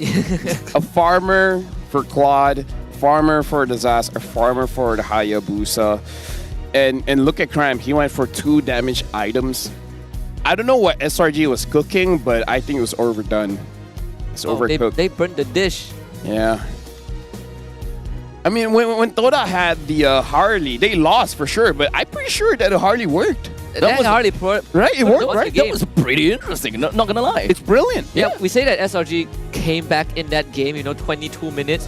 But it's not even, it's more of Todak. They forced certain errors from Todak, right? It's not kind of the cleanest game out, for both teams, but more on SRG, the fact that they struggle in that early to mid game for the entire series, it is starting to show some of the glaring problems that we might see more tomorrow in that lower bracket. SRG has got quite a bit to work on. Imagine if SRG loses at the lower bracket. They gotta play 2 best-of-5 tomorrow. Yeah. Oh, yucks. That's the gauntlet. I mean, that's the best case scenario. Let me remind you, playing 2 best-of-5 is the best case scenario. The worst case, you only play 1. 1 best-of-5. Yeah. So, here's the thing, man. SRG, in Malaysia, we do have this lower bracket theory where you do well in the lower bracket because you play more games. You get more warm-up, right? You get more reps, so you're more prepared for the grand finals. Yep. Now, the thing is, if SRG lose, what kind of MLBB global conspiracy do we have on our hands here? AP Brand doesn't make, Falcon AP Brand doesn't make it. It's a new era for PH and Indonesia. Indonesia as well. Potentially for Malaysia, upcoming. Even for I think Turkey as well. Yeah, there's right? there's no Fireflux. Yeah. I'm gonna be honest here. If SRG actually does make it over to the grand finals, get themselves over to M6 and all, they would have gotten a very good chance, considering the fact that all the veteran, all those experienced teams, they're already out. And that's one thing, but also it changes the perspective of how people view SRG as a team, right? Like, where do you put them? No, I mean, like, what have we been giving them too much respect? No, they deserve it. They deserve it. They want MSC. Yeah. Fair. Yeah, they deserve it. But like, think about this: for 14 seasons, if SRG gets knocked out, we went 14 seasons with no back-to-back champion. Yeah. Todak is multiple champions in MPL MY, but never back-to-back. Yeah. I mean, and the thing is, Todak might not even be the one to win it. Like, imagine Red winning it. Yeah, I mean, let alone with the same roster from the previous season, right? Honestly, anything can happen in this MPL MY. Dude, after this game, yeah, anything can happen, yeah. This makes me question what the game from between Vamos and Red is gonna look like. Oh, Red's gonna win. No prediction. I see what you did there. No prediction, Sasuke. Vamos gonna win. No prediction. Now it's even. Now it equals. Honestly, we are all just stumped out. Now it cancels each other. Does that even work that way? I don't know. Me and I don't know. multiple times never worked. Husky. Yes. Shut up. Yes, master. Oh. What? I'm uncomfortable. Hey, look, at this point in time... Is it because I'm wearing white? Picks both of us. Yes. Oh. Dad. Is that why you're wearing grey? Yes. My son. Do you want a sock? Go ahead. Yes. I'm not lying. Oh, okay. Oh, you know... Oh, I think I want to go back. At this point in time, I'll just wish the both of you to shut up. Yeah, all right. You know what? Fair. Let the Singaporean talk. Go ahead. Break this down for us. Perfect. This is exactly what I wanted, right? To take everything away from the Malaysians. I come here to take your petrol, now I come here to take your jobs on the back. That's crossing the line right there. that is crossing the line. I know your car plate, okay? I don't have a car. You don't have a car? Oh, which car are you thinking about? Brother, which car have you vandalized? Which car have I vandalized? Not yet. Not yet. About to. You assume I have the money to buy that piece of paper? Yes, I do. Wow, thank you. That actually means a lot. Let's talk about Todak. How much have they changed, Husky? Regular season, the doubts on this team is destructive, right? Especially when they keep changing their lineup. But after 6 weeks, not only have they found their main 5, but they also found the way to draft. They found a way to move around the map. They keep flanking like crazy. They're a Louis team without a Louis. They're macro masterminds in this case, right? Like we back then when we talk about SRG, we say that SRG doesn't need to do fancy moves. It's all about the fundamentals. They beat you with the basics. Todak is giving us a class on the fundamentals while going up against SRG. When they found this perfect lineup, people were still doubting it. Is it going to stick together? But I think it's like good stew, right? You cook it for long enough, you let it simmer. Right now, you're looking at the best version that Todak has ever produced in the past few seasons. We have a football team from the side of Todak. Out of these 3 teams, they found a numero uno. This is exactly that they wanted. And they they definitely want to bring this team over to the M6. And the way that they have shown from this series itself, I think that this is a testament to what Malaysia have got to offer in this upcoming M6. Yeah, they are 1 series away, 1 best of 5 away from revisiting that stage. And again, very poetic, right? Is at one point, if they make it, well, to M6, make it past Swiss stage, it's back to Axiata Arena, where the spotlight once shine on them. Again, the only full logo team that has ever made it to an international stage, as far as I recall. Dude, I mean, I'm just, like, in a way, I'm proud to see where Todak was and where they are today, right? We got to look at Stormy and Zyme Senpoi. And looking at the damage per minute, Zyme Senpoi, okay, I'm colorblind. I have no idea what I'm talking about. Let me cover this then. Yeah. In this case, of course, Zyme Senpoi being the red and Stormy being the yellow. I don't see which one is red. Colorblind. All right, so the number on the left is Stormy, the numbers on the right is Zyme Senpoi. Oh, yeah, that's what I said. You said yellow? color. You said color. You said left and right. No, you can't identify Stormy the is colors. yellow. But you can't differentiate the colors. But Stormy is yellow, which is the left one. I'm yellow. I'm yellow too. No one cares. So at least when it comes down to this, to the power distribution, there's actually not that too big of a difference. But one thing that is, of course, a little bit more obvious, of course, with the fact that Stormy have got a higher average DPM, while for Zyme Senpoi has got a higher hero pool, and technically speaking, higher kill participation. Mirko, it didn't work. Bro, it didn't work. What the hell? Dude, I mean, I'll tell you why. why? Your curse is not as good as the DJY curse. He predicted SRG to win 3-0. He said SRG wins 3-0 DJY. Yeah, DJY is a SRG Glazer, man. Okay, now I know who to target. Mirko, thank you for trying your best, by the way. Yo, it's okay, man. Let's blame DJY. Yeah, blame DJI. Chat, blame DJY. Yeah, now we know who to cancel next. There you go. Blame DJY. Bye, Mirko. I appreciate your tough job, but you're doing great. Thank you, man. Thank you. So am I supposed to pick up my pitchfork as well? You're doing okay, too. Thank I mean, I'm Singaporean. Did you say I'm just doing okay? No, I said you're doing okay, too. Dude, I might get fired after this. Why? Why are you gonna get fired? I'm legit not casting tomorrow and the grand final day. Wait, why? That's where we have the conversation. That's how you do it. That's how you do it. That's how you do it. Leave them hanging. Leave them hanging. I love it. So what? Are we really raising our pitchforks at DJY? Oh, we can. I mean, What a classic way of throwing responsibility. I mean, he did win the award for rising content creator in the recent MLB awards. So, Nice. I mean, gotta be able to take the heat, right? Yeah. I guess it's time for us to move past the series because we got one more coming up. Yep. Dude, after this is going to be Vamos going up against Red. We got a 3-1 game today. Dude, I can't believe I'm saying this. We need a bigger venue.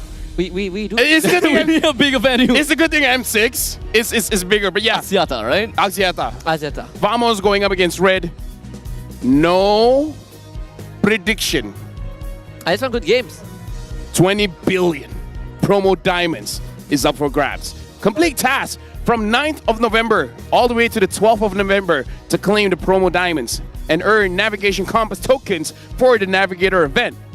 Make sure you guys grab this because the double 11 Nolan skin, the Navigator, is going to be there. Make sure you guys grab it, especially Nolan is one of those heroes that doesn't matter what the meta is, probably going to be good. Am I reading right? 20 billion? Yeah, 20 billion. 20 B. Could be a trillion. Billion. 3B. I said exactly that. And I said exactly that. What? Gideon be here, Lucidafa is here, they'd be like, 20 billion, that's rookie number. We want trillion. We want zillion. I think that's just your greed. Yeah, no, I'm with you. We have to be be thankful with what we have, and then you get more of it. That's the Islamic way. No, you want. You need the Islamic. drive. Yes. You need the drive. You are in our land. Be Islamic, abstract. Be happy with what you have, and then God will give you more. That's why we can marry 4. Remember? Am I wrong? I mean, if we're happy with 1, then we have No? Yes, Lafel, yes. I approve of the teachings, even though I don't have the power, but yes! Mirko, do you agree? I don't know if Mirko heard what we just said. I'm pretty sure Mirko agrees. Mirko, if you didn't hear it, if the chat didn't hear it, maybe just rewind a bit. We might have killed our co-caster, by the way. Something got stuck in my throat. You wanna be Muslim now? I mean, the opportunities, man. The opportunities. Expand your horizon. Yes, exactly. Embrace. Look at the brackets here. Kill me on broadcast like that. SRG is dude, he's legit dying on broadcast. SRG is dropped down to the lower bracket, and now it's Vamos against Red. Whoever loses this one will go up against Selangor Red Giants. Who would have thunk that SRG is gonna be at the bottom? No one, honestly. No one, absolutely no one. And with a score of 3-1. Dude, what's happened to your voice? Are you okay? Dude, are you crying? No, my saliva is stuck on my windpipe. On my windpipe? A windpipe! We have an ambulance back there. You know, when we show the Todak arriving at the venue, there's actually an ambulance in the background of the shot. That's clearly not a foresight, guys. They won. We could take you out with it. I'm good now. Good job. Rookie, man. Rookie. It's not used to our customs. No, I'm just not used to choking. Are you sure you're okay? Yeah, I'm okay. Can you close the show? Yes, absolutely. All right. He's actually. Thank you very much. Thank you. Okay, yeah, thank you. Okay, thank you so much, everyone. It's been great casting along with these two guys. We'll be back once again. I don't know why the Malaysians are leaving me behind. I guess I'll take center stage now. Absolutely awkward, but the Swordfishes, they did absolutely the best of the best, and I got a massive table with me here, guys. So to do a final roundup for this part of the match, thank you so much for watching. We'll be back again when it comes down to Vamos versus Red Esports. Don't go anywhere. The three of us will be right back. Yeah.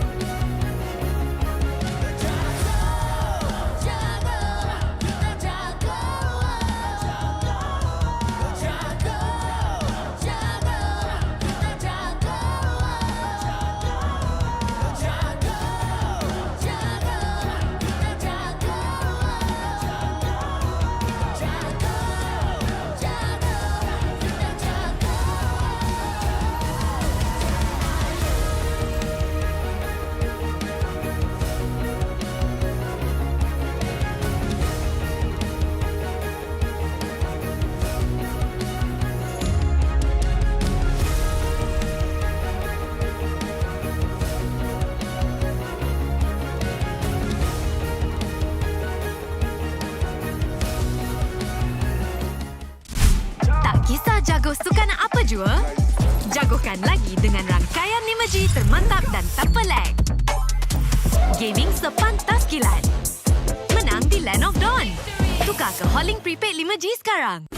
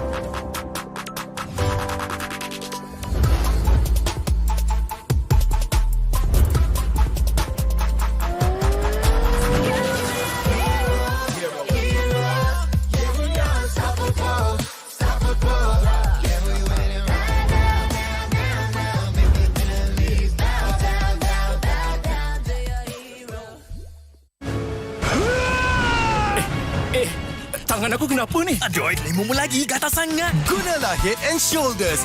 100% keyakinan, kelumamu dan kegatalan. White out. Unstoppable.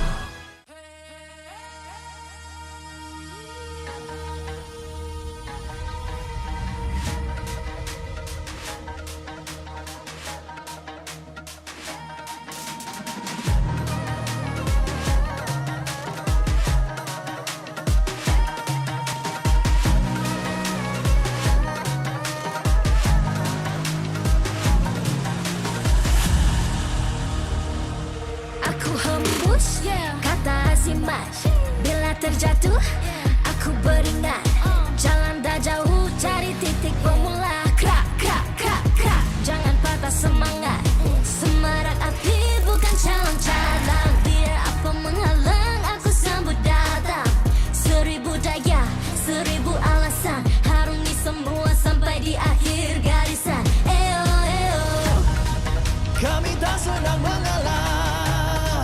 Kami luar biasa, semangat membara, harungi bersama. Lakukanlah sama-sama lakukan, bergema di kiri dan kanan, tak berhenti marah ke hadapan, tak mengalah berdepan cabaran. Jaga, jaga, kita jaga. Jaga, jaga, kita jaga. Jadi ayo. See me, watch me, hype me, gotta give it all. Don't matter how many times I fall, gotta get back up, yeah, yeah, gotta go. I can hear them calling, now I gotta serve. Mess with my clique, now you get what you deserve. We keep it tight, we keep it cool. They got me and I got them too. Direndam tak rasa api tak kunjung padam.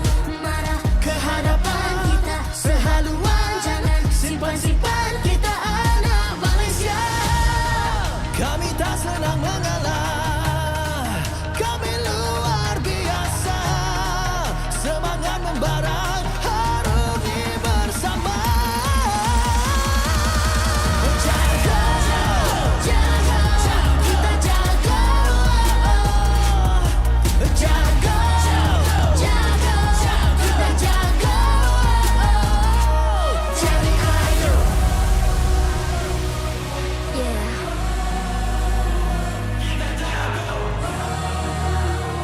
Are you ready?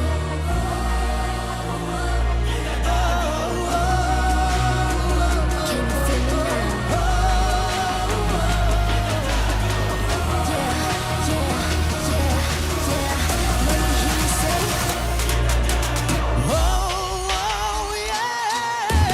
Lakukanlah sama-sama lakukan, bergema di kiri dan kanan, tak berhenti marah ke hadapan, tak mengalah berdepan cabaran. Jaga, jaga, kita jaga. Jaga, jaga, kita jaga. Jadi ayo.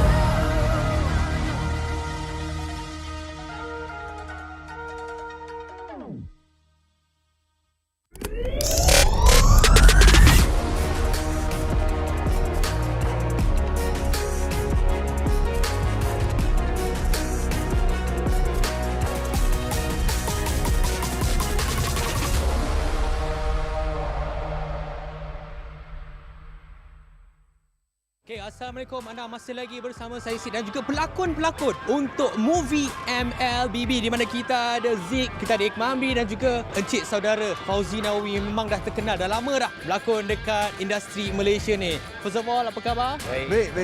Sihat, Ini saya percaya ini merupakan kali pertama anda semua berada dekat pentas MLBB ataupun Liga MLBB. Apa perasaan? Kita mulakan dengan Zik dulu. Sangat teruja. Ini first time tengok face to face game yang sangat best pula tu.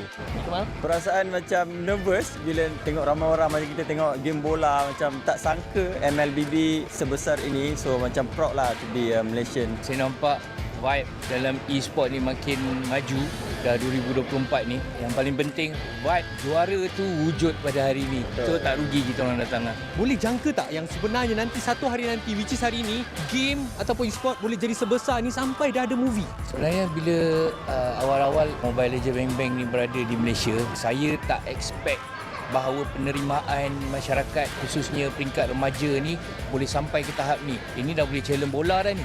Sikit hari lagi saya tak heran 2025 yang akan datang population Mobile Legends ni akan jadi lebih besar. Kita tahu anda bertiga sekarang ini terlibat dengan penggambaran untuk movie terbaru khas untuk MLBB. Boleh tak cerita sedikit sebanyak pengalaman untuk shoot movie tersebut? Pengalaman dia best, sangat unik sebab saya rasa for Malaysia ini movie MLBB yang pertama kan. So untuk kita orang pun dapat duduk di stage macam player, it's an amazing experience lah for us. Pengalaman sangat best lah sebab berlakon dengan kawan-kawan dalam industri, and then ini macam impian saya lah menjadi seorang pro player walaupun berlakon je. So macam excited lah nak tunggu filem ni keluar. Ya, itu semestinya apa yang kita ingin harapkan. Alright, kita masih lagi bercakap tentang movie. Boleh tak cerita sedikit sebanyak watak ataupun karakter yang anda bertiga dan mungkin Puan Iskandar Puteri juga bagi tahu apa yang terlibat ataupun watak dalam filem tersebut. Okay, so kita orang sama team. Kita orang daripada pro player daripada Singapore. Yes sir. So saya tak nak cakap banyak tentang watak saya bawa watak jahat. Sangat-sangat paling jahat lah. Orang akan menyampah lah tengok dia sebab saya sendiri pun menyampah tengok dia masa syuting. Okey, watak Cik Fauzi. Tanyalah wife saya pula. Ibu kepada watak hero dalam story. So dia sebenarnya ada true story yang telah di-plan untuk jadi lebih menarik untuk tayangan filem Mobile Legends. Alright, jadi anda semua dah dengar daripada pelakon-pelakon sendiri. Terima kasih diucapkan kepada Zik, Iqmah dan juga Fauzinawi bersama dengan isi Puan Wisdawati. Jadi stay tune, keep in touch dengan kita orang punya social media untuk saksikan movie terbaru untuk MLBB. Nak tahu dengan lebih lanjut, stay tune dekat kita punya social media. Bye-bye. Alright, Assalamualaikum, anda bersama saya Sid dan sekarang ni kita ada tetamu istimewa iaitu pelakon terkenal daripada Pascal. Iaitu saudara Hairul Azrin. Apa khabar Hairul? Alhamdulillah, sihat bro. Okay, so apa perkembangan terbaru? Ada filem ke ataupun ada drama ke upcoming? Sekarang saya dah tak berlakon. So saya sekarang tengah cari tim lah untuk nak main ML. Faham. Okay, alright. Bercakap tentang cari tim, saya dah tengok awak pun ada bermain sama dengan pasukan Selangor Red Giants, tapi berlakon cerita-cerita yang gempak. Tapi kenapa pakai Nana bro? Ni banyak baca komen Salah, sebab saya tahu pakai tank, saya tahu pakai mage je. Yang lain saya tak tahu. Faham. So kalau tanya saya, Nana paling senang nak ni lah. Sebab sebelum ni saya biasa pakai Cyclops, lepas tu Zaz. Tapi sekarang Nana macam dia kena dengan jiwa lah. Sebab Sky sebagai itu saya, kalau nak jadi jungler yang terbaik, kena training pada Nana. Itu dia punya skill dia. Permulaan Nana barulah boleh jadi macam Sky. Yeah. Okey, tadi dah kita tengok pasukan Selangor Red Giants dapatkan kemenangan 2-0. Bagi pendapat Hairul sendiri, adakah itu satu perlawanan yang sengit ataupun Hairul memang dah jangka Selangor memang boleh menang 2-0? Saya tengoklah SRG punya game sebab saya tak pandai sangat, tapi saya tengok daripada apa yang diorang main tadi. So memang diorang ada je cara ataupun ada je teknik yang nak masukkan kalau kata sesuatu problem tu. So untuk tengok first game tu cakap ni menang mudah ni 2-0. Tak boleh nafikan SRG antara tim yang sangat kuat lah di Malaysia sekarang. Ya, kita pun memang dah boleh nampak sebab mereka pun dah menang untuk kejuaraan dunia pada tempoh hari. Alright, tadi Hairul Azrin pun ini kali pertama datang dekat venue MPL. Saya first time sebab saya tak pernah sangka macam tengok perlawanan bola sepak di final tau. Ini bukan final kan? Ini bukan final. Bukan final tapi dah macam final tadi. Dia ada tukang sorak daripada tim SRG. So best lah. Best lah. Memang ini vibe. Benda ni dah berlaku dah few season dan kita boleh nampak lepas kemenangan Selangor Red Giants dekat tempoh hari, tambah lagi vibe tersebut. Right, sebelum saya nak lepaskan Hairul, mungkin ada kata-kata terakhir ataupun kata-kata semangat kepada pasukan Selangor Red Giants sebab kita ada beberapa minggu sebelum kita pergi ke peringkat play-off. Betul. Okey, untuk tim SRG kat dalam tu semua kebanyakannya yang saya kenal dan diorang kenal saya. So saya nak wish korang good luck. Dan untuk Mobile Legends ataupun Montun, saya rasa sekarang ni artis ramai main Mobile Legends. So mungkin kita boleh buat satu tournament ke. Come on lah Montun. Sebab kita ada ramai Fat, Aceh, Challenge Zero, Fauzinawi, Iqmal, semua boleh main Mobile Legends. So kita boleh fight lah. Saya rasa untuk nak lawan tim pro player tak susah kot untuk kami. Tapi diorang tak boleh nak berlakon. Nanti diorang tak ada job. Korang dah boleh berlakon, korang boleh main game. Alright, thank you so much Hairul. InsyaAllah kita akan jumpa lagi dekat playoff. InsyaAllah. Okay, alright. Alright, thank you so much. Jadi apa-apa, stay tune dengan MPL Malaysia. Semua orang boleh menyarung jersey kebangsaan. Jadi once you pakai menyarung jersey kebangsaan, you rasa sangat-sangat berbangga you dipilih atau diberi tanggungjawab untuk mewakili negara Malaysia. perasaan bangga tu you tak terangkan dekat semua orang. Cuma feeling you pakai saja, once you pakai saja jersey tu, you akan rasa macam you want to give something to Malaysia. I think if you guys have any issues, so make sure lean on to each other, talk to each other as much as you can. I think just be proud because tak semua orang dapat this opportunity, and also kena ada that winning mentality, tak kisah pun dekat level mana you guys pergi, and jangan rasa takut, jangan rasa macam you guys are not good enough. Apapun, just ingat bila you guys enter the arena, just do your best and all the Malaysians will be behind you and supporting you guys. Saya tak ada nasihat, saya kagum dengan apa yang anda semua lakukan. You are all to me personal heroes because I grew up in a time where gaming was seen as a waste of time, but you prove otherwise. You put gaming and you put Malaysia on the world's map. I think you are at a better place to advise me. So again, I want to say thank you for being who you are. Thank you for fighting every day. Thank you for competing for Malaysia because it's something that I can never do. And I live vicariously through you bila I tengok atlet Malaysia compete because what you do is very, very amazing. And I wish you all the best. Deliver for Malaysia because wherever I am on the day when you win for Malaysia, I'll be proud to raise the Malaysian flag and play the negara. Hi guys, I'm Stormy. Hi, and I'm Rose. And I'm Yum. Okay, so right now we are going to be playing the game called Guess the Hero, where Yums will draw and Rose will guess. Ready? Let's go! Go, Stormy. Aku rasa Go, senang. go. Senang? Aku lukis satu benda kau dah tahu dah. Okay. Telur? Lagi. Kalau dia mati, dia jadi telur. Oh, Digi. Kenapa kau cakap? Tak boleh. Tak boleh itu. Okay, sekali lagi, satu lagi. A few moments later. Don't talk ah. I will remove the mic. Oh, Ben. Oh. Ha? What? Ben. Wow. Chemistry 10 out of 10. Boleh bantai. Boleh bantai pan? Boleh bantai. Okay, so Sepat akan melukis, Nets akan guess. Mari, let's start. Ada aku nak lukis tau. Spell je. Spell kepala. Ish. Tak boleh spell. Okey tak? Ziko hero ni kau main tak? Ui. Tarit. Bukan. Ha? Dia bawa ni nak. Oh. Dia bawa ni. Last dot. Ha, last dot. Dia kau main lah. Golin. Lagi, tampal lagi. Tak faham. Keluar. Ha? Tarit. Ruby. Ni Ruby ke? Macam tak Ruby. Macam Algus. Sini. Kalau dapat diamond, serius. 5 second je. Okay, ready? Balmon. Sabar. Penny. Nana. Sabar. Ni apa pun? Estes. Sabar. Belum tak Ni apa sia? Macam kucing. Klorin. Tangan, kaki. Ni weapon apa?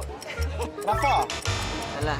Tambah dia punya hiasan ke? Telinga dia besar. Oh, Lilia. Salah. Tak, kau ingat. Kau tengok weapon dia betul-betul. Tukul.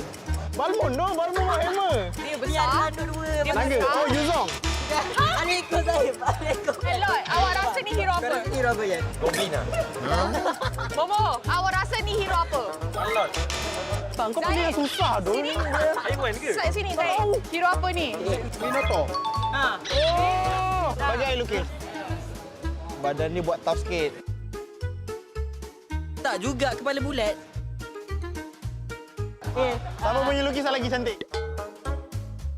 Okay guys, so selepas kita cabar 3 pasukan which is Selangor Red Giants, Todak dan juga Vamos, kita dah ada pemenang iaitu Selangor Red Giants lah kan. So kita nampak chemistry diorang memang tip-top. And that is it. I hope you guys enjoy this video and jumpa korang dekat playoff. I got some big news, okay? So I got a leak. M6, What does the audience want to see? What kind of stage do we want? What about the colors? M6 is going to be held in Malaysia. We have to be greater than ever. Greater than ever. How to make M6 greater than ever.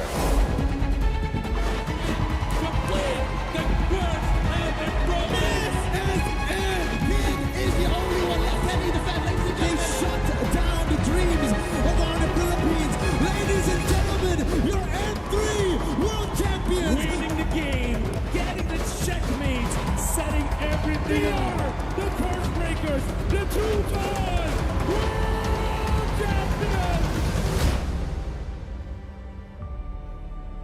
Before we begin, I just want to say thank you very much, gentlemen, ladies, for coming today.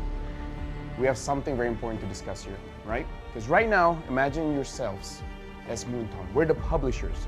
M6 is going to be held in Malaysia. So I need ideas to make sure that M6 gets good. This time, it's got to be better. Like, it's in Malaysia, okay? We have to be greater than ever. Greater than ever. You know what? That's going to be the tagline. You like it? You like the tagline? That's a good tagline. That's a good tagline? We went from Join the fight. Join the fight. Join the fight to the top. To the top. Dare to be great. Dare to be great. Be better than great. And now greater than ever. You know what? You're a genius. I'm a genius. You're a genius.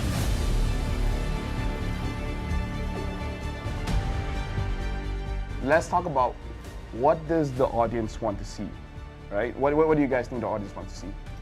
More teams. More teams? How many are we talking?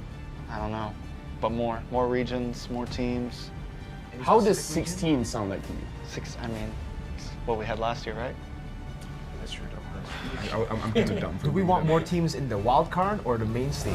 Because there's a wild card. We had it, yeah. I'm okay with the 2 slots for the wild card. 2 slots? And then 8 in the Yeah, wild card. 2 slots for wild so card, total for sure. 24. Because I'm a believer that the wild card is a legit part of the tournament. I agree. Do they actually want smart stuff? Non-PH versus PH finals, I guess. Non-PH, yeah. Non-PH, Oh, PH non-PH. finals. We got that in M5 though. What specific region do you want in the finals? North America. Wow. That one is a bit. I don't know about that one.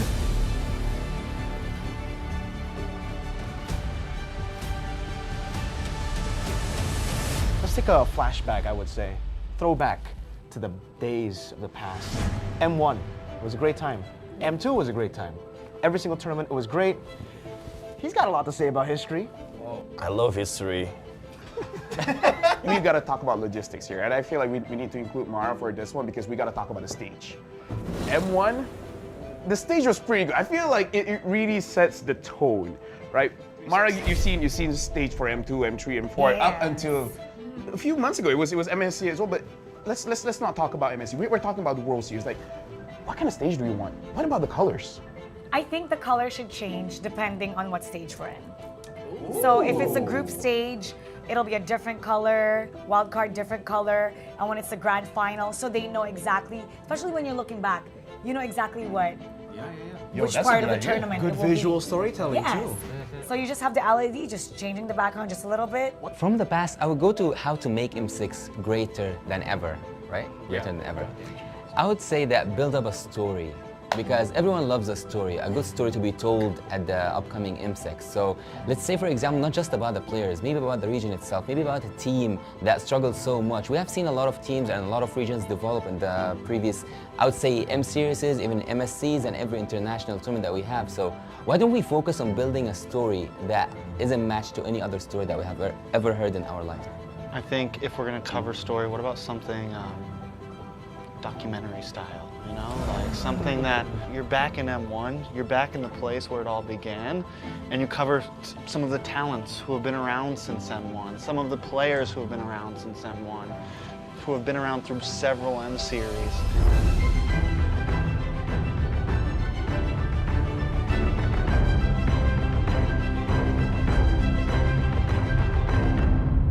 I want to talk about music video. What do you guys want to see in this music video, right? What's the song gonna sound like? What's the story?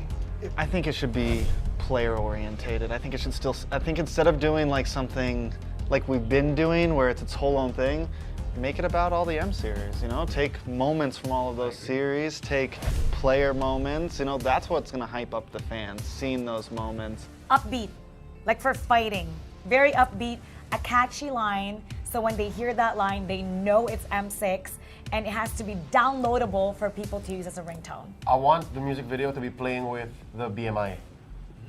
I want to see like scene changes with Claude moving through. Yeah, flashbacks, future That's kinda forwards. Yeah, and then The I BMI, because he can go back and Yeah, that would I want actually be Dexter cool. to sing.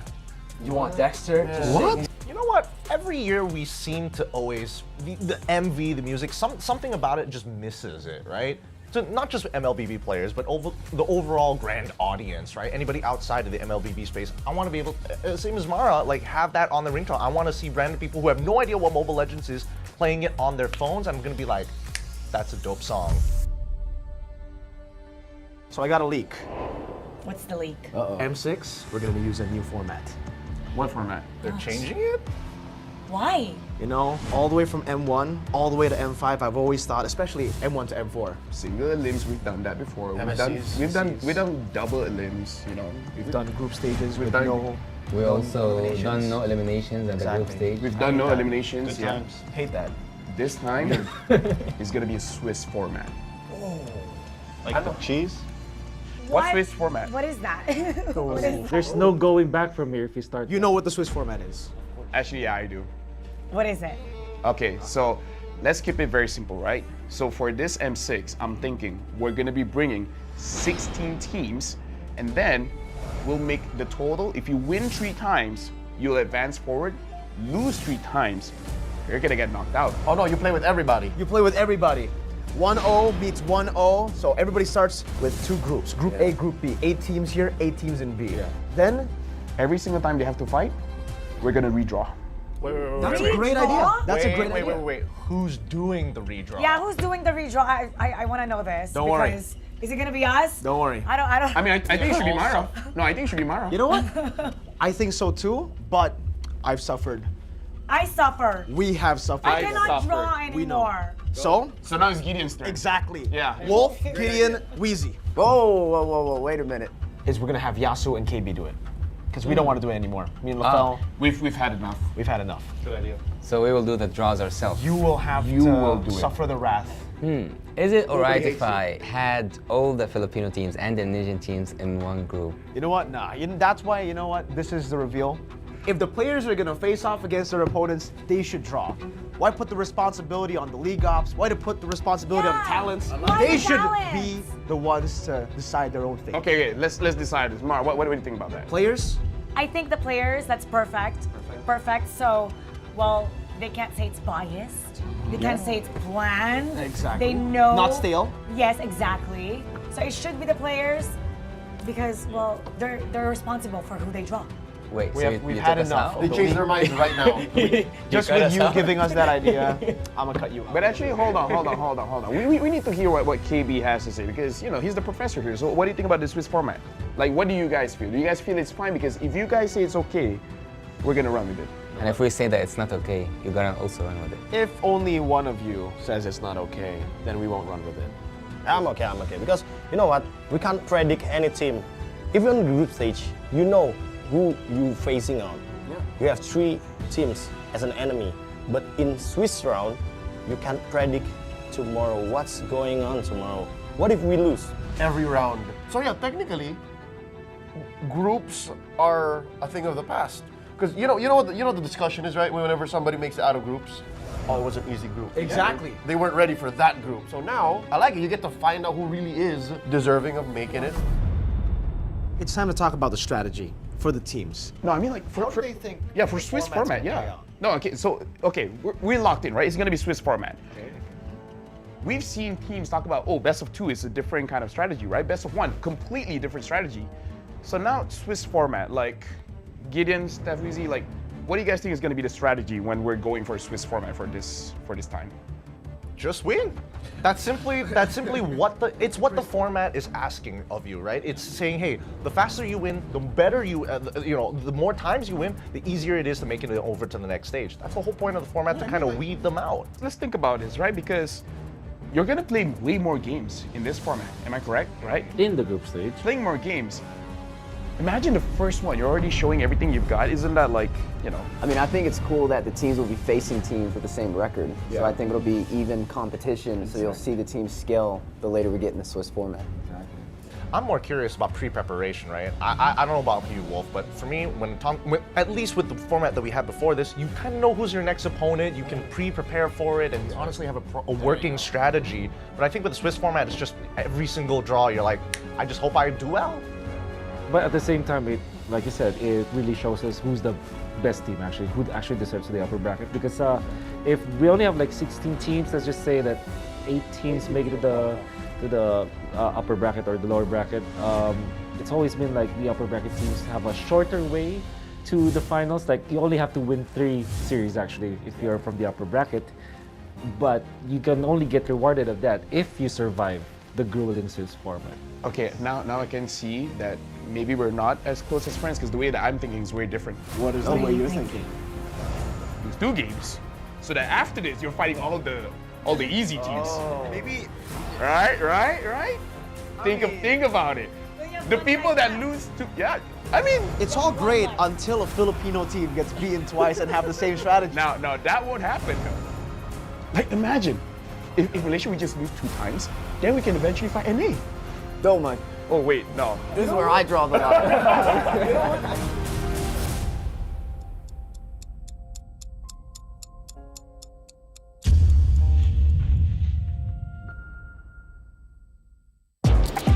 Tak kisah jago sukan apa jua, jagokan lagi dengan rangkaian 5G termantap dan tanpa lag. Gaming sepantas kilat. Menang di Land of Dawn. Tukar ke Holling Prepaid 5G sekarang.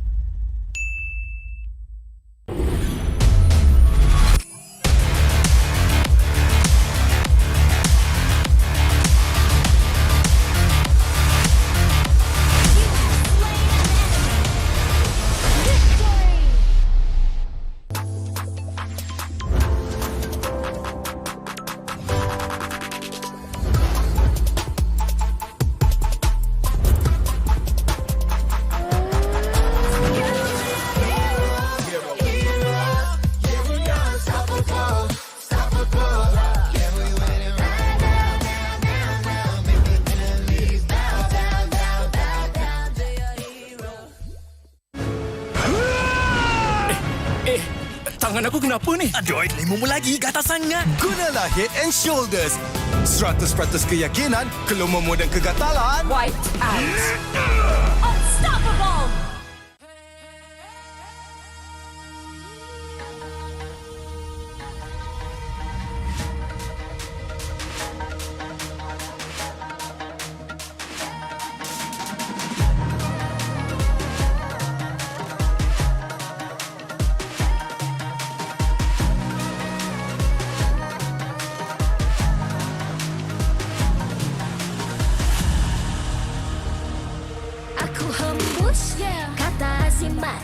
Bila terjatuh, aku beringat.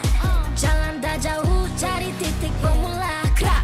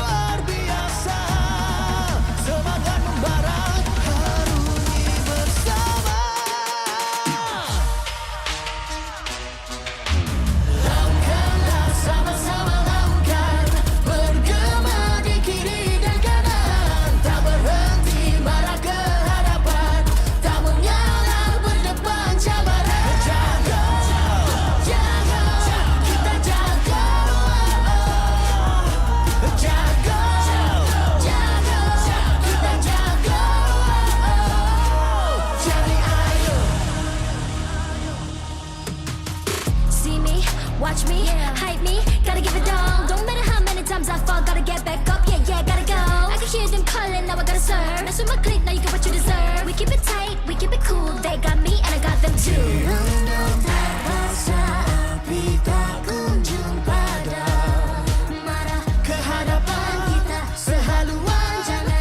Simpan kita anak Malaysia. Kami tak senang mengalah. Kami luar biasa. Semangat membara, harungi bersama.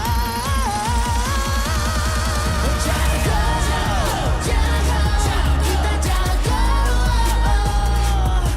Jaga, jaga, kita jaga. Jadi idol.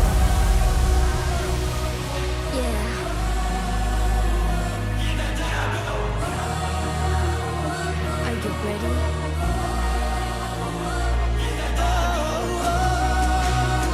Can you feel me now? Yeah, yeah, yeah, yeah. Let me hear you say.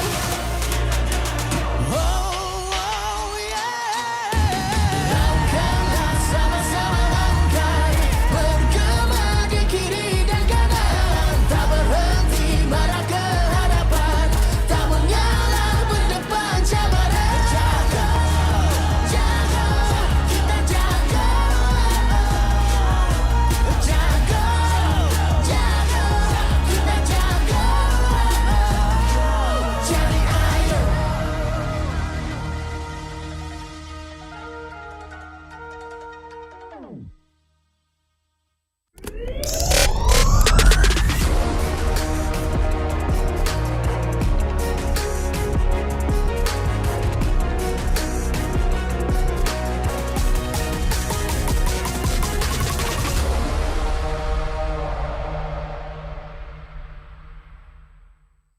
Okay, Assalamualaikum. Anda masih lagi bersama saya Sid dan juga pelakon-pelakon untuk movie MLBB, di mana kita ada Zik, kita ada Ikmambi dan juga encik saudara Fauzi Nawawi. Memang dah terkenal, dah lama dah berlakon dekat industri Malaysia ni. First of all, apa khabar? Baik. Sihat, Ini saya percaya ini merupakan kali pertama anda semua berada dekat pentas MLBB ataupun Liga MLBB. Apa perasaan? Kita mulakan dengan Zik dulu. Sangat teruja. Ini first time tengok face to face game yang sangat best pula tu. Perasaan macam nervous bila tengok ramai orang, macam kita tengok game bola, macam tak sangka MLBB sebesar ini. So macam proud lah to be a Malaysian. Saya nampak vibe dalam e-sport ni makin maju dah 2024 ni. Yang paling penting vibe juara tu wujud pada hari ni. So tak rugi kita orang datang lah. Boleh jangka tak yang sebenarnya nanti satu hari nanti, which is hari ni, game ataupun e-sport boleh jadi sebesar ni sampai dah ada movie? Sebenarnya bila awal-awal Mobile Legends Bang Bang ni berada di Malaysia, saya tak expect bahawa penerimaan masyarakat khususnya peringkat remaja ni boleh sampai ke tahap ni. Ini dah boleh challenge bola dah ni. Sikit hari lagi saya tak heran 2025 yang akan datang population Mobile Legends ni akan jadi lebih besar. Kita tahu anda bertiga sekarang ini terlibat dengan penggambaran untuk movie terbaru khas untuk MLBB. Boleh tak cerita sedikit sebanyak pengalaman untuk shoot movie tersebut? Pengalaman dia best, sangat unik sebab saya rasa for Malaysia ini movie MLBB yang pertama kan. So untuk kita orang pun dapat duduk di stage macam player, it's an amazing experience lah for us. Pengalaman sangat best lah sebab berlakon dengan kawan-kawan dalam industri, and then ini macam impian saya lah menjadi seorang pro player walaupun pelakon je. So macam excited lah nak tunggu filem ni keluar. Ya, itu semestinya apa yang kita ingin harapkan. Alright, kita masih lagi bercakap tentang movie. Boleh tak cerita sedikit sebanyak watak ataupun karakter yang anda bertiga, dan mungkin Puan Misdawati juga bagi tahu apa yang terlibat ataupun watak dalam filem tersebut. Okay, so kita orang sama tim. Kita orang daripada pro player daripada Singapore. Yes sir. So saya tak nak cakap banyak tentang watak saya bawa watak jahat yang jahat. Sangat-sangat paling jahat lah. Orang akan menyampah lah tengok dia, sebab saya sendiri pun menyampah tengok dia masa syuting. Okey, watak Encik Fauzi? Tanyalah buat saya pula. Ibu kepada watak hero dalam story. So dia sebenarnya ada true story yang telah di-plan untuk jadi lebih menarik untuk tayangan filem Mobile Legends. Alright, jadi anda semua dah dengar daripada pelakon-pelakon sendiri. Terima kasih ucapkan kepada Zik, Ikmah dan juga Fauzi Nawawi bersama dengan isi Puan Misdawati. Jadi stay tune. keep in touch dengan kita orang punya social media untuk saksikan movie terbaru untuk MLBB. Nak tahu dengan lebih lanjut, stay tune dekat kita punya social media. Bye-bye. Alright, Assalamualaikum, anda bersama saya Sid dan sekarang ni kita ada tetamu istimewa iaitu pelakon terkenal daripada Pascal. Iaitu saudara Hairul Azrin. Apa khabar Hairul? Alhamdulillah, sihat bro. Okay, so apa perkembangan terbaru? Ada filem ke ataupun ada drama ke upcoming? Sekarang saya dah tak berlakon, so saya sekarang tengah cari tim lah untuk nak main ML. Faham. Okay, alright. Bercakap tentang cari tim, saya dah tengok awak pun ada bermain sama dengan pasukan Selangor Red Giants, tapi lakon cerita-cerita yang gempak. Tapi kenapa pakai Nana bro? Ni banyak baca komen Salah, sebab saya tahu pakai tank, saya tahu pakai mage je. Yang lain saya tak tahu. Faham. So kalau tanya saya, Nana paling senang nak ni lah. Sebab sebelum ni saya biasa pakai Cyclops, lepas tu Zaz. Tapi sekarang Nana macam dia kena dengan jiwa lah. Sebab Sky sebagai itu saya, kalau nak jadi jungler terbaik, kena training pada Nana. Itu dia punya skill dia. Permulaan Nana barulah boleh jadi macam Sky. Yeah. Okey, tadi dah kita tengok pasukan Selangor Red Giants dapatkan kemenangan 2-0. Bagi pendapat Hairul sendiri, adakah itu satu perlawanan yang sengit ataupun Hairul memang dah jangka Selangor memang boleh menang 2-0? Saya tengoklah SRG punya game sebab saya tak pandai sangat, tapi saya tengok daripada apa yang diorang main tadi. So memang diorang ada je cara ataupun ada je teknik yang nak masukkan kalau kata sesuatu problem tu. So untuk tengok first game tu cakap ni menang mudah ni 2-0. Tak boleh nafikan SRG antara tim yang sangat kuat lah di Malaysia sekarang. Ya, kita pun memang dah boleh nampak sebab mereka pun dah menang untuk kejuaraan dunia pada tempoh hari. Alright, tadi Hairul Azrin pun ini kali pertama datang dekat venue MPL. Saya first time sebab saya tak pernah sangka macam tengok perlawanan bola sepak di final tau. Ini bukan final kan? Ini bukan final. Bukan final tapi dah macam final tadi. Dia ada tukang sorak daripada tim SRG. So best lah. Best lah. Memang ini vibe. Benda ni dah berlaku dah few season dan kita boleh nampak lepas kemenangan Selangor Red Giants dekat tempoh hari, tambah lagi vibe tersebut. Right, sebelum saya nak lepaskan Hairul, mungkin ada kata-kata terakhir ataupun kata-kata semangat kepada pasukan Selangor Red Giants sebab kita ada beberapa minggu sebelum kita pergi ke peringkat play-off. Betul. Okey, untuk tim SRG kat dalam tu semua kebanyakannya yang saya kenal dan diorang kenal saya. So saya nak wish korang good luck. Dan untuk Mobile Legend ataupun Montun, saya rasa sekarang ni artis ramai main Mobile Legend. So mungkin kita boleh buat satu tournament ke. Come on lah Montun. Sebab kita ada ramai. Fat, Aceh, Challenge Zero, Fauzi Nawawi, Iqmal, semua boleh main Mobile Legend. So kita boleh fight lah. Saya rasa untuk nak lawan tim pro player tak susah kot untuk kami. Tapi diorang tak boleh nak berlakon. Nanti diorang tak ada job. Korang dah boleh berlakon, korang boleh main game. Alright, thank you so much Hairul. InsyaAllah kita akan jumpa lagi dekat playoff. InsyaAllah. Okay, alright. Alright, thank you so much. Jadi apa-apa, stay tune dengan MPL Malaysia. Semua orang boleh menyarung jersey kebangsaan. Jadi once you pakai menyarung jersey kebangsaan, you rasa sangat-sangat berbangga, you dipilih atau diberi tanggungjawab untuk mewakili negara. Perasaan bangga tu you tak terangkan dekat semua orang. Cuma feeling you pakai saja, once you pakai saja jersey tu, you akan rasa macam you want to give something to Malaysia. I think if you guys have any issues, so make sure lean on to each other, talk to each other as much as you can. I think just be proud because tak semua orang dapat this opportunity, and also kena ada that winning mentality, tak kisah pun dekat level mana you guys pergi, and jangan rasa takut, jangan rasa macam you guys are not good enough. Apapun, just ingat bila you guys enter the arena, just do your best and all the Malaysians will be behind you and supporting you guys. Saya tak ada nasihat, saya kagum dengan apa yang anda semua lakukan. You are all to me personal heroes because I grew up in a time where gaming was seen as a waste of time, but you prove otherwise. You put gaming and you put Malaysia on the world's map. I think you are at a better place to advise me.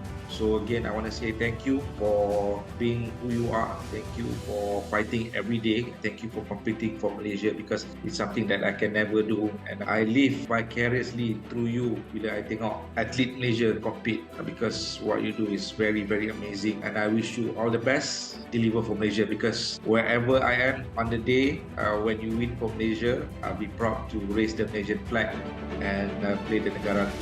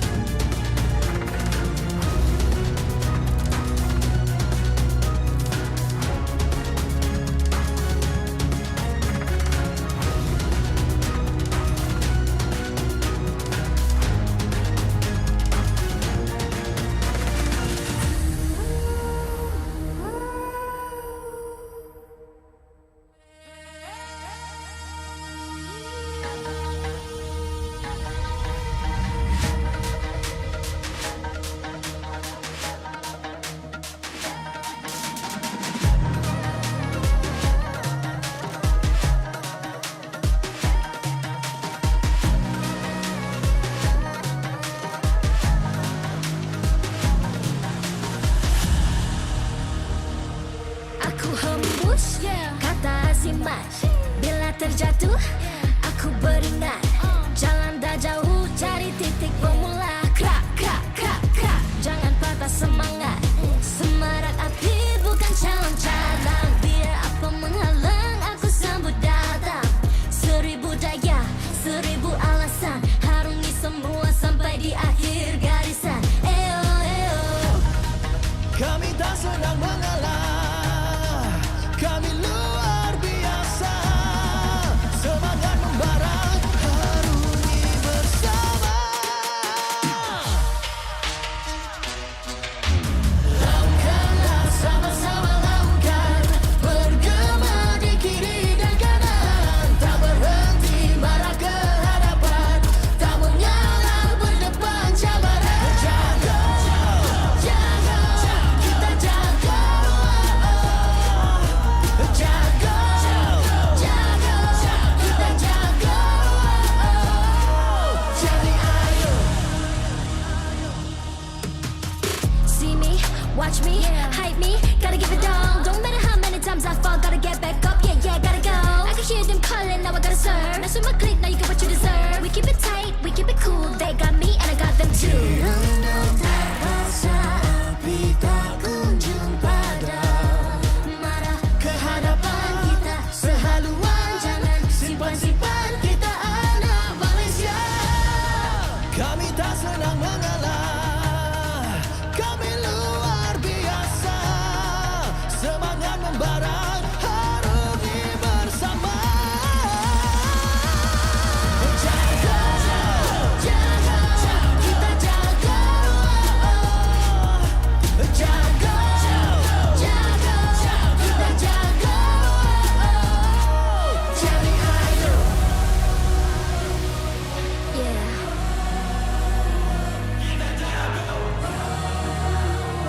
Are you ready?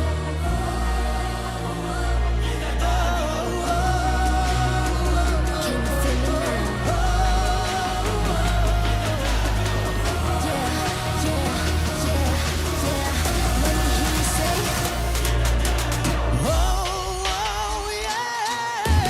Lakukanlah sama-sama lakukan, bergema di kiri dan kanan. Tak berhenti marah ke hadapan, tak mengalah berdepan cabaran. Jaga, jaga, kita jaga.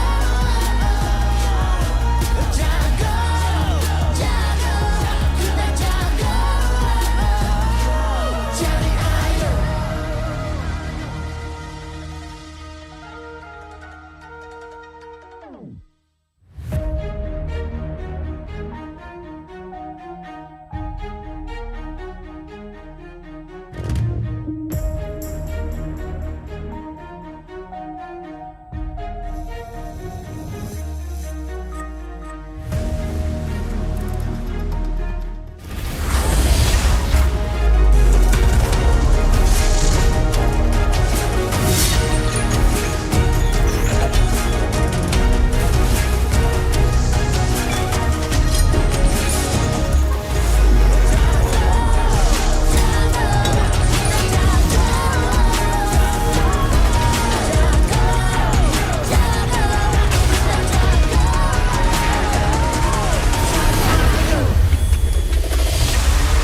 The MPL MY Season 14 Playoffs is happening in Indoor Arena, Educity Sports Complex, Iskandar Puteri, Johor. Powered by Moonton and APRJ. Official 5G mobile internet, hotlink, best for 5G, lightning fast, MLBB gaming. Official gaming phone, ROG Phone 8, king of performance for mobile gaming. Official lifestyle fashion partner, up your game with JD Sports. And thank you to all our partners in esports and strategic partners. The #1 team in the regular season. I can't even start my sentence. Look at the crowd, man. Amazing. It's Vamos going up against Red, where RED Esports, they shut down the doubters, defeated JP Niners 3-0. And after seeing Todak being able to take down SRG, can they do the same going up against Vamos? My name is Rafael, alongside with me is Husky and Abstract, and honestly, all these players, they're doing so well because of the ROG Phone 8 is the official gaming phone of MPL MY Season 14 that helped the pros to constantly be at the top of their game, retaining the crown as the king of performance. And now, gentlemen, we got to talk about the game. I kind of want to talk about the crowd because second game here, and then the audience is full. Yeah. And here's the thing, SRG, who would have thought that they would be the one dropping? Vamos, they look good in regular season, but something happened in Red. This is number 2 of the regular season going up against number 6 Husky. Yeah, I mean, we looked at the track record, barring Todak beating MV yesterday, it felt like it is the Kingslayer eras, right? All the top teams have been felt so far. Some have been eliminated like JP9ers, SRG in the lower bracket having to make the deep run. And if Vamos and Red turns out with Red coming out on top, I would be absolutely floored. Honestly, at this point in time, the trend is the underdogs games, right? Oh yeah. Oh yeah. Thus far, it has always been an underdog that wins. So at this point in time, if anyone is rooting for Vamos, that means it's Red. Anyone rooting for Red, that's Vamos based on the majority. This is why, honestly, I'm a little bit scared to talk about what we feel. Like, what are our thoughts? But first, we got to look at the brackets here. In case you guys missed out the first series of the day, what were you doing, dude? Todak going up against SRG. Todak won with 3. SRG only taking 1 game, and that was a difficult 1 game to win. And now we're here. Vamos going up against Red. Loser goes up against Selangor Red Giants. Winner goes up against Todak. And honestly, after that spectacular run by Todak, I really don't know which one I would rather go up against. Would I rather just go up against SRG or Todak? I don't know. Honestly, my tongue is tied. I feel like you probably take your chances against SRG just based off what you saw. But also, in case anyone hasn't noticed yet, the third and 4th seed have been eliminated. JP9ers are out. They were 3rd seed from regular season. MV are 4th seed. They are out as well. And the 1st seed just got defeated. Let's also remember that Red did lose to Vamos once, 0-2 in regular season week number 1, right? But that was the MAL lineup. Oh yes. Yeah. So, underdogs? Now, honestly, like, even after Red Esports, they got this lineup, it took them a while. This is not a sub-in instant champion kind of team. They had ups and downs, and now this is going to be the first real match in this entire season. Shout out to Hotlink as well. The ping test is brought to us by Hotlink Prepaid 5G, unmatched 5G network with no lag for MLBB Gaming. We got to talk about the lineups here because we were talking about upcoming legends. We got to talk about this upcoming legend, which is Chibi. Alongside with him, we have Warlord, Smooth, Zorn, and Nance. Zorn is already in the Legenda conversation. He's indicted as... I mean, you're here since Season 1. How do you not become a legend? He's one of the inductees for sure, right? Season 12 Finals MVP when Homeboys beat SMG 4-3 in the Grand Finals. That was hell of a Grand Finals also, right? So, Zorn definitely in the forefront of the conversation, but I think Chibi also deserves a spot up on the pedestal. I mean, it makes absolute sense, right? Because so far, Vamos' game plan is just funnel and just give it over to Chibi. But every single one of these players, they definitely do hold on a very strong and pivotal point at every point in the game. Chibi honestly evolved quite a lot, and it's something that he has to do. He started off as an assassin jungler, and then the meta asked for something else. So he went for the tank fighter playstyle, and then now going back to the jungle, going back to assassins, he had trouble in the early phases of the change. But now he's back in his prime form, and now we got to talk about Red Esports. We're talking about junglers, we got to talk about Sensui. Alongside with him, Kim, Iris, Grace, and now yesterday the MVP Iris showing up, talking to the coach. He said Iris has not been performing in scrims for 2 weeks. 2 weeks straight. Yeah. Unable to do anything, but come playoff day, monster. Yeah, the Rock Lee weights are off, right? Like Iris yesterday, monstrous performance up against JP9ers, and you can even go as far as to say that when you look at Vamos as a lineup, the XP lane is where certain teams would kind of focus their attention on. And when you have Iris on a hot streak, you are looking at Smooth to kind of hold him in place. But it's kind of scary, right? The fact that we are actually putting quite a lot of faith onto Iris, because at this point in time, it's an either-or situation. And in order for them to actually be able to provide, for him to be able to provide this kind of support for Red, he needs to do what he did going up against JP. something that we have to bring up. Grace against Zorn. Grace said, you know what? You gotta look out for my Cho. Because Zorn, people keep talking about his Cho. Let me show mine. And we've seen what Young Lord can do on that Cho. Something makes me feel both Zorn and Grace, they might be feeling themselves. They're like, I want to show what I got. But now we got to look at the Gentle Giant versus King of Evil. I was just talking about it, man. Yeah, I mean, look at this, right? Top 4 teams all have Cho as a centerpiece. Yums, Janlord, Zorn, and now Grace. I mean, you talk about the importance of this hero itself, the amount of playmaking potential and the amount of flashiness we have witnessed. I am excited to see what Grace can bring to the table up against Zorn. Cho is one of those heroes. No matter what you do to him, he's gonna find his way into the meta. At this point in time, I also kind of want to understand a bit more about Vamos, right? Because we talked about Vamos, and Vamos, Zorn, they like to play into the minds of the enemies, right? And if Grace happens to say that he wants to use Zorn's Cho, I wouldn't be too surprised if they were to give the Cho away, give it over to Grace, and slap him with it. I mean, knowing Pop, probably. Yeah, honestly, knowing Pop, they are kind of known for like, you want it? Yeah, go ahead. Yeah, you won with this pick. It was your X factor. We're gonna give it to you again and see what we can do against it. Don't question it. It's legit. That is really their style. They I know. I mean, like, that Link got a savage. How about we give it to them again? That's it's one of the major criticisms that they receive, but they make it work. But it's also their identity, right? At this point in time, it's kind of like that's just a Vamos thing. Vamos is like Goku.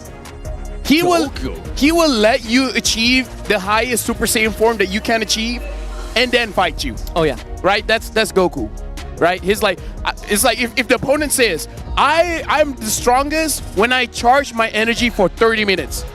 They will wait for 40 minutes for it to be fully charged up and then some, and then fight. Yeah, like just be sure. You sure you're at your strongest? Dragon Ball mentality. 30 minutes? Nah, I will give you 40. We'll give you extra just in case, right? Just in case you become a disappointment. Oh, I went too far there. I'm so sorry. You know what? It fits. Yeah. But I understand you're not trying to mean it to Red or anyone. Yeah, that's how Vamos approaches. Yeah, that's how they Goku. think. Yeah, right. That's how Goku thinks. Yeah. And then you see how many times Goku gets slapped around? Because he kind of plays according to his enemy's power level. Exactly! Yeah. Goku will be bad in Mobile Legends. It's like, you're, I don't know, Layla is crazy late game. I'm not gonna touch you until you hit level 15, 6 items. He has the mentality of, I only want to beat you when you're at your strongest to prove a point. I'm fighting against an Aldous, I'm gonna let him get 500 stacks. And then I'll fight And then I'll beat him. And then I'll show him who's the real boss. And then gets one-shotted. So he's an Aldous player. Wait. Yes. No. Yeah? Yeah, 3. You know what? He sounds smart, but he's pretty slow. I know, right? Come again? Vamos going up against Red here. Red is something no one expected, right? Because we were able to talk to Momo. Yeah. Right? The EXP laner from Todak, which by the way, you guys can join the fight. Make sure you guys scan the QR code, grab the redeem code. And Momo said, it's not that JP9ers were weak. Because right now in scrims, Red is absolutely amazing. They're tearing everyone up. And Iris is not performing, and they've been winning scrims. Imagine how he looks like when he's performing, right? I mean, we saw that yesterday. It's about riding that momentum because Red, they had a score to settle with JP9ers. They've gotten rid of that. Yeah, right. Can they keep that hunger to take on Vamos? So at this point in time, the main thing we're looking out for is Red can go neck and neck with people. If Iris pops off, boom, they're out. Yeah, you know what? This is the kind of matchup that, number one, I want to look at a draft because Pops does have that reputation. And both Vamos and Red, they've shown that they're very flexible. We've seen the Fredrin, we've seen the Natalia roam. We don't know what other heroes that Sensui might want to use or Zon want to use. But before we go in to the match, we have a special video prepared by both these teams. So let's check it out before we jump into the game.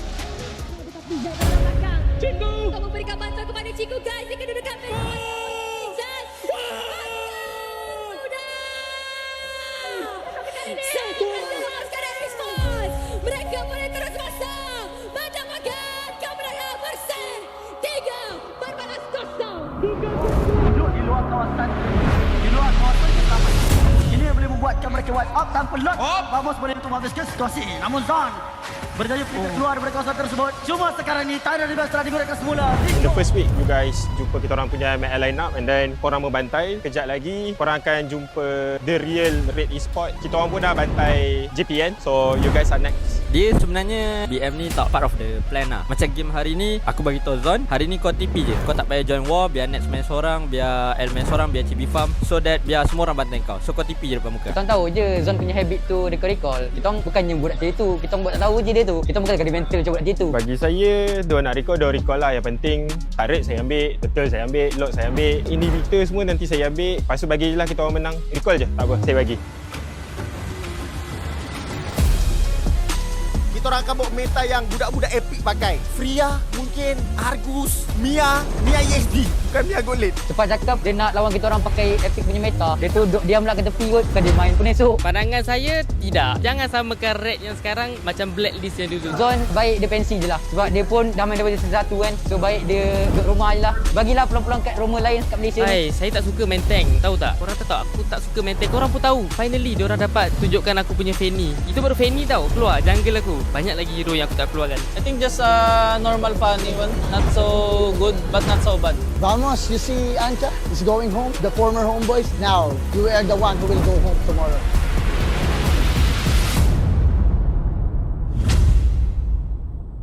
Good game, right? Good game. Introducing the head of League Ops, Rez, and the Marshal that will ensure fair play and professional integrity in the matches.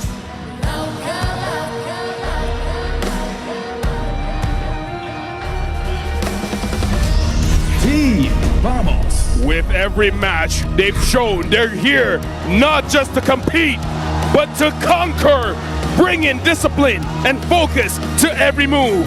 They stand strong today with sights set on nothing less than the championship. Let's give a warm welcome to Team Vamos! Spotlight on the only MPL MY all-time attendee, Zorn. Let's not forget about GB. We gotta funnel to them and make him shine. Red Esports rising after a 3-0 victory over JP Niners. They now enter into the arena with momentum on their side. Sensui has shown that he can play the assassin. Iris turning on his playoff mode. Let's give them a roaring welcome. This is Red Esports. Iris is in his prime form right now. They are about to paint the town red. Gray's gotta have to show Zorn exactly who's the real boss.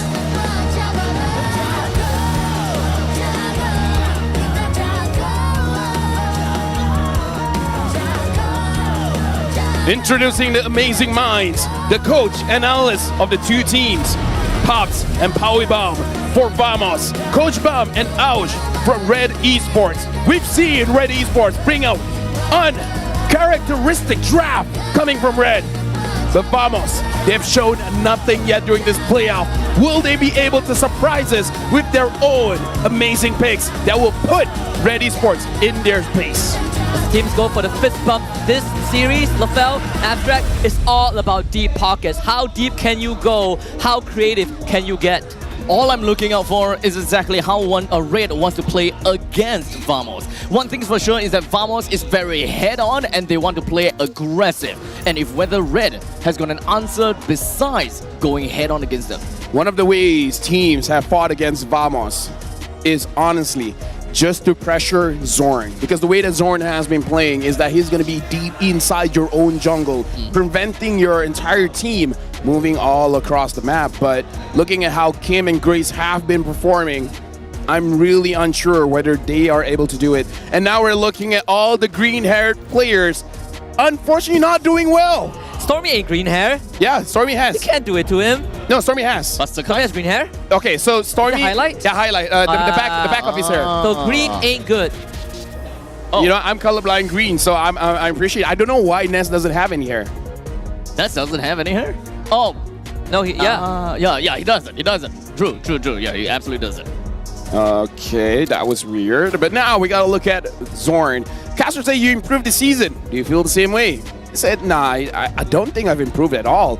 It's just there were seasons when my performance dropped. I'd say I'm a consistent player since I've managed to play all the way to season 14, right? So this is good and bad. Because the way that he said it, he's like, he hasn't really been improving. He's just been playing the level that he's been playing. So he reached his peak early and he's maintained his peak. But that's, okay, here's the bad thing. The bad thing is he reached his peak.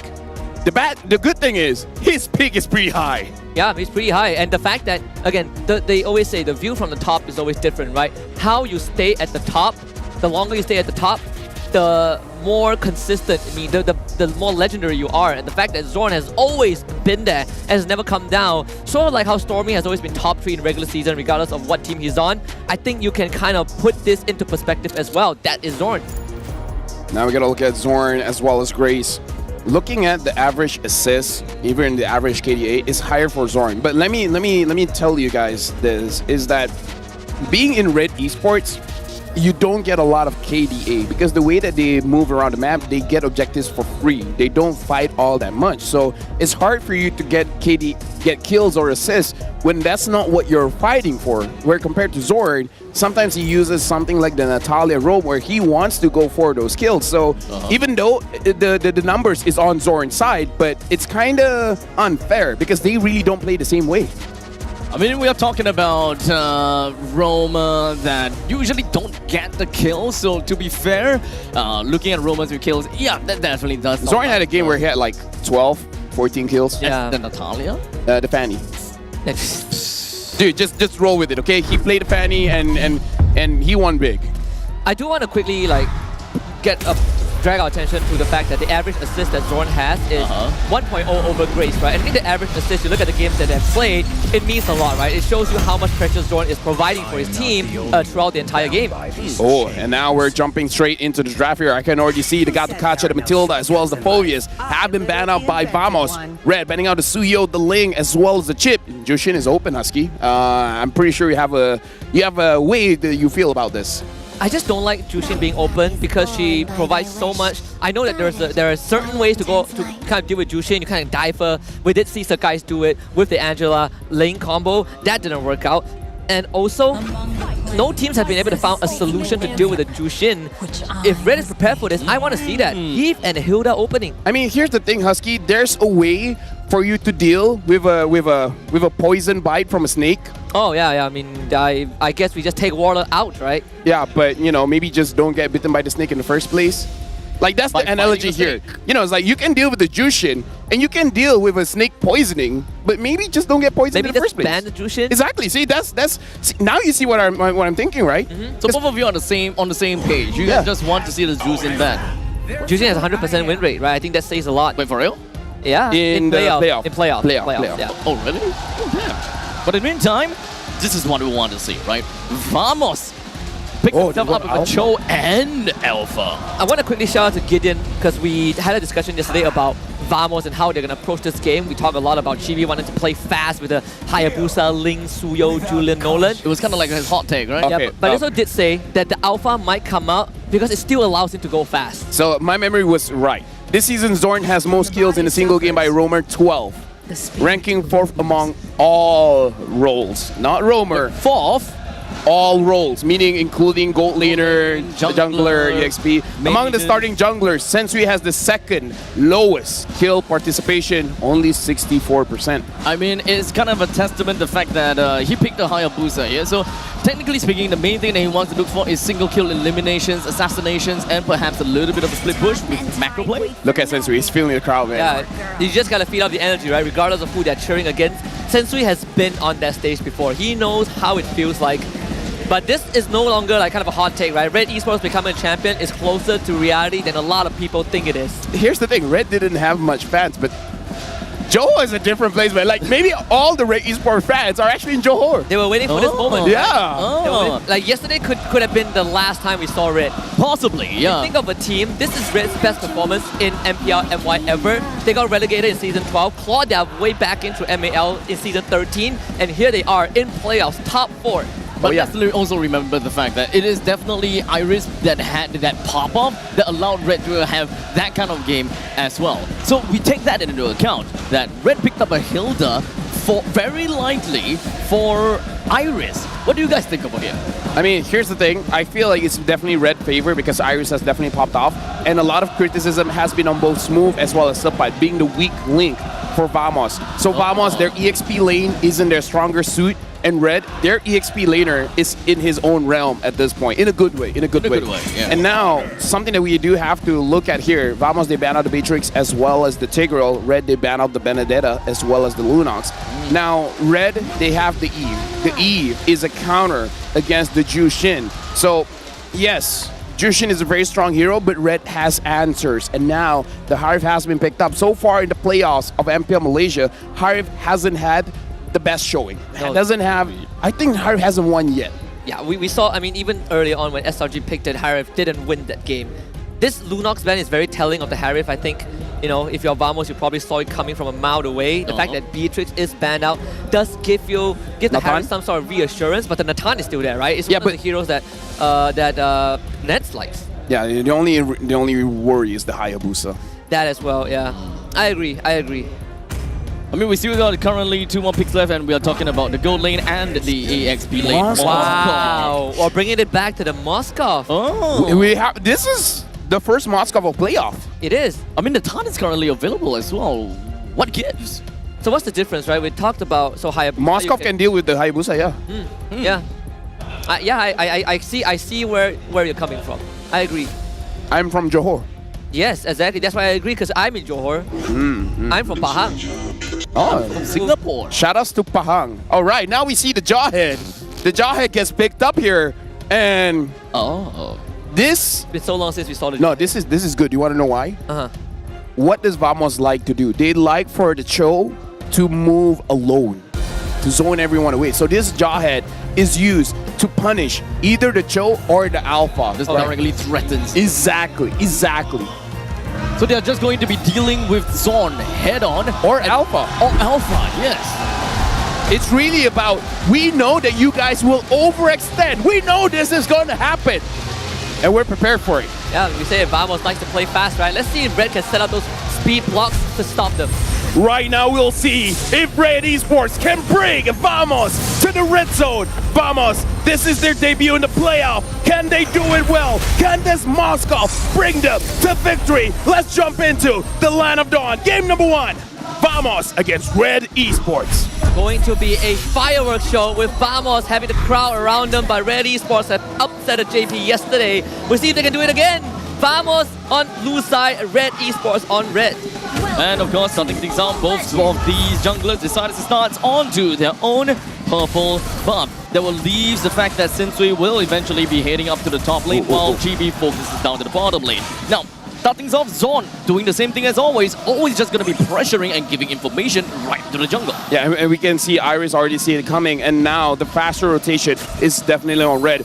Grace had no contest when he was leashing the orange buff and thus giving Sensui a basically free buff. No matter what happens in this game, right now, RED Esports, they have the advantage. And they're going to go on to Warlord, right? He has to flicker away. Zorn also running. And that's the pressure from RED Esports. They bring the fight straight to Vamos.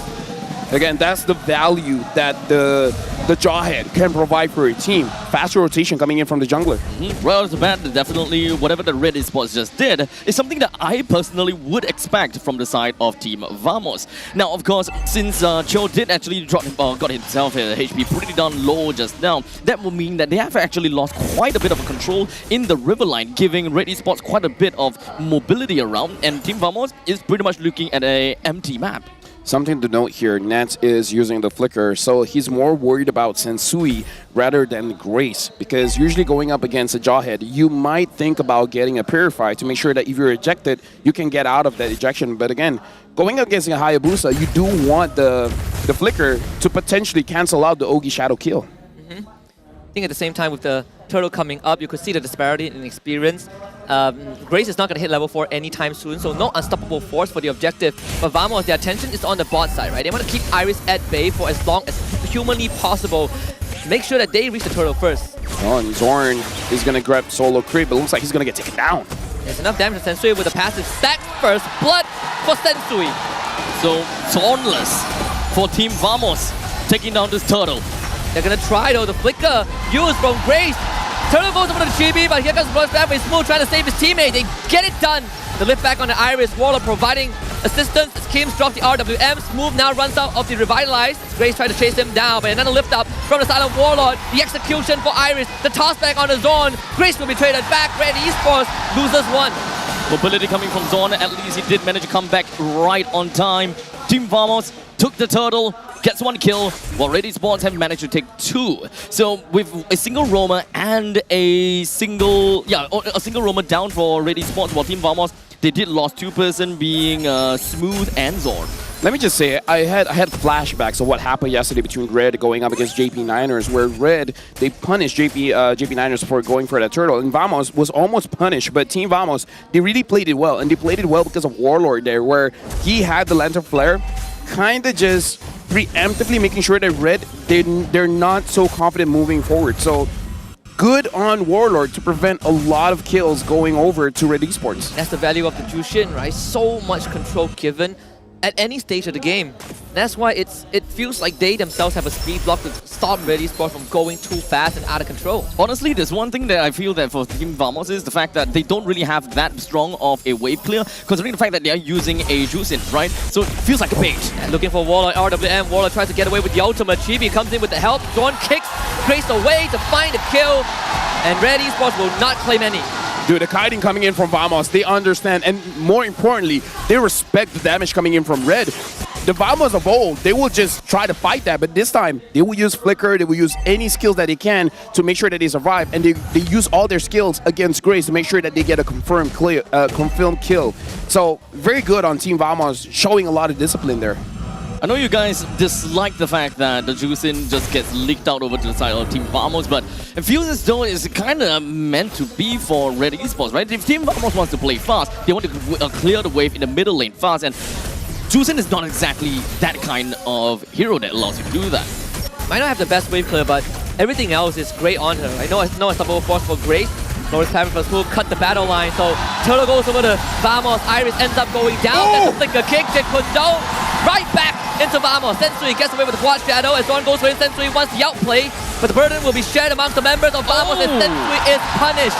Team Vamos finding two more. I'm sorry, why did he go back? I don't He already had an angle to run away. He had, and that was the furthest shadow that could get him anywhere. And Grace overextended. Bit of a bleeding from RED Esports. They gotta put a band-aid on it. Probably a bit of an overconfidence from Sana Sensui, thinking that, yeah, I could probably just single some person out. He does have the Sky Piercer. Yes, so perhaps he's just looking for an opportunity to get a little bit more stacks, considering the fact that there's not that much stakes at this point in time. Yeah, I get it. I kind of feel like I just bought a Sky Piercer. There's a way that I can get a double kill here. He actually got it after he died, and I think that's what kind of hurts the most, right? There was no angle for him to get any execution, and this is where Team Vamos will get scary, right? It's about stepping on the gas and just keep going forward. The collapse on the top side could be a thing. Salmon Force laid down from Ao. You got Grace as well. Unstoppable Force tossed back on the Chibi, who is pretty healthy with the War Axe. Healing up. Here comes Zorn. Jekundo finds the kick, but no confirm just yet. Iris joins the fight. Looks for Warlord, but Warlord is going to use an ultimate to reposition. RED Esports cannot find anything.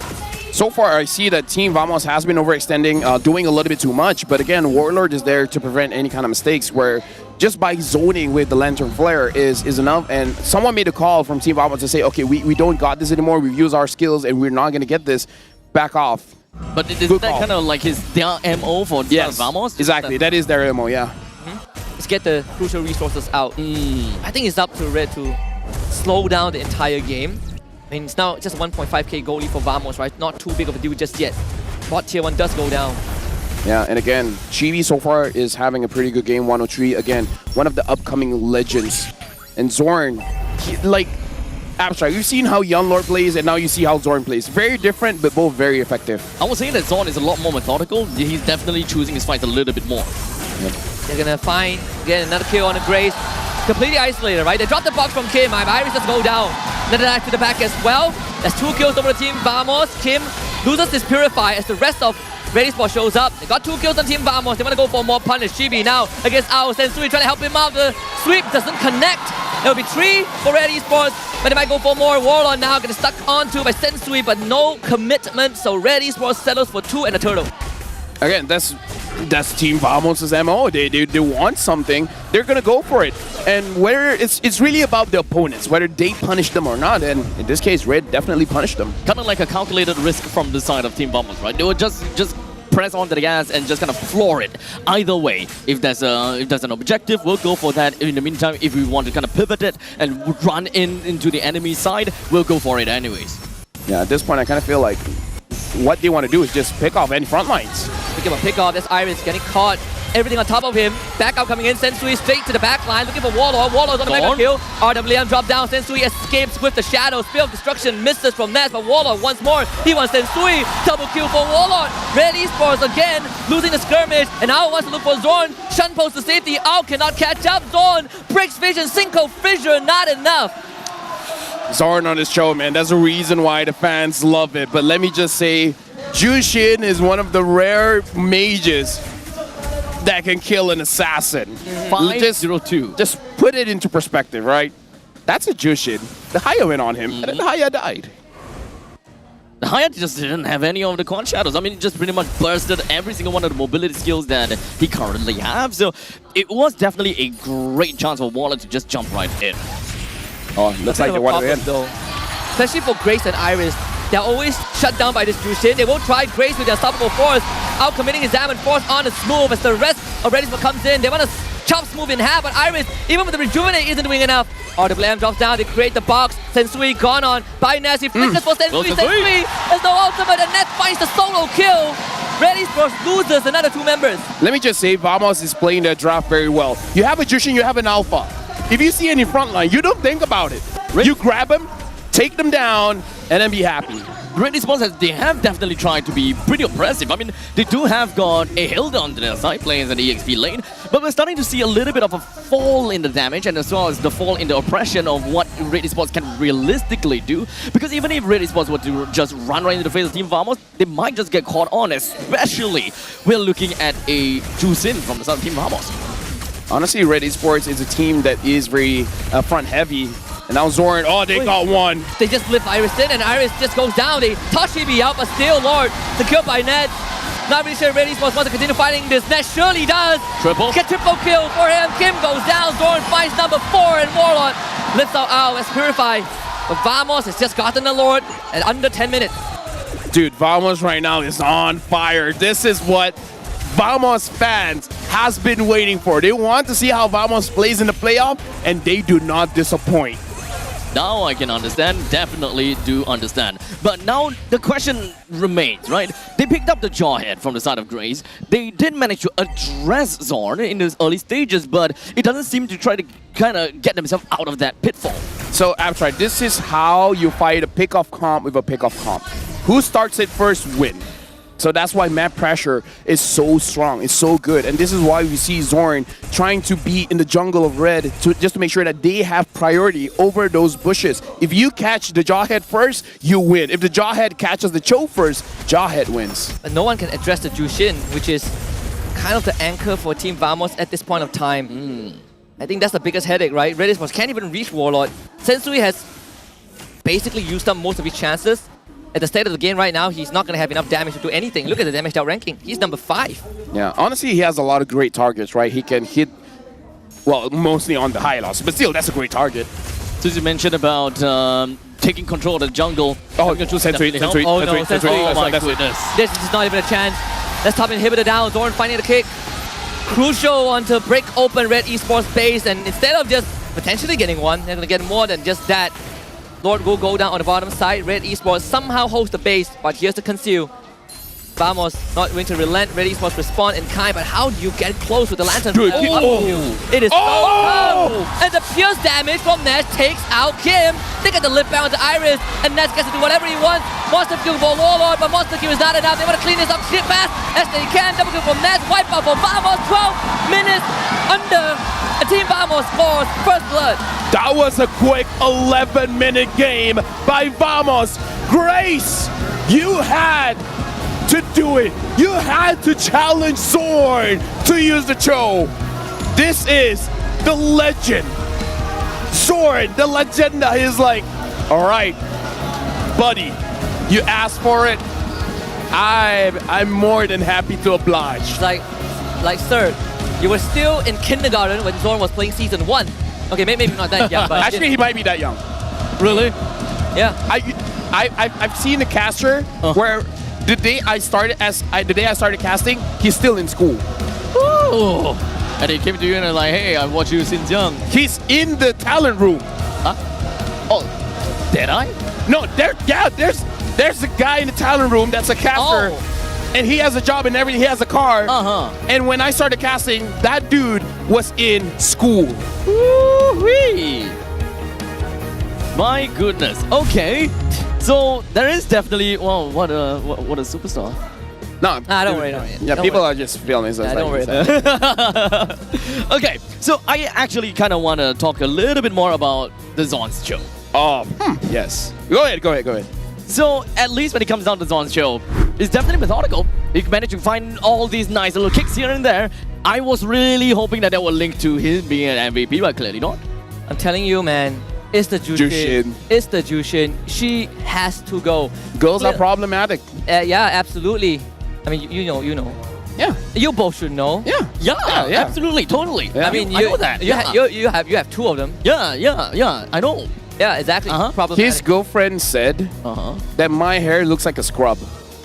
Like the one that you use to clean like the wire brush, right? Yeah, wire brush. Yeah. The steel wire mesh. See, they're diabolical, problematic. I hope you're not listening. Come on, they're not. Exactly.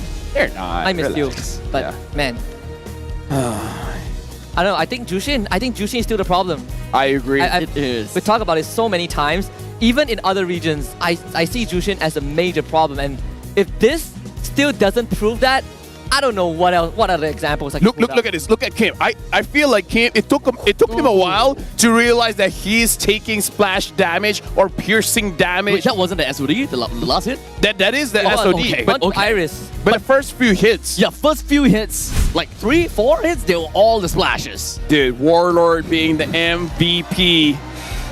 Again, like, Jushin, man, Jushin. And remember, Warlord did win season 12 with Vamos. Yes. Or most of Vamos. Except for Homeboys. Nets and Smooth. But Homeboys during that time, but yeah. They won with the members of the current Vamos. And again, this time he's going for a really tanky Jushin. No wonder the Hayabusa had trouble taking her down. The vitality, the tenacity, to the point. There's no blood wings. Even vitality. Yeah, there's no. I mean, and the warrior boots as well. Look at warrior boots as well. Warrior boots. Yeah. I mean, I'm pretty sure that he's kind of on his way to building the blood wings, but yeah. The game just ended way too fast for him to even do anything. It's only 11 minutes. God. 11. Yeah. I mean, even when you look at kind of the draft that Red Esports came up with, right? They picked 20 kills to 6.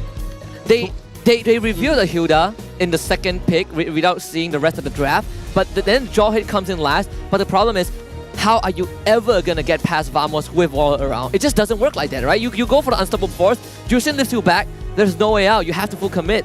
Thing is, they don't have the resource to keep going. Drains can only have a single force ejector and a single unstoppable force. And it doesn't seem to really bring them anywhere. In fact, the main reason why they picked up a Jawhead is so that they will be able to take control in the early game and just kind of seize it away from Zorn. But ultimately, it is still a relatively good pick if they want to identify one person and just kind of single them out. But that person happens to be Warlord, which I don't think is something that Grace could realistically reach. And Red don't have any ways to realistically stop the entire bunch of Vamos. They don't have an AoE control, except for, well, that single box. So Abstract, now does it make sense? When we were looking at the head-to-head of Zorn and Grace, of why Zorn has 1 point of average assist higher than Grace. I can see it now. Absolutely understand. Yeah, 2, 2, and 10. And I like the mentality of Vamos. They don't care who they find. If they find absolutely anyone, they're going for it. They're going for it, and they're going to turn that into some kind of advantage, whether they're going to go inside the jungle and steal the creeps away, grab some kind of map priority by holding in the bushes, or grab an entire lane worth of turrets. Like, Vamos has an eye for opportunity, and looks like Red, this might be a wake-up call, because maybe they were very confident after taking down JP9ers, but now it's like, Vamos is a different beast. This is a reality check for Red Esports for sure, right? Like, if you think that, okay, they upset the JP9ers, that's unexpected for sure. but Vamos is in a league of their own. We kind of put Vamos as the second place team after SRG. So if you want to take down Vamos, it has to be a bit different. I do like some of the fundamental approach from Red in game 1, but the draft and the Jushin does not allow them to pull it off. That's it. Husky said it. He said he put Vamos on second. He said it. So actually, do you know the interesting thing is, at least the vocal folks on social media, they don't put Vamos that high. Really? Yeah. People are looking more like MV, Todak, and SRG, of course. So what, Vamos on 4th or 5th or something? Yeah, around Really? there. Yeah, so maybe that's why they're performing. Pretty surprising, right? Like because they're both underdogs. No, because they feed on doubt. Like when they were doubted like 2 seasons ago, they won the whole thing. Wow. Homeboys, most of the players were on Homeboys that time. People doubted them. People say that, oh, they only know how to recall doesn't do damage, what are you doing? They won the trophy afterwards. They feed on doubt. Maybe that's the few. Maybe that's why they're doing it to themselves. They're making people think that they are asparagus, but they're not. Masochists. Yeah. Wow, you actually pronounced it correct. Don't be asparaguses, guys. Don't be asparagus. No, that's not. Asparagus? Asparagus. Don't be asparagus. Don't be an asparagus. Don't be asparagus, guys. Anyways, looking at the Rich Guy Nets, Kim did a lot of damage, but again, the Eve is a counter towards the Alpha as well as the Hylos, and he does his job well. We can see now, like, Sensui had a great time yesterday. Look what happens when he doesn't have a good time, right? So maybe in game number 2, Red might opt for a more safer jungler pick for Sensui instead of an assassin. Let's also talk about Iris, right? Being the sandbag, do you think that Iris did what he could as against the Jushin? What else are you gonna do? Yeah, you know? I can't blame the guy. Blame the guy who let go of Jushin. Like, what do you do, right? The Jushin lifts you, you die. That's it. Yeah. Okay. Like, you kick the... You run fast, but you can't escape the lantern flare. Like, so he's kind of drafted in a way whereby here's the thing. He can't do anything and he can't show off what he's done, like in JP9's game. Just look at the assists. Which 2 heroes died the most? Yes. Yeah, just, you know. It explains everything. Yeah. Honestly, even the kills. 2 for Jahit, 2 for the... 2 for the Hilda, yeah. 2 for the Hayabusa. Yeah, I mean, this tells you everything you need to know about the Jahit and Hilda into the Jushin. Absolutely unreal. I mean... Why is Hayabusa even in the demographic? If anyone it shouldn't be the case. If anyone asks, why do we need to ban the Jushin? Show them this graphic. If you're a Rome EXP player, I feel like you're the one asking. It's like, hey, please ban Jushin. Crazy idea here, you know. Like maybe I'm just in my own world, but could we perhaps ban the Jushin? Yeah, I just want to let you know, I don't particularly hate female characters, but we really gotta get rid of Jushin. Up your game in style with JD. Make sure you guys style yourself up with JD Sports and swagger your way on here because, again, I want to say we got seats, but we're running out of seats. We have some. We have one that's like in this front is the front view. Like this is the. I already talked. This is the VIP place because us. Yeah, so that's why not everyone can hear. Spectacle. I mean, it's a great seat. It's a great view. I like it. Yeah, I do. Now, I do like it too. You want to go to offstage? Yeah, of course. You want to go to offstage? Why not? I want to go offstage. I don't. Okay. Let's go. Offstage. Nah, never mind. Let's go to offstage. Let's go. Alrighty, so ladies and gentlemen, welcome to MPL Offstage, brought to you by Hotlink. Now beside me, we do have a special guest. Firstly, tell us who you are and where you're from. Okay, nama saya Sik. Saya adalah team manager untuk RED Esports. Sick. Now, Sick, I do have a couple of questions for you. First up, how does it feel like competing against Vamos in their home ground? Actually, kita orang sangat excited sebab ini adalah tempat Vamos. So, kita orang akan buktikan something hari ini insyaAllah. So, kita orang akan, we will do the best. Fantastic. So, actually, they're quite excited. But then again, they're not afraid to face Vamos. They will try their best. Plus, they are still not awake yet from yesterday's winning. But as for now, for the game 1, they're still sleepy. But after this, the second game, they will prove themselves and they will make sure they will go back with 3-1. Right, that's a champion mentality and mindset, right? You can't be afraid of the home ground advantage because you're looking to play international. So coming to my next question. Honestly, when it comes to statistics, data, or even audience prediction, you guys have it stacked against you. After all, it is the 6th seed position in the regular season in itself. But you guys knocked out JP Niners yesterday. So what is it different that you guys did during the rest break before playoffs that made you guys come back so strong, so dominant, and so convincing? Faham kan? Okay. Untuk preparation kita orang sebelum playoff memang tip-top. Kita orang dah jumpa dekat mana loophole kita orang semasa regular season. So dari situ kita orang dah repair semua and kita orang akan buktikan dekat playoff MPL season 14. So basically they have already went to the mechanic, they went to the workshop, they went to the doctor to check where is the problem. They already checked, oh, here got problem, here got the loop. So they already fixed everything and they will prove what is the real meaning of Red is my blood. So that's all daripada kami ya guys. Untuk Cheryl, so any last word you nak say kepada fans dekat Malaysia yang tengah menonton sekarang? Alright, so Malaysia, you guys have been really, really amazing right here for Red Esports. We want to hear from you guys. Will Red Esports be painting the land of Dawn red? Jump, kita ke casters. Let's go. There's one thing I did not like in that interview. When you were asking, like, what you gonna do with Vamos? I didn't hear batting out Jushin. Yeah, that's a big problem. That's a bit of a problem. Well, let the action speak for itself. I mean, here's the thing. There is a world where Jushin loses, right? But let's just say out of 10 times, Jushin loses twice. Yeah, have you seen what do you call that? Doctor Strange? I have. Actually, no, Infinity War, right? Yeah, I watched A Infinity War. million permutations, only one of it worked out for them. And Stark had to die. That's kind of like the And yeah, SRG Stark still had to die. Yeah. That's a SRG and Todak one. The one. Sure, but Jushin is worse. No, I feel like it's worse for a team like Red because they rely on their front line.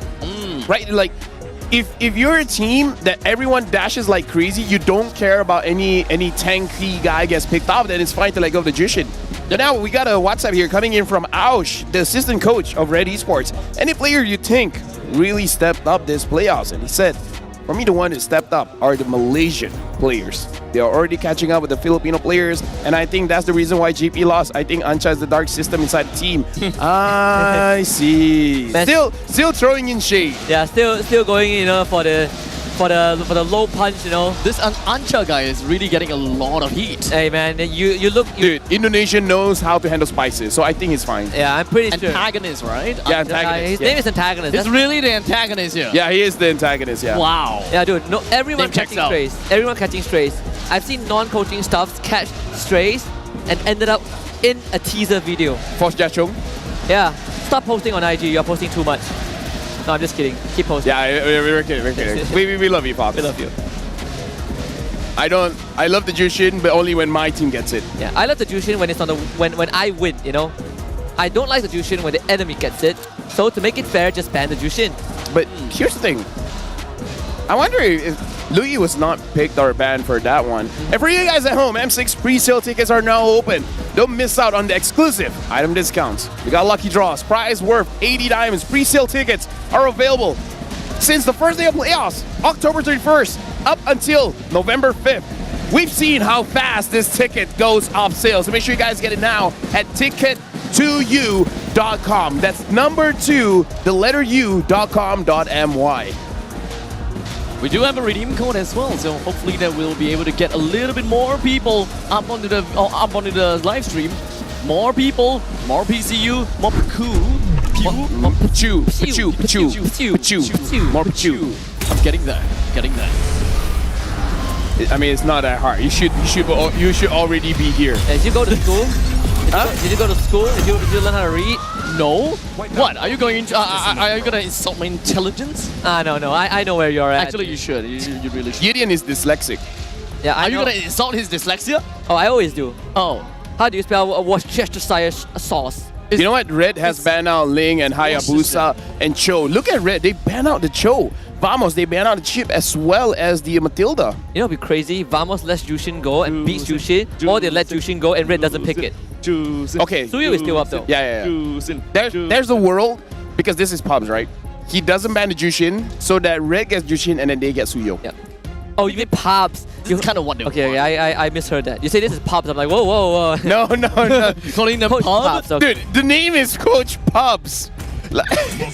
Pabs. See, this is a Pubs thing to do. He bans the Gatot so that he lets go of the Jushin and then they pick up the Suyo. I love it. I love it when pubs draft. Oh, Jushin doesn't even get picked up. So it is true that they don't pick Jushin when it's open. I'm telling you, Jushin goes over, and if Jushin wins this game again, is that even a thing? Oh, it is now. Jushin and forward. I mean, have fun if you're a Suyo. I don't.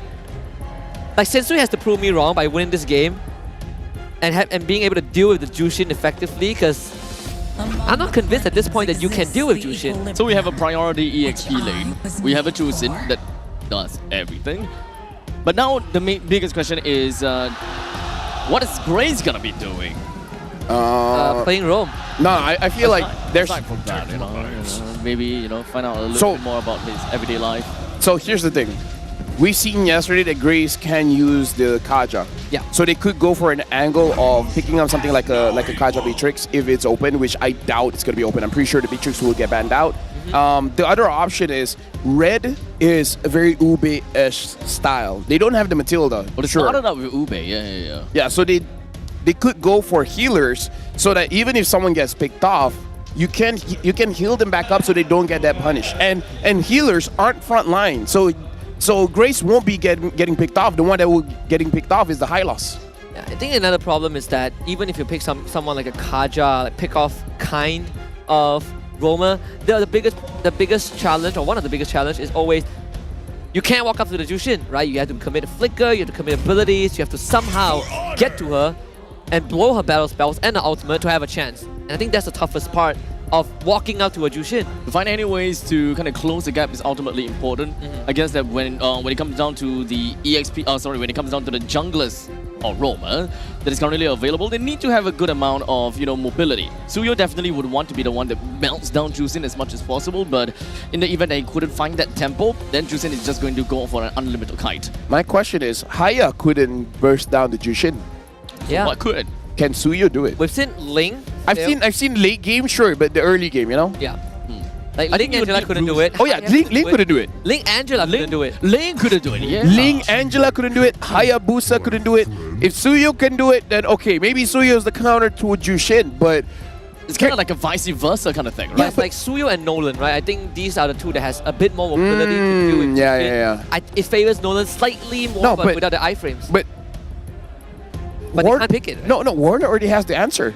Warrior boots, vitality, tenacity. Yeah, and flicker. And flicker. And after you flick, you get additional armor and magic resist. But clearly, when it comes down to the Reds lineup, they're not exactly overly diving. So instead of just kind of like diving into Vamos, they might just kind of want to play a little bit more of like, a counter engage, just let Vamos come in and I'll deal with Juice in that way. Vamos didn't ban out the Beatrix. So there is a shot that Red could pick up the Beatrix, or Vamos could pick it. This is a draft that Beatrix will be fine. I mean, honestly, Eve can counter the Beatrix, but still, pick your poison, You already have a lot of problems to kind of worry about, right? Like gap closing, the engage from Vamos, the durability, and the poke. You do the Beatrix poke, it's going to be quite a headache.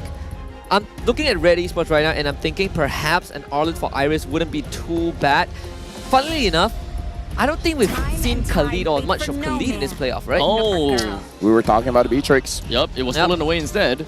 We were talking about it. Vamos probably wants to pick up the Beatrix, that's why you don't ban it. Yeah. I mean, you have first pick, second phase, right? Might as well do it. Lunox. Okay. We thought about the Kaja, right? I mean, right as you called it. I'm the analyst, But at least when it comes down to Lunox still can fulfill that part whereby you are able to burst whoever that's got caught in a Divine Judgment. Yeah. Oh, Franco. Oh. Wow. Oh, no. Oh, boy. Oh. This is now different. No. This is Zorn being this is him ego challenging. You want me to use the Cho? I got you. And now Red banned out the Cho. You're using a suppressed hero? What's stopping me from using a suppressed hero? You try to flicker it and suppress my hero, I will suppress you before you suppress my hero. Dude, Zorn is always like, I will fight fire with fire. I'll challenge you. I'm the legend here. Legenda Zorn. 2 steps ahead. It does seem like I absolutely love what Vamos have got. And Zorn, show me what you're capable of. What the hooks? Going into this game, Red Esports, they're going for a pick-off comp. And now, Vamos challenging head-to-head, picking up the Franco. Will this Franco work out for Zorn? So far, nothing has happened in MPL MY where the Franco comes up on top. Will this be the game changer? Welcome to the Land of Dawn. Game number 2 between Red Esports and Team Vamos, with Team Vamos in the lead. Looking to extend it. Red Esports blue side this time, and Team Vamos on red. And also, shout out to the Franco cosplayers in the crowd. He was ecstatic when Franco got picked up by Zorn. Yay, Franco! And of course, with that all said and done, Red Esports is our Team Vamos. When it comes down to the jungle, they're going to the opposite side. Alpha going to the gold lane, and Suyo going over to the EXP. I really do want to see how Zorn is going to be piloting his Franco though. Same. He's not exactly kind of like a wave clear kind of guy, so Warlord will definitely take some time to wave clear, but at least his presence is enough to kind of push the Eve away. Yeah, rocking the MPL skin as well. Just recalling, like, I missed the hook, might as well just recall. I mean, Zorn's a fun guy. He is. Fun guy. Do we have fungus? Well, I mean, that's thicker. Oh. I'm sorry, after that joke, I just can't. Yeah, for a second I thought Sensui was going to try and go for the kill. L's in the chat. L's for abstract, I'm so sad, man. Came all the way across the causeway to be lame. Hey, I'm a dad now. I can do all these dad jokes. Sure. I have the pass. What pass? The pass. The talent pass? The dad pass, I guess. I'm so disappointed. I'm cringing so hard right now. Dude, I want to get off this table. What are you guys talking about? Talk about the game, damn it. What do we have to talk about at this point in time, right? Okay. I mean, Red Esports, the main thing I just want to see is how are they going to be dealing with Zorn, right? When it comes down to suppression, Red Esports, they want to jump in using the Kaja. Will Zorn be able to be, or rather, will Zorn be the one that's kind of tagging around closely to whoever is going to be the target of it? No, here's the thing. You got to look at Red, and they're the kind of draft that actually controls the turtle quite well. So now we got to look at Team Vamos. Their control is well, but oh, hold on. Chibi finds one member. Oh, he gets hooked. Jump to Grace, pull him back. Grace will escape for now. Turtle pretty low. Sensui has priority. Gets it with the Soul Sever as Iris is in the midst of things. Here comes the Art of the M. Warlord forced back. Iris becomes the prime target as Smooth jumps into the air with Infernal Pursuit. But Soul Sever, first blood for Sensui again as Zorn gets jumped on. Locked down. 2 for it. Okay, so right now, Team Vamos, again, they're going for this turtle fights where you really don't have any kind of priority. You're going up against an Eve. You're going up against a Suyo. The Suyo will definitely get that. Yeah, maybe just play for the team fights, no? Maybe play around nets, because, The actual Dietrich's, pickoff, man. I guess, right? Like you have the Franco. It's all about the pickoffs. To play around nets doesn't seem very Team Vamos-y. I definitely do want to see them being able to be like kind of oppressing on the side of Red Esports like they did before. But to be fair, in these early stages of the game, I think it is relatively fair for them to try to find their footing. Honestly, for this game, I'm not so sure how many hooks Zorn will miss. No, will actually hit. I think it's really all about the Bloody Hunt, like just flicker forward or just wait and engage coming in from Red. Like, yeah, I feel like they're just waiting for Grace. Oh, that's a flicker. They want to drag Warlord back. Want to make sure that he goes down, but he survives. In fact, Ao was the one who got caught. Team Vamos setting up a diversion for that. Dude, do you see that trust? Like Zorn, hold on, Zorn saw that Grace flickered, catches Warlord, and he immediately flickered towards Owl. Like, he had complete trust that Warlord was going to be fine. Yeah. Maybe he's just like, you're Jushin, you're okay. You're the tankiest mage around. Maybe he's just trying to look for a 1-for-1 either. Like, if you actually do bring down Warlord, at least I bring down Owl. It would be pretty good value. It is pretty good value, and definitely all the up and up for Vamos because they actually get the trade and Warlord survived. Flicker is maybe scenario. maybe you're right. Maybe ban out the Jushin. Like you get ganked, you got pulled by a Kaja, and then 4 members attack you, and then you're still alive. Any mage would have died in that situation. Very balanced. That's gonna be Flores pathway, revitalize, Iris, again being the brick wall, RWM drop down, Chibi in the midst of it, goes down to Kim. As the turtle secured by Sensui once more, gets the placer stun, suppressed, pull back, 2 kills for Red. Yeah, and now Warlord trying to get a return kill over to Iris, but Iris is able to get away. This Kim on this Eve so far has been doing well, but right now Nets almost predicted the stun with the blaster, so Nets really hanging on by a thread right there, escapes with his life. Yeah, so far Nets is probably the win condition for Vamos. RED Esports starting the game with 1,800 goal lead, and they're using it quite well. I guess Grace will go down and he's ready to give his life away. Top tier 1 does fall. Gonna hold out the game a little while longer, even though they did manage to lose a single T1 up top. Perhaps they'll be able to find a little bit of a change down to the bottom lane. A quick little swamp for Team Vamos would have been great, but no one seems to be really dealing with Iris at this point in time. A little bit of a macro game from the side of RED Esports. That's definitely a breath of fresh air. This is how they play, man. This is really how they play. They're able to do this because they have, I would say, like, the space to do it. Before this, going up against the Cho is basically everywhere. Not a lot of rotations is being done because of the Cho. And RED Esports, they ban out the Cho. As cool as a Franco is, it doesn't play the same way because if he gets caught, right? He doesn't have any dashes except for the flicker. So this is a big difference of how RED Esports is able to move around.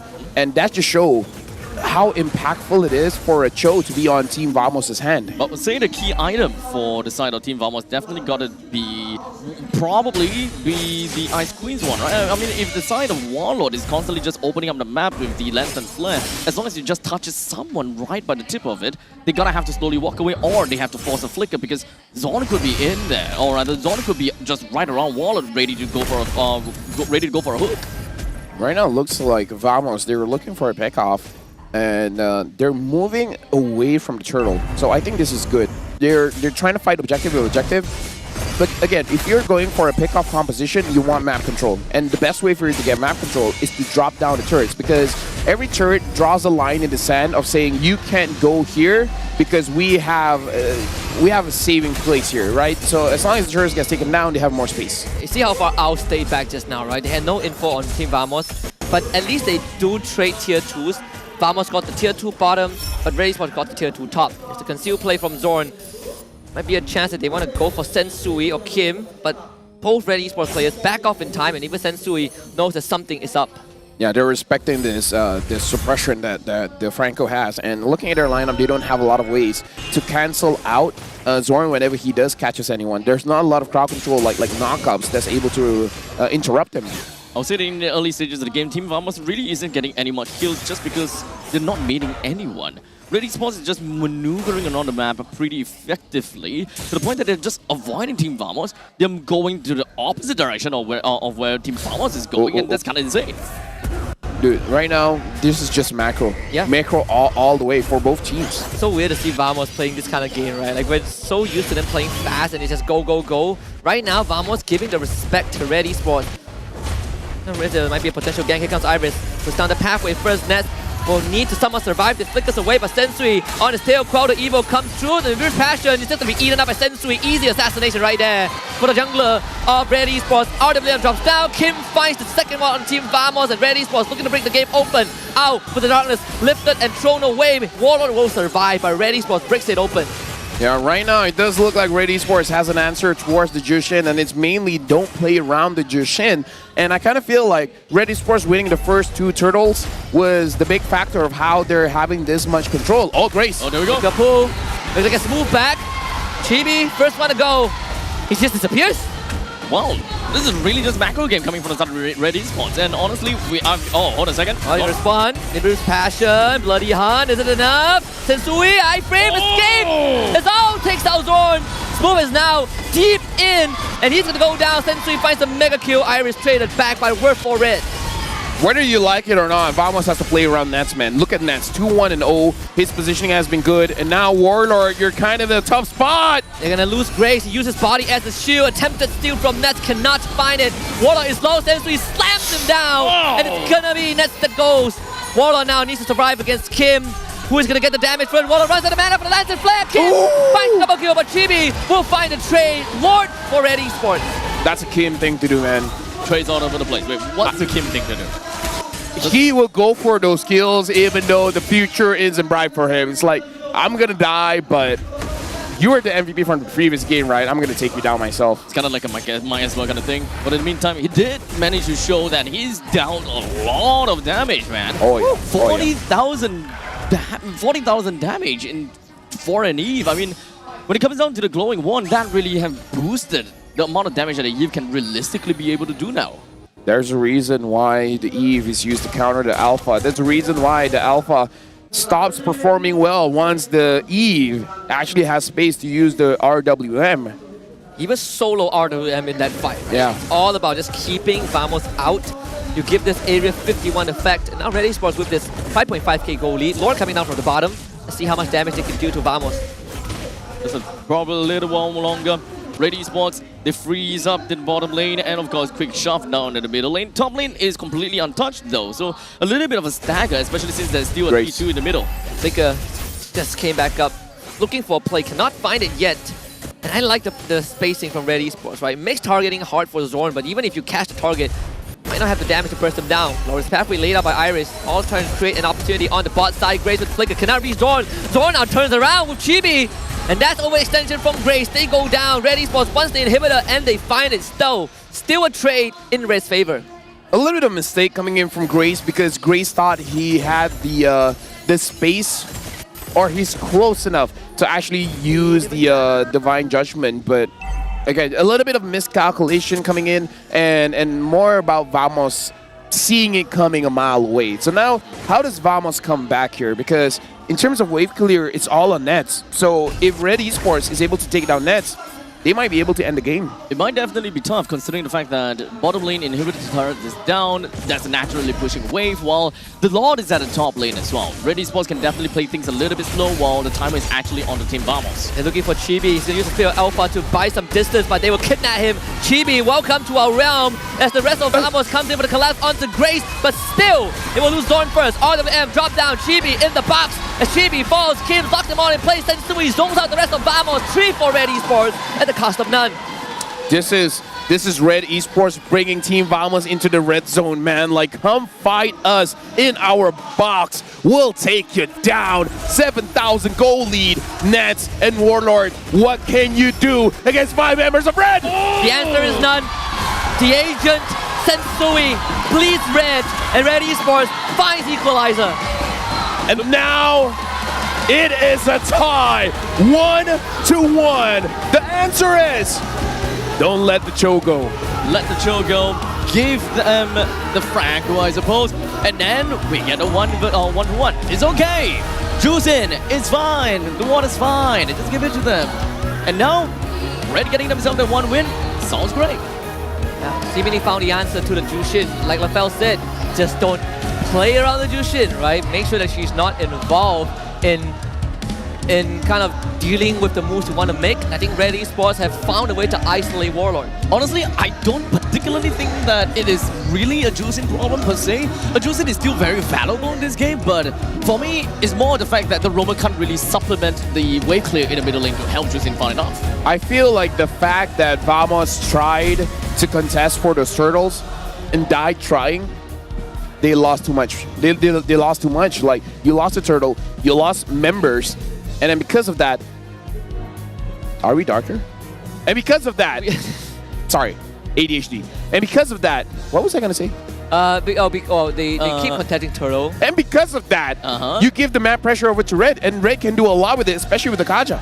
Yeah, and I think on top of that, this is also like, okay, it's a bit of an error from Vamos, but it is the Vamos way. It is the Vamos way. Inigaya Vamos. Yeah. It's not about what you guys taught me. Like, if they're behind, they'll fight them anyway. And they will just fight it all the way to the end. Even if they win, even if they lose, calculated risk here and there. Never mind. GG, go next. Vamos has my way of thinking. And my way of thinking is, what's the worst that can happen? And then, like, if you kill them first, you win. Right? Yeah, exactly. Like, why play macro? Just kill. I mean, let's be honest. What's so difficult? Just go out and kill people. And then you win the game. No, don't say that out of context. Oh. That's no. yeah, but again, like look at how fast they disappeared. The MVP being sent Sui using that Suyo, and again, he's looking pretty chill. He's just like, yeah, I got a Suyo. Now I wonder if Vamos will react to this, because we see how Red reacts by banning out the Cho. Well, this time, I don't know. It's more of, is the Yves the problem or the Suyo the problem? Oh, that's a good question. Oh, that's a good Because question. they didn't ban Yves in game 1. They fought in the Yves box and they won. But game 2 was a completely different ball game for Vamos. And knowing Pubs, will he ban out Suyo? I don't think he will ban out Eve.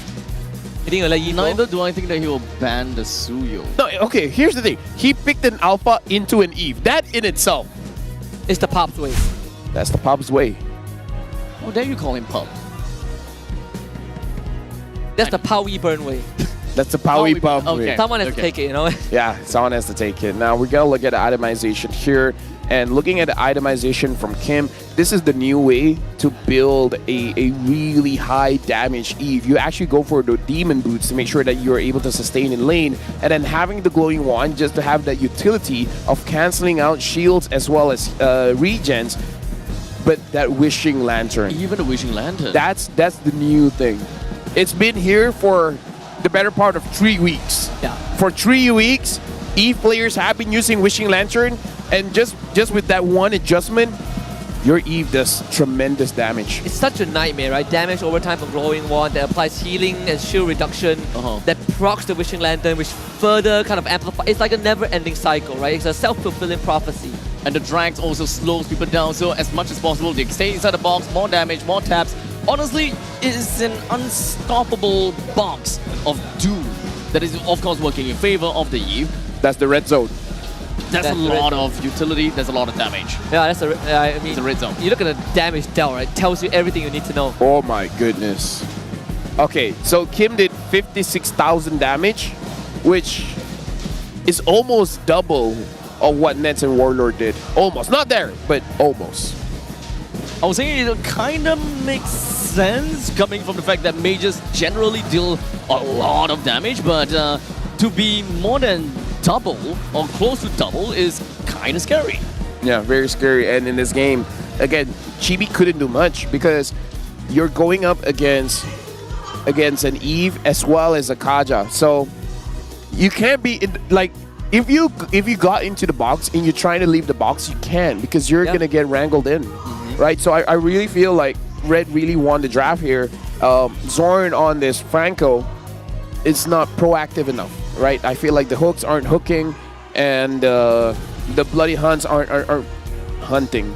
Then there's a lot of movement from the side of Vamos that just went to a waste, right? Because every second counts, and Vamos has always been trying to make their way to the bottom lane, but Red happens to be at the top, vice versa.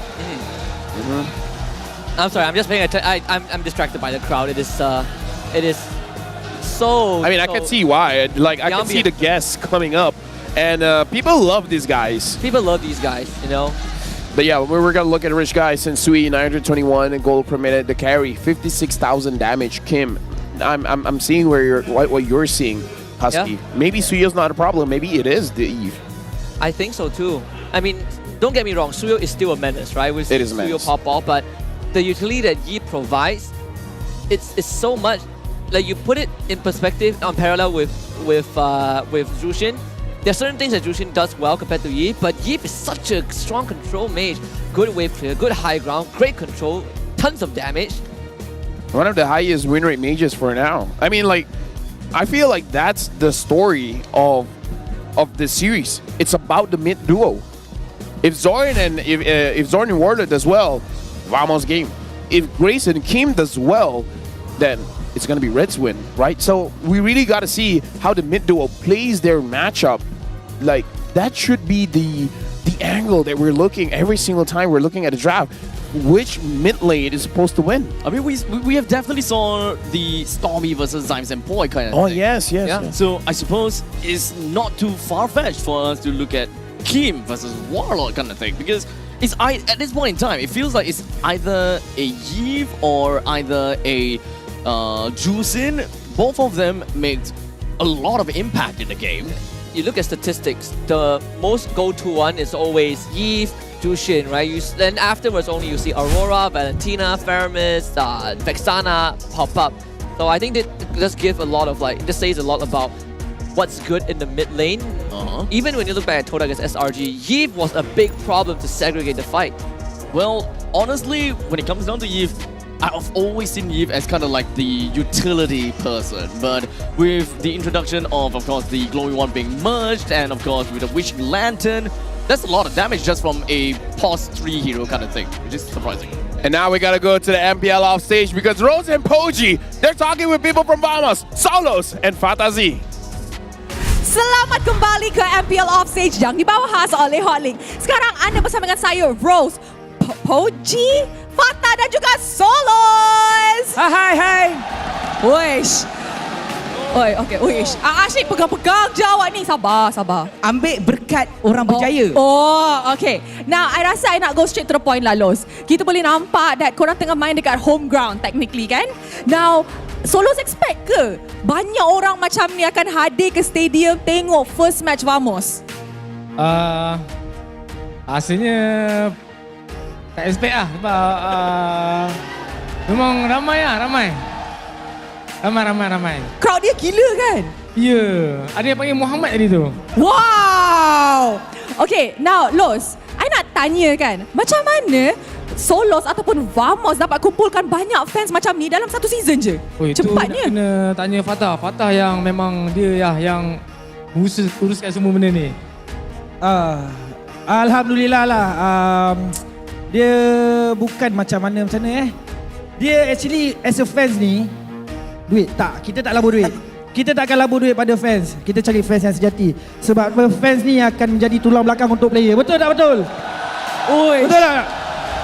Memang goosebumps lah dengar. Tak kira lah fans tu pergi ke mana A, B, C, D. Kalau dia suka sokong kepada player tu, dia akan tetap belakang player tu. Betul tak betul? Setuju tak? Setuju. Wow. Tapi saya ada soalan yang agak mendalam dan personal. Sekarang berlega-lega dekat dalam kita punya grup-grup. Siapa rambut hijau kalah? Betul. Sekarang next pun kali hijau. Terang tau. Tadi dirisau je tadi tu. Dirisau? Saya tanya nak pakai kopiah saya ke? Dia kata tak nak kata. Oh, dia cakap tak nak Tak nak. Dalam Melayu terus? Tak nak kata. Tak nak. So bila dah tak nak, tapi sekarang ni sebab benda tu masih lagi berlaku sebab kesan dia tadi satu sama. Takut tak? Apa ada peluang lagi. Ada peluang lagi. So kalau let's say lah kan, kalah hari ni, let's say lah kan, esok turun lower bracket. Next kena tukar rambut tak? Tak apa, nanti penat kat dia nanti. Okay, now I ada question. Now, masa dekat regular season, I pernah interview Solos kan. I tanya Los, apa goal Vamos sebenarnya untuk season pertama? Lepas tu, Los cakap, masuk playoffs pun dah syukur lah kan. Tapi sekarang ni, dah masuk playoffs. Apa bracket pula tu? Kalau korang menang ni, korang akan jumpa Todak esok. Betul?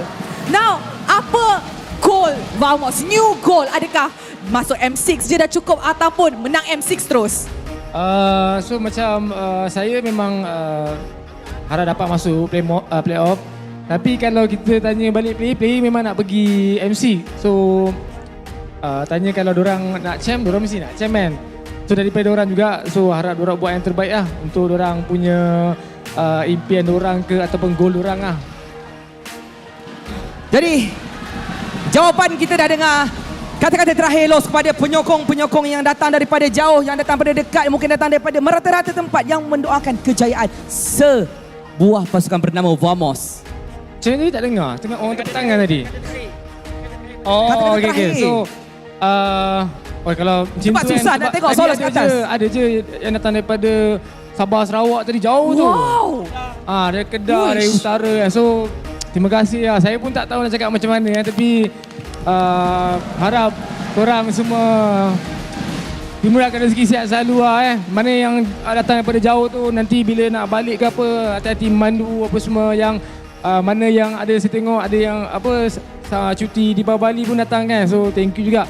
Nanti balik elok-elok semua. So nasihatnya berhati-hati di jalan raya. Don't drink and drive.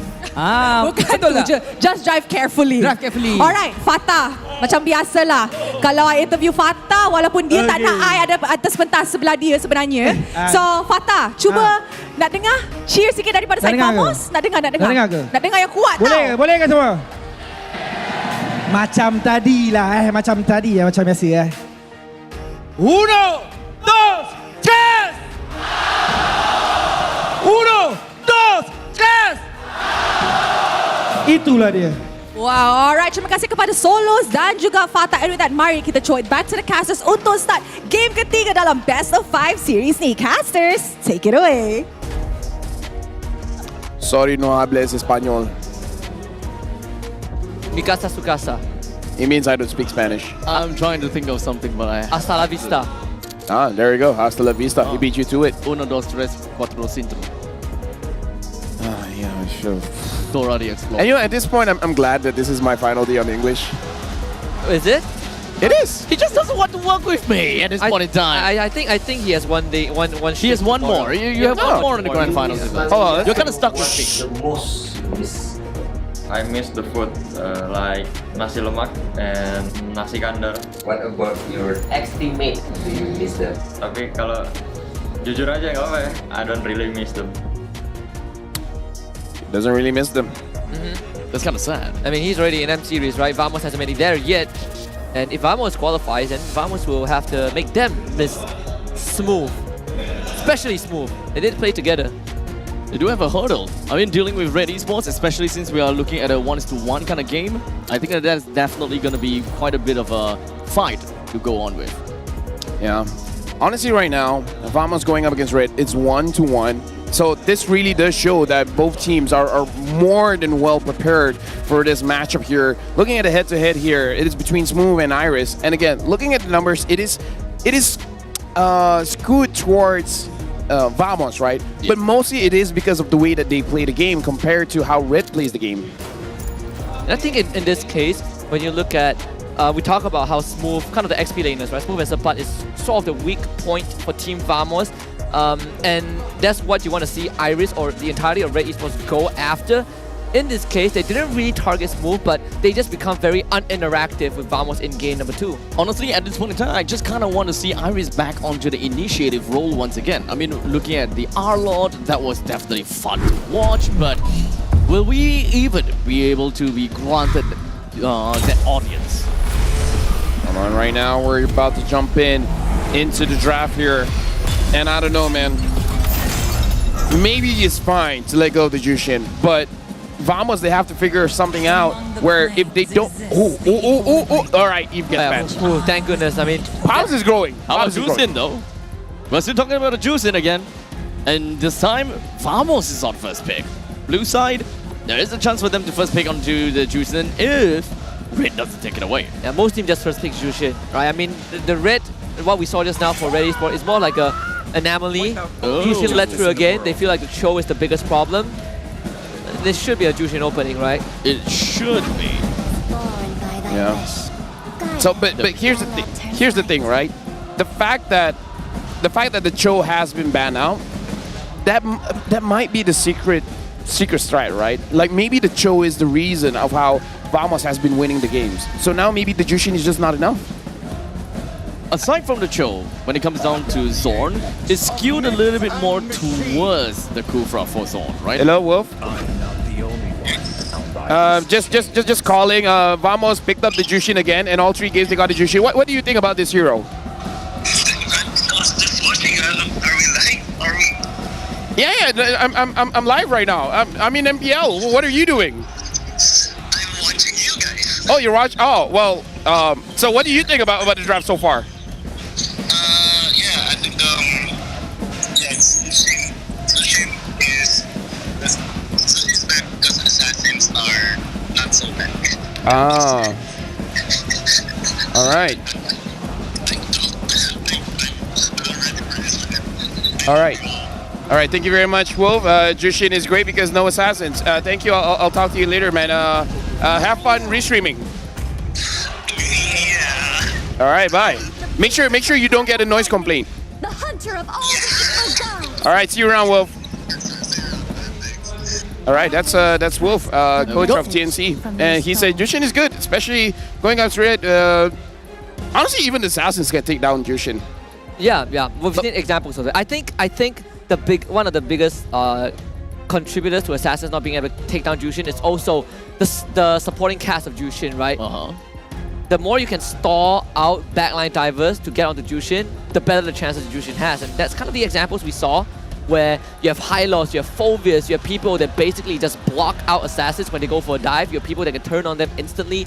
That's why we see Ling Angela not work out, Hayabusa not work out. But in game 2, Jushin was pretty accessible with the home with what Vamos has on their home turf, and that's how that's how Red took them down. I don't feel that it's a solo rodeo for the jungles though. It would definitely be a lot more valuable if they do have some bruises. They will be able to dive along with the assassin just to really deal with the Jushin at this point in time, which is kind of hard to catch. Actually, right now, I'm really liking this Edith pick because this Edith can't deny what Phobius and Alpha wants to do. So I really feel like the fact that the Eve is not there gives confidence for Sensui to pick up the Alpha, which is great, but I don't know, I'm really feeling this Edith pick. I like what they can probably show here. And now that the Eve has been banned, there's not a lot of counters for the Jushin. You're looking for Kim hero if you are Red right now, right? The Loi gets banned out, 2 of his biggest picks have been eliminated. So Vamos, they're trying to tap into the pool of RED Esports. I love this export ban just because you're running Alpha Phobius, you don't want anyone to disrupt the back. Do we want to take a look at more towards lane priority for this game? At least for Red to be able to be very aggressive, especially since Lunox does have a pretty early power spike at level 4. Alpha will be able to roam around pretty quickly, and of course Phobius just pretty much does very well in lane.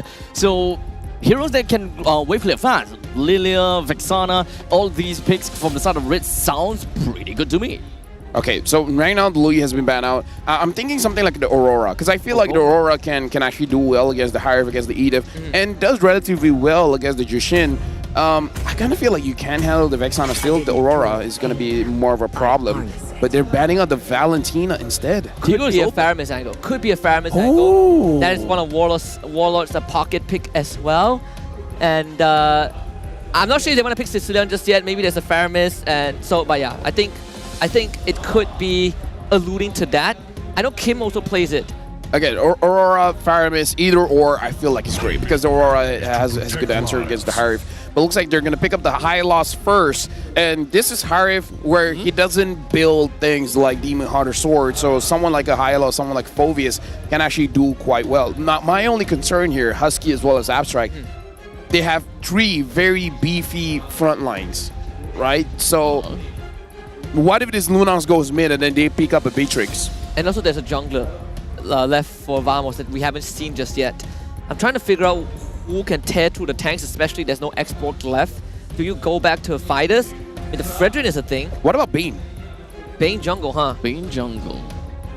I guess if you can stall out Red, it's not bad. We've seen the effect of Red that Red has on the Bane jungle yesterday against Niners. Valman. But Bane jungle does sound pretty good, right? I mean, what? It is back! Yo! It is back! No way!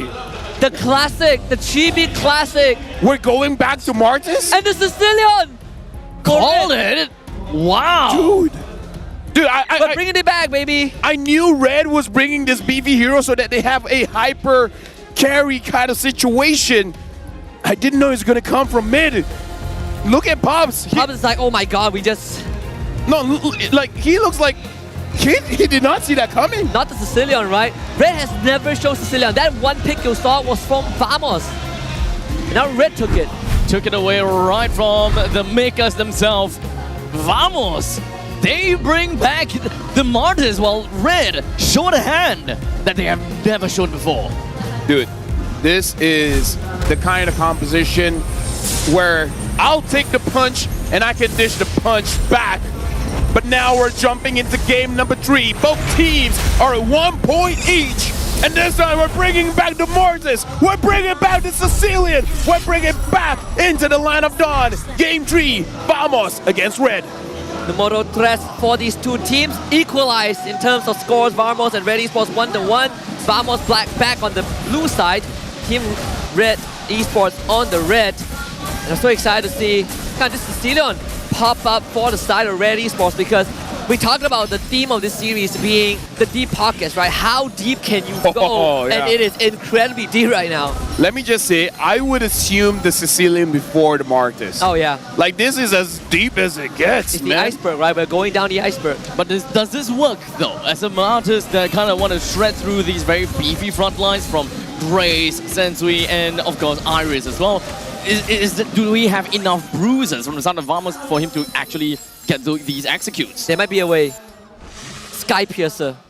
Because then you don't rely solely on Decimate, right? If your Decimate brings someone down to the threshold, it triggers instantly. Yeah, because the interaction has been updated to favor the Sky Piercer. Oh yeah. So like if your Decimate doesn't really get the kill, the Sky Piercer will proc, and I believe it will trigger the Decimate. And Iris is so low now. Bad impact. Wait, what? Whoa! What? Oh, Kim! Saving his teammate. First blood again for Red. Yo, Ashai, what happened?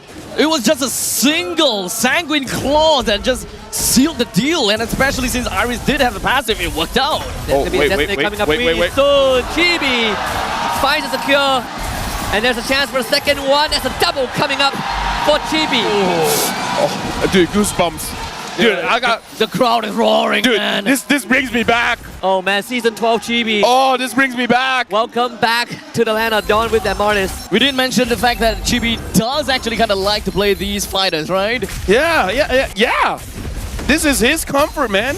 He's back. And Warlord now has the help of his teammates. Kim wants to fight with his team. They're going to be isolated, but Chibi, they're all low. Execute angle coming up. Chibi can't find more than that, but I guess it's enough. Warlord wants though. He's going to be able to take out Grace. Kim essentially can't do much. Essentially pull back. Chibi looking for the execution. Mega kill for the Martis. And now Chibi has the Hunter Strike 4-0-1. What a start for the Martis. Oh, this brings me back. 2.5 minutes into the game, and the Hunter Strike has already been made. Team Vamos, they are quite fast with their advances, and they are pretty ready to deal with RED Esports. Do they even have the time to get the Sicilians killed up? I mean, it has definitely accelerated, right? This has just shortened the window for RED Esports for at least 3 minutes. They gotta somehow hold. Let me just say as well, Zorn finds Grace. Grace tries to run away, and Grace does. I want to talk about the gold lane here because you pick up the Lunox to fight against the Hive. So far, the Hive has no problem surviving in lane. I'm looking at his HP for a while, and Net's HP bar hasn't been going down. Especially for the side of RED Esports, they don't necessarily need to put too much reinforcements down to the bottom. Oh, sorry, for Team Vamos, they don't need that much reinforcements down to the bottom lane, but hold on. Trying to turn on the Zorn with the amount of damage that they have. Grace will have to sacrifice himself, but Ao found the kill. Here comes Chibi again. There's no running away from the demon himself. Thank God Ao has the brilliance. Dude, let me just say, Chibi, we're talking about he's a legend in the making. This is one of those games where you're reminded of where he was. He started in Season 7. He matured and matured and matured, and now he's bringing it back. We've seen Skylar bringing back the Iritel. Now we're seeing Chibi bringing back the Martis. It's getting out of control. 4 minutes in, 2.5k goal advantage. Bot tier 1 going down. Vamos stepping on the gas, and they're not stopping. Feels so good to see Martis back into the game, especially as an assassin this time. I mean, we did manage to see a little bit of different archetypes when it comes down to Martis, but they've been top lane. Sensui might just go down. They're going to toss him into Chibi. Feed the beast. Godlike for Chibi. Iris wants to run away, but there's no running away. Chibi coming for you. Kill number 8. 4.5 minutes in.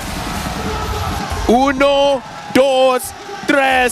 Vamos! Chibi right now, 8-0-1. A lineup that just works so well for Team Vamos. 8-0-1 in 4 minutes. It's 4 minutes. The gold shield hasn't been taken down. In 4 minutes, he got... Oh, dude. Man, I feel like Red is getting very desperate. Chibi is not around here, but Vamos sure can buy time. Diamond Force, everything from the kitchen sink from RED Esports, but once Chibi shows up on the map, it is time to pump the brakes if you're RED Esports. It's pretty darn disgusting to see the Lantern Flare. You can't fight this. Red, they might have to cut their losses. With Chibi around, good angle, Warlock forced away, they take down Zorn. Chibi almost goes down, but does not. RED Esports somehow holds. If Smooth runs out of the Primal Wrap, and somehow it's leave and trade. Oh, I'm pretty sure Vamos wants to go for that. Look at how many low targets. But they gotta be a little bit disciplined here. And Chibi 8-on-2, you don't want to give over the shot on goal, right? 4,900 gold for the side of Team Vamos. I will say that Chibi is definitely very, very happy with what they have got. But honestly, when it comes down to Team Vamos, there's just so many ways for Chibi to eventually be able to get all of these decimate kills. We've got Wano with the Lantern Flare. Zorn can also have a very nice even Force Ejector as well. There's too much things from the side of Team Vamos that can help them single people out from the side of Red Esports. And when you see a Chibi running right into your face, you can't help but want to run away. That and also, right, the thing that to take note of is that Marcus does scale off as the later the game goes. And that's why Vamos wants to keep speeding up. They want to hit critical mass as soon as possible and close out the game before Red Esports takes back control. So every single pump break that Red Esports can force Vamos to pump on, it's good. They need to get this mid lane turrets, man. The moment you have that, the control, the space that Kim has is very, very limited. As long as the mid turret still survives, Kim can have a good shot to collect the stacks. Yeah. So hard though to push. Kim is just gonna keep clearing it out. So Vamos, they look to the side lanes. Bottom wave, unfortunately, is neutral. Grace can miss the ultimate. They actually want to find something, but Warlord disengages, pulls Grace back, is now in danger, but able to get out of range just in time. You really want to get a piece of this Warlord, but a quick little out is definitely going to get him away from this Hylos, and right after that, they have no more answers. Gentlemen, man, let me just say, Chibi's Martis in Season 12 had an 86% win rate. Ooh. 86. 6 out of 7 games won. 6 out of 7. He only lost once in Season 12 on the Martis. I mean, just pushing out numbers and seeing 8-0-2, you can kind of see why. This guy knows his decimate. Statistics doesn't lie, let's be honest here. Now the question is if whether the Sky Piercer has already reached his max stats. I don't think he has. I don't think he even has I don't think he has it. Don't think he has it? He doesn't have it. He doesn't have it. You don't care about it? I mean, it's a way to play, but you could still go for the traditional Martis build. He has Impure Rage, plenty of damage, and a lot of setup with his teammates, right? Knock up, toss backs, burst, they're all there to facilitate his snowball. But Red Esports has been able to just kind of stall him out for quite a while. So actually, this is good news. Now to think about it, even if Kim gets a lot of stacks, Team Vamos is quite tanky. I think they can take quite a few amount of hits before, and then they can immediately dive onto Kim. Like, I mean, now I'm not so sure about the Sicilian pick. I mean, I could be wrong. Like the moment I see it, then the Sicilian's just gonna go insane. I think we can be really surprised by how hard a Sicilian will hit later on. Yeah, Tron does have the Athena shield, right? Actually, Ray wants to get something done. Lord is pretty low. Grace is way out of position. Gotta be really careful. There's a retreat coming in. Grace needs to run away. That's a flicker in. They get the engage on Iris. Iris is gone. Legendary for the Martis. Double. Trying to facilitate damage, but then just too much.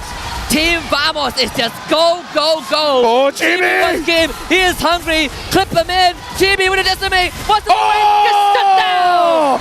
And Jim turns it around. This is how my... You can't stop a train. He bit more than he can chew. Dude! And it went over to Kim, the Sicilian of all people. That's a 10-0 streak.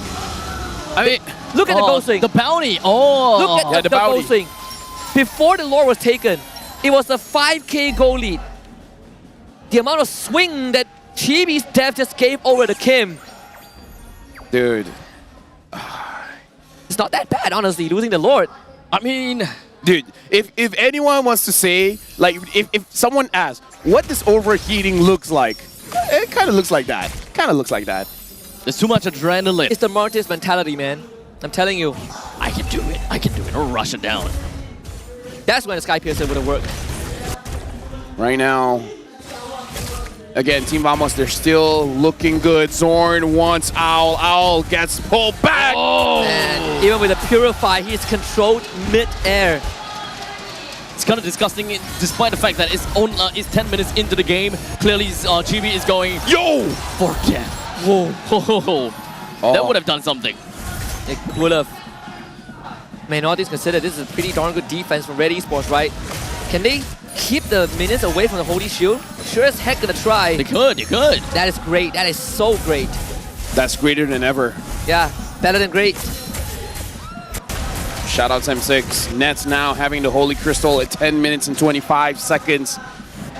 He will do a lot of damage. So Red Esports, now they have honestly, 3 people to worry about. You got to worry about Warlord, you got to worry about Chibi, and now you got to worry about Nets. The gold lead has swung back to Team Vamos.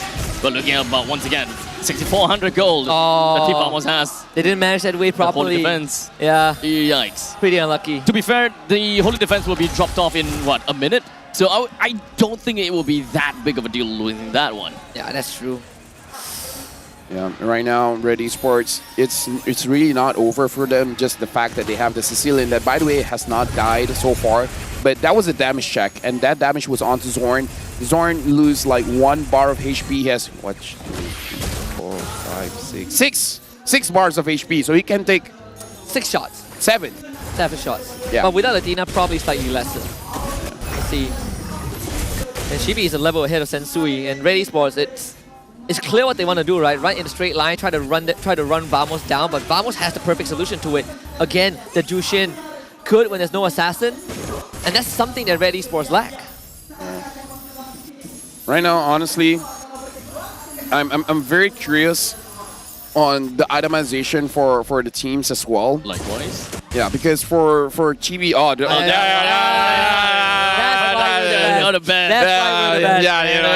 we just gotta ask for it. We forgot to ask. That's our bad. Yeah, that's our fault. That's our fault. Yeah. That's on us. Dude, Sky Piercer around Jushin. Sky. It is getting real. 4th item though. Is a 4th item Sky Pierce? Oh, you have no idea how strong he can be. Oh, really? God. Oh, Grace, he blocks it. Grace blocks the engage. He's going to throw his life for this, but I don't think Red Esports can fight. They're not ready. Sacrifice that had to be made. The main front lines from Red Esports is now down. Ow, he's going to get caught. That's the flicker out. I don't think they can even get close to the Lord. This is going to be handed over to Team Vamos again. Yeah, they don't have the glorious pathway to really do anything realistic to kind of close the gaps down. They got to give it away. Yeah, right now, 6,000 goal lead. Grace is not having a fun time, let me tell you that. Warlord 1-0-12, and we were talking about someone having to put pressure on the team. Game number 1, Zorn put that pressure. Any guesses in game number 3, which player puts on the most amount of pressure for Red? Let me clue you in. It rhymes with BB. What? Chibi. Oh, it's Chibi. Just like BB.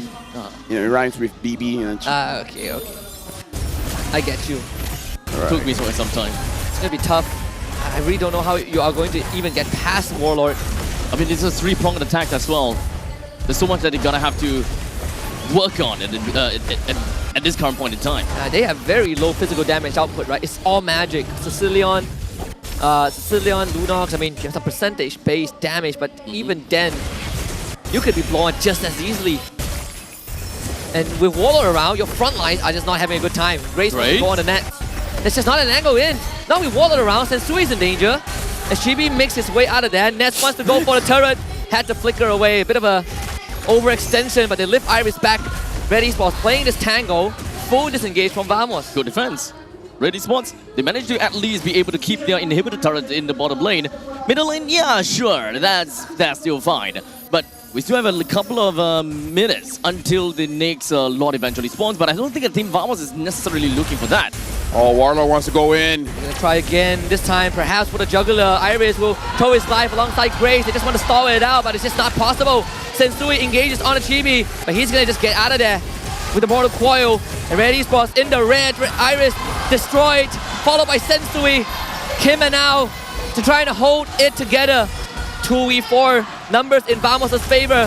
Hail Mary attempt, everything thrown at Vamos, but it's match point secured.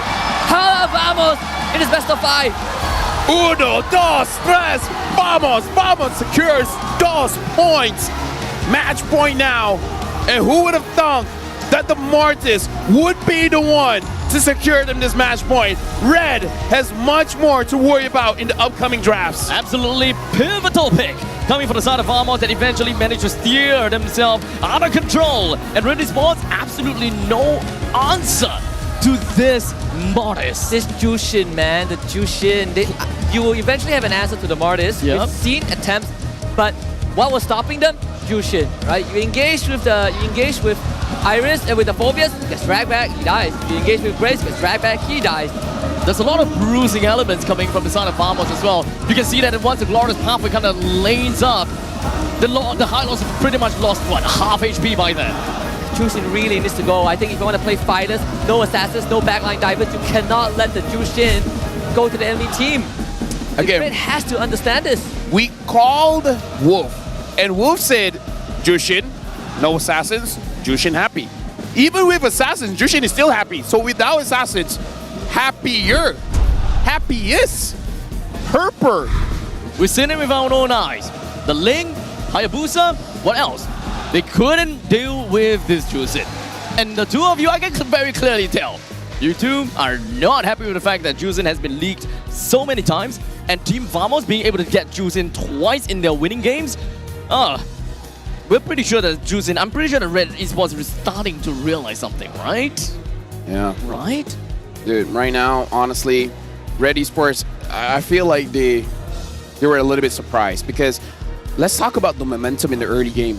In 4 minutes, Chibi got 8 kills, right? I think as any team, they wouldn't say it's possible for you to get that many kills in that amount of minutes in a professional play. But it's Vamos though. Even for Vamos, that's out of the picture. Yeah, it's like, how do I say this? You don't expect them to get those kind of results in the playoffs. You expect those kind of results in regular season. Regular season. Now, Chibi, MVP of the game, bringing back the Martis. I mean, like, you expect those kind of games in a pub game. Oh yeah, I mean, you see Chibi, it is just a trip down memory lane. Look at this. Disgusting. Absolutely disgusting. I think at this point in time, it's just more the fact that people just kind of forgot how to deal with a Martis. Or rather, they forgot what kind of respect they gotta give to a Martis. When you give a Martis 4 kills in under 2 minutes, you got a big problem, right? That's exactly what happened. Dude, Martis has a 2-kill power spike, 8 kills, forget about it. Yeah. He just leads the way and commands the team and say, let's move on forward. We don't have to care about anything. Absolute disrespect to the enemies. You want to dust us right in front of their face. Yeah, it is a prime example of a hero that says, let's go and don't stop. Let's vamos. Let's vamos. Let's vamos. Perfect slogan. Perfect hero for them. Oh yeah, perfect hero for them, yeah. So next, we need Spanish Martis. Kind of change your language, I guess. El Martis? No, actually no. El Martis. El Martis? El Martis. Martis. Shout out to all the Spanish-speaking people, I guess. Yeah, I guess. Shout out to everyone. Does the Philippines speak Spanish? I'm pretty sure some of them can. I think they do. I think they do, yeah. I think some of them can. Huh. You're gonna find out. Yeah, I'm gonna call Renmar. I knew you were gonna call Renmar. Renmar can speak Spanish? No, I mean, there's one way to find out, right? Oh, fair. I mean, Filipinos technically Renmar can say anything. They're pretty close, right? I mean, technically, the language pretty close, and of course their history and all. Hello, Renmar. Hello, are you actually calling me right now? What is this? Do people in the Philippines speak Spanish? Yeah. Well, some of our words are Spanish. I'm sort of Spanish, so yeah. Ah. What do you think about the Martis though? Oh, the Martis was sick. I mean, thank you, Chibi, for reminding the world why Martis was so strong for such a long time. Ah. Now, Renmar, do you have any words to say if Vamos wins this one? If Vamos... All right, so 14 minutes and 35 seconds. That's a good game time for Vamos, right? It's great. It is great. It is great. It is. Yeah. This series has not really gone past the 15-minute mark, if I remember correctly. Every game has been... Yeah, it's been relatively... Wait. Was there an 18 minutes? Okay, I'm trying to remember. I feel like SRG went 20 minutes just now. Yeah, well, this series. This series? No. All right. Like, so it has been fast. I mean, it's been 3 games. 11 minutes for the first one. I think relatively quicker for the second one as well. Not third. Yeah. No, I can't. Nothing's ringing in my head right now. Right now, we got to look at the total damage dealt. Chibi, like, let me just say, I rarely see that Martis deals a lot of damage. Warlord isn't far behind. Nets isn't far behind. If it keeps on being like this, Chibi might be the MVP of this series. And I want to see Red bounce back. Like, make this a 5-game match because the audience craves for that. Yeah, I mean, so deep pockets. We go back to Sicilian. We go back to Martis. What else? What else brings us back down memory lane? Memory lane. Boxia. Oh, Fredrin. I mean, we did see the Fredrin. Yep. We did see the Fredrin. We did see it. That was nice, but honestly, I mean, Claude brought me back. Pass. Claude brought me back, but not in a good way. Claude brought SRG to lower bracket also. Minotaur.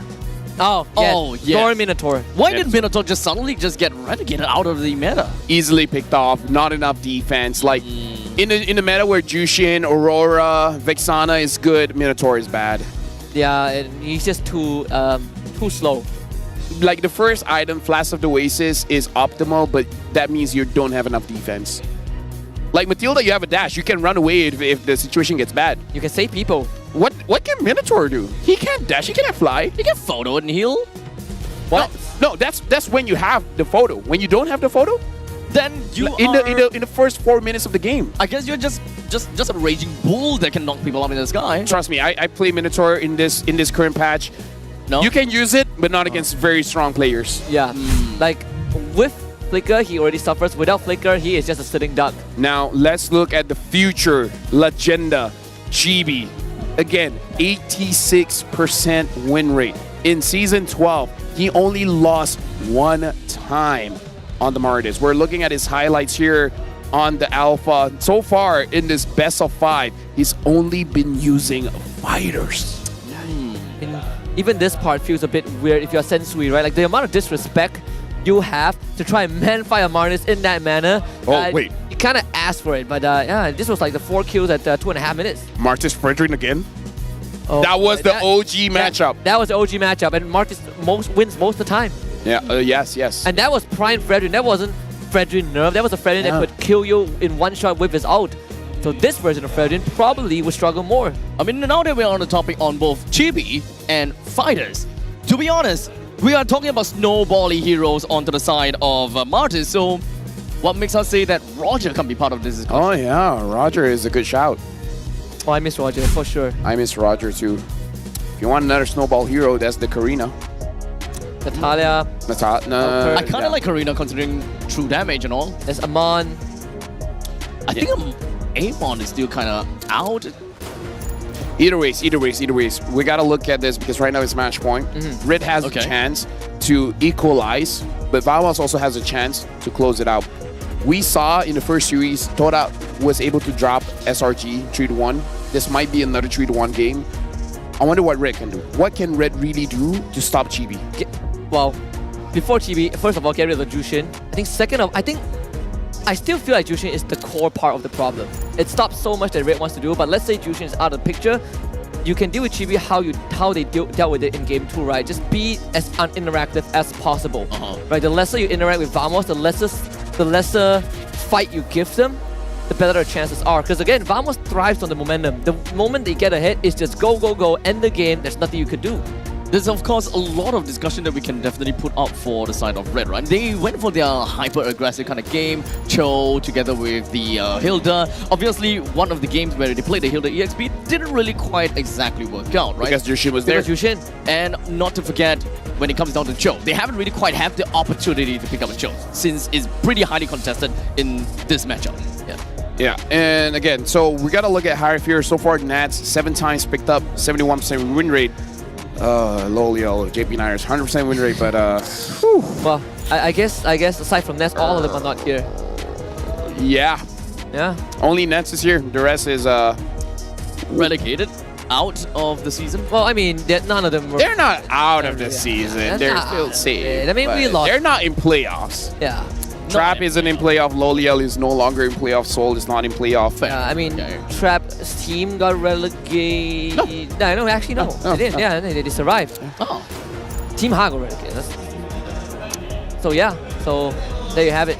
But Harif, though, since we have this graphic, I'm not exactly a big fan of Harif anymore, to be honest. It doesn't seem like he can actually kind of keep up, in my honest opinion. It did manage to work out in this very specific game, but we have been backed with some other data that Harif just can't seem to work very well in many of these compositions alone. To simplify it, now is the meta where long-range marksmen are doing well.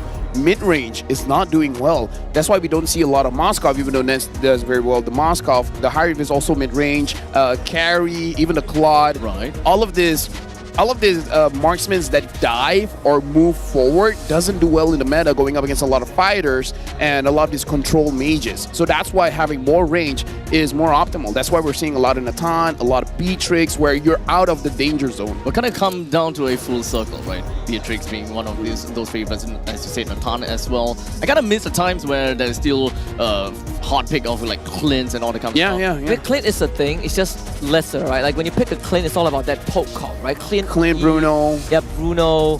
So it's more about the poke comp that you bring, but overall, the one exception is Lunox, just because she has the invulnerability. Yeah, exactly. But then she has a pretty small health pool, right? She blows out the moment you touch her.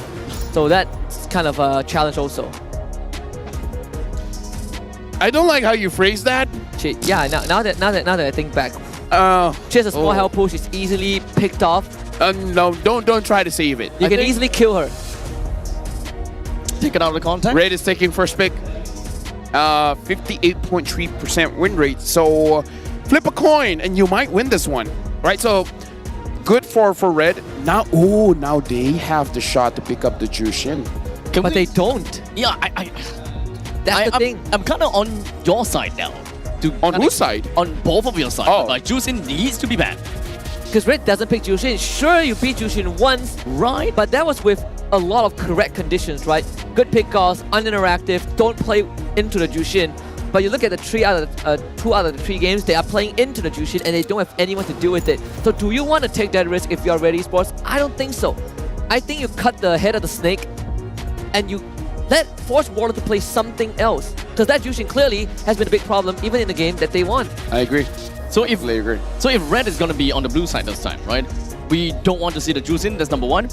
How about Yves? Yves is definitely one thing that we don't want to see from the opponent's side too, right? If we want to first pick, Suyo might be one of the great ones. Otherwise, a Garukacha.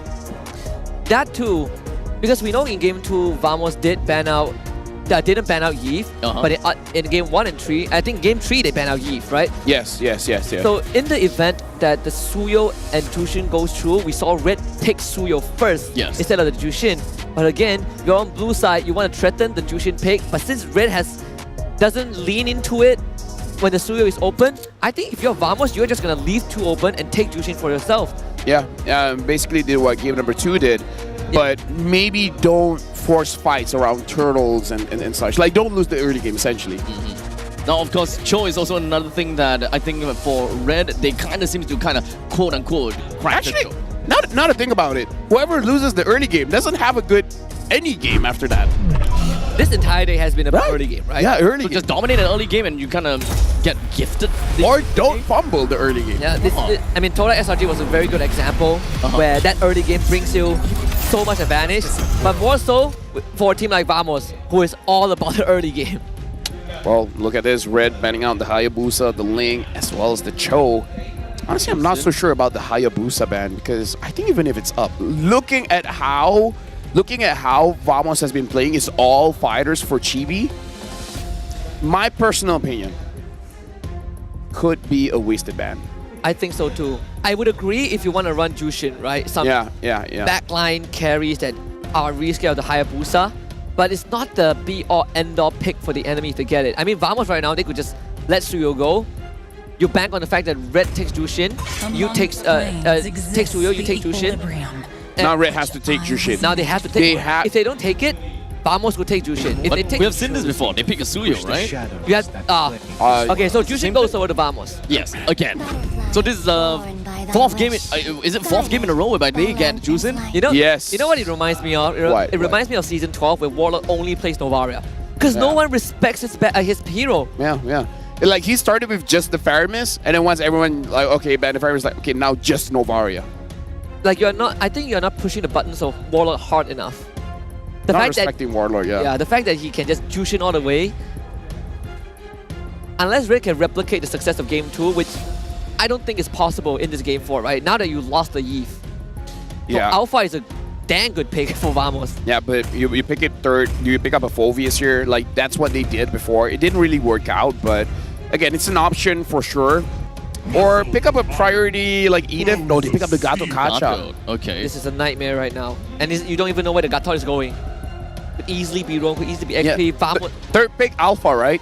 Yeah, I think you just third pick Alpha. Wait, what if they go even great too? What if they go even crazier, pick up a Marcus? It worked out. It was like, why not? I would like to see the matchup, honestly. Your anti-CC does do well into the Aurora if you can kind of time the Mortal Coil. That's one way to do it. I'm the priestess of Oh, but back onto the Edith again. No, this time Vamos picked up the Edith, so now Red has the Edith. So this kind of challenges Vamos if they want to go for a fighter or jungle. Is probably going to get controlled. I mean, they have quite a lot of crowd control. They have initiative ways from the start of Edith and of course Aurora, who hands in pretty nicely when it comes down to counter engage. You know what? I'm thinking if Vamos would even consider pitting Martis, Alpha or Martis. If they don't, I think there's still some choices, right? There's not enough bans for Red to really lock them out. But if for a third pick, Alpha does feel a lot safer than the Martis pick. But knowing Vamos, they could pick Nexus Hero right now. They could pick right now if they want. Yeah, because honestly, there's so much crowd control. I feel like there's no really good... oh, here we go. Oh, Nolan. Uh-oh. I was expecting them to kind of use the R5 pick as kind of an X factor for the jungle side. Kind of copium onto that Roger, not gonna lie. This is Vamos speeding up, even in terms of draft. They want to end it quick. Yeah, we discussed about the Nolan before. No, we discussed about the early game. Think about the early game, yeah. Yeah, and now with the Nolan, that's one of Chibi's signature when the Martis fell off. Like his Nolan has the highest GPM last season globally. He's #1 and #2. Highest GPM. Yeah. Before he was overtaken, he was global top GPM in MPL with Nolan. The game ended in like what, 11 minutes? So if we're looking at an early game kind of early game centric style from the side of Vamos, I would believe that once again, lane priority takes ultimate control. Juicing as well, Juicing in the middle lane. Having a Gato Kacha in as a roam might sound great. So at least they still have got a pretty nice selections of EXP laners, being the Phoveus, the Khalid. They are all still available. I'm not too sure about Hylos, to be honest. There's still Matilda. No, Matilda ban. Oh, Matilda ban out? Yeah. Oh, wait. No, but I like the Kaja ban. The Kaja ban is amazing because the Kaja was pivotal in making sure that Vamos was taken down. Something that he can opt for is either they ban out the Beatrix, but then Red would ban out the Natan. I feel like ban one good gold laner, maybe the Lunox, and then just picking up the Beatrix or the Natan and hoping that the Red bans it out. I don't know. So they banned the Hylos. That means Phoveus is left in the pool, right? Wait, we haven't seen a Khalid. We haven't. I was thinking quite a long time actually. Wait. This is smooth play. What about a Benedetta? The tank Benedetta, right? I think you can even go Khalid to put that early pressure. You have Nolan. You want to go fast, right? Khalid, Gatot, plenty of early game pressure that Red is going to struggle to match up with just the Edith. I'm not the only one bound by these chains. So the Phoveus, a safer pick, not a problem. All right. The Edith is still pretty flexy, right? And they're still hiding their gold lane pick. Like, there's a shot that if it's a good Moskov game, they might go for Moskov. Yeah. Like, if Natan doesn't get picked up here for Red, I think Vamos just goes for it. I've heard that or Beatrix. I've heard from players Moskov does favorably well against a Natan. You would think not because of the range, but the Moskov can really hard shove into the face of the Natan, and then Natan has a difficult time running away. Pretty good kiting capabilities, I guess. It's hard to trade into Moskov. He has mobility. He just has slightly more damage output in the early game. Yeah. Like before you Holy Crystal and destroy him in 2 shots, he just has better priority. I think that's what Moskov brings to the table. Yeah, so they have to take the Natan. Okay, Red is protecting Owl kind of composition. Yep, protect the president. And honestly, this comp does well in securing objectives. So early game, it's actually looking good for Red. But it still doesn't fully address the problem of the Jushin. I know you have Suyo to dive backline. I know you have a way to get to the Jushin. But Warlock can just take Flicker, right? Take Flicker, Tenacity, Vitality. Your Archive goes in with a heavy spin. If you get lifted up, your Archive just dies, right? It's the same modus operandi from the past games we've seen. We've seen a little bit too much from the side of Jushin. And the fact that she's managed to stay alive in many of these situations, time and time will go. And Irithel, yeah. Okay. Oh boy. You can maneuver around. You can maneuver around. Archive cannot catch you.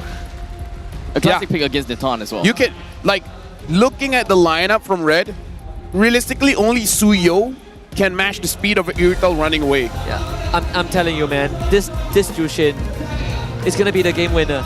It's going to be an anchor again for Vamos. Do they have an answer? For Red, realistically? Yeah, realistically. A little to none. It has to be a perfect game, and even then, I don't think it solves the core of the problem. Kind of feels to me that RED Esports, they want Vamos to just run right in their face and hope that they will be able to do enough to kind of disengage and fight back. The pursuit of the early game here, folks.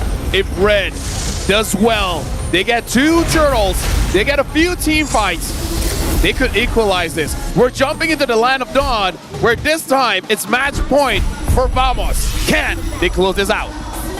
Game number 4 coming up, and Vamos at the cusp of the upper bracket finals, a rematch against Todak, whereas for RED Esports, they need to somehow stabilize the state of the game. Jushin has been a big problem, but they continue to want to deal with it. Red on blue, Vamos on red. And right there, of course, Chibi starting on the orange side, starting on the orange buff, while Suyo starting on the purple side. They're both going to be ending up in the EXP lane. One thing that's interesting though, Zorn is just going to be running right into the face of Suyo and just give a good amount of information until Red comes in to intercept. It's pretty hard to deal with Zorn. Like, you need a lot of damage to take out a Gatok Kacha. But then you have a late game scaling marksman, right? You look at everyone else. Suyo is probably the one with the most damage output from early to mid.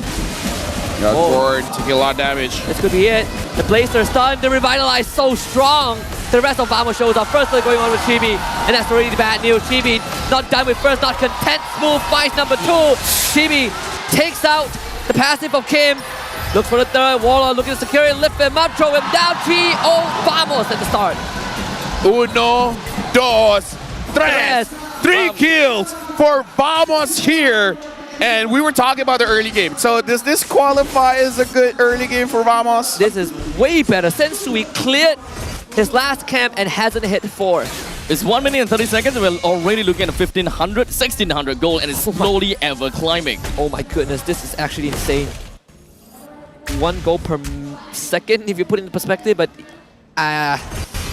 man, this shuts down what the Edith wants to do in the first 2 minutes, shuts down what Sensui wants to do. He's waiting for the purple ball to hit 4, where Chibi, he's going to hit 5 after the orange. Yeah, and again, let's talk about this. This is a Chibi signature. Chibi is a player that plays off of adrenaline, and he really likes this hero that fights in the early game. Chibi coming in for round 2, Fracture. Lethal Ignition almost takes out Kim. One last burn. But that's Turtle. Yeah, but that's good because you're basically denying Kim from doing anything. If Chibi keeps on doing that, Kim can't even show his face on the map. Like, this is physical damage and psychological damage. Let's not forget, Kim is currently still at level 3 and he had to recall. I mean, why is Iris even in that spot? That's down. Surely RED Esports know that that was not a point of contention. RED Esports just losing everywhere. In the top lane, of course, when it comes down to Iritel versus Nathan, and right off at 1 minute in, we have already seen that Iritel is just smashing this owl. Hey, they better kill Nets. I mean, they do, but they trade 1. 1 for 1. It's not the worst case scenario. Look at that, right? Zorn is a level ahead of Grace. And with Warlock on top of Grace, it's so tough. You're looking at the Jushin, walking straight into the enemy jungle to zone out a Suyo. Now, Husky, do you like it when your statement is proven with numbers? Of course, I love it. So Jushin has been picked 9 times in the playoffs, banned 6 times, 100%. Pick or banned. I'm sorry, do you want to know the win rate of a Jushin? I'm inclined to say that it is 90%. Close, 88.88%. Wow. The only Jushin has won 8 out of 9 games. 8 out? Yes. Wait, the only game that Jushin lost was game 2 against Red. Oh. They will make it 90% if they win this one, right? Again, that Jushin is such a big problem. I sound like a broken record, but teams haven't addressed it yet. But facts is facts, right? We gotta have to cover that. 88% win rate. That's nuts. In the playoffs. In the playoffs. Like, at one point, you have to sit down and realize, man, we really need to get rid of the root cause. Well, clearly, Red hasn't done that. They've beaten it once, but again, it's under a very controlled environment. That was in a vacuum. It's an anomaly. To do it twice would be super impressive, but I don't see that happening. Not for Ao. That's end for me. Goodbye, Ao. You're going to be stuck at level 5 for quite a while. Chibi finds the kill. That's a snowball that we're looking out for Team Vamos. 3K goal lead right in 4 minutes in. And it does seem like as though the Irithel will be able to take away the entire part of the shields and might very likely be able to clear it out soon. Dude, like... I mean, is it I'm lost for words. Is it fair to say that this game is already like half over? Half over. I mean, a quarter over?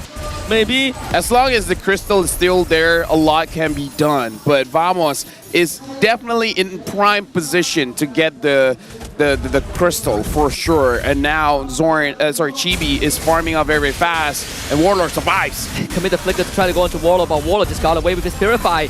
Iris now Primal Wrap. Entropy from out here is so deep in. They get rid of Zorn, but look at Ness, he's running around Iris. Iris can't get up to him. So it's still a 1-for-2 trade in favor of Team Vamos. Nothing much can be done on the side of Red. I mean, on the bright side, Sensui, at least when it comes down to EXP, is still pretty on track. Is only 1 level down from Chibi. There could still be a nice little chance for them to kind of get themselves right back to the game, because it is a Suyo after all. To obtain these objectives is not exactly too out of the question. I mean, with, you know, being down 5,000 gold, it's a little bit difficult, but I get you. It's not impossible for sure. I mean, Ness is 2 levels ahead of Ao, right? Who is now 0-2. You look at the average levels of Team Vamos, even the Roma has higher levels in terms of, you know, you just put the direct comparison. Zorn is a level ahead of Ao. Level 7. Yeah, Zorn is level 7, Sensui is level 8. That's not the kind of difference you want to hear. If you pull out the SP graph right now, it is just a landslide for Vamos. 5K goal lead, 16 minutes in. We're really just almost on its way to 1,000 goal lead per minute. And this is definitely a foreign concept to me. Coming from MPL SG, we've never really seen this kind of swinging advantage right off the start of the game. So honestly, I'm pretty impressed with the fact that Malaysians have just been consistently pulling things like these off. It just got worse. Ness got Heart's Claw and Berserker's Fury in 6 minutes. Oh my goodness, that's fast. That is so fast. Like at this point, he might complete his 3 items in 9 minutes. Like the average time gold laners complete their 3 items is between 10 to 13 minutes. And he might be 1 minute faster than usual. Yeah, he's uncontested in the lane. You can't catch him. 2 kills, 2 assists. And now about to get the turtle as well. We don't have a very reliable lockdown from the side of RED Esports. Yeah, it's a complete nightmare. This is just a free roaming little panther. Not just the fact that they have to deal with a Nolan, but the Nets right now becomes another problem that they have no solid answer to. Let alone having to deal with Warlord, right? You are putting so much responsibility on Sensui, who's just not enough. You can't rely on this Suyo alone. He needs someone to set up for him, but all the setters are getting just tossed around like ragdoll by Warlord. And they're gonna have to respect the amount of damage that Team Vamos is just putting in, right? They wouldn't want to die, so they're gonna have to slowly give away these small little portions of the map away and towards Team Vamos. They just lost the bottom lane tier 1, top lane as well, eventually middle lane. I almost got one-shotted, by the way, by Chibi. Maybe they can get Zorn. Oh, Ness is there now, they can't anymore. Dude, right now, Vamos, they're flexing their micro mechanics, man. I mean, their macro is impressive, don't get me wrong, but they're really showing their micro, especially Chibi. I mean, I want to say nice things about Warlord, like he might be the MVP of the match, but he's just spamming his second skill. It's really just been playing Juicing, let's be honest. And Grace is about to die. This Akai has effectively been eliminated from kind of the resource pool of RED Esports. Dude, Edith has been eliminated. Edith too. They have Your frontliners have essentially been nullified. This is 5v3. Yeah, it's 5v3. 5v3 and all your cores are losing. They're just hoping for that one point in time whereby they're able to burst people down. One shot. I guess that is nonsense. One shot. Oh, Lethal Ignition. Close. Thanks to the iframe. Any other hero would have disappeared. If that was an alpha, bye-bye. Bye-bye. If that was oh anyone. my goodness. 28k. 28k in 8 minutes. No one else is close. GB is solo carrying this game. I want to look at the items, honestly. I want to look at the items. Yes. 8 minutes in. Let's look at the items. After the Lord camp. Items. Come on. I know that he's definitely got the Hunter Strike, but what's the next 2 items? Because he could go sure BOD. He's got quite a bit. He could go BOD if you want. BOD? He's going for it. Yeah. Bladed Heptases and then BOD. Okay. You can't fight this with red. You just have to give it. Gotta cut your losses. Flicker from Grace and Sui out. Oh, damage. Wow, that's true 20% damage reduction, by the way. Dude, right now, Chibi is going for a Sensui. Now Chibi wants to go for a killing spree. Killing spree for Chibi without a BOD. He was on immortal form as well, right? Dude, Chibi is getting vocal. You can see on the cams of Vamos. He's saying, I love you. Yeah, he's saying, I love you. He's saying, Sensui, you're great, but I'm better. Or something like that. They're in their element. I'm greater than ever. I'm great. I'm better than ever. Better than great. I'm the greatest ever. I am you. Who am I? Who am I? Who you are. Vamos, they're getting the mid lane. Rushing right down. I can't believe I'm the serious one at the desk. The middle lane, T1's down, with the Lord marching in, ready to plunder. All the way from the top lane when there's no T2. Middle lane and the bottom lane is just going to be under siege real soon. And Team Vamos, they aren't going to stop at anything. They are still very much on track with that 1 minute, 1k goal lead every minute thing. Just to remind you guys, this is match point for Team Vamos. If Vamos win, that's it. That's GG. Red Esports will be dropping to the lower bracket. And it's going to be Selangor Red Giants going up against Red Esports. Both red teams going head to head. And Iris, he has to dash away. He wanted to hold on to his Primal Wrath as a means of defense. But look at this 10k goal advantage. Swinging around that range. This is checkmate angle for Team Vamos. Essentially, Red Esports, unless they find a way to hold out. Here we go. Oh, here we go. Spell the R. Spell the R. Can they spell the R? Can they spell the R? Oh, they spell Vamos. Vamos. That's Delta formation right there. That's how you know they won the game. This is what Vamos does, Abs, right? That sounds good. Get used to the culture where if they're sure they're gonna win, they're gonna go to the mid lane and they're gonna spell something out. But what's the R supposedly? Red. Red. Ah. I don't think you can spell R with 5 heroes. Yeah, so you do V Vamos. Okay. Can he catch Warlord? Oh, that's if you go up against Todak, you do a T. Ah. But this time, since you can't do an arm, it's a tribute to myself. You know what? Tribute to them.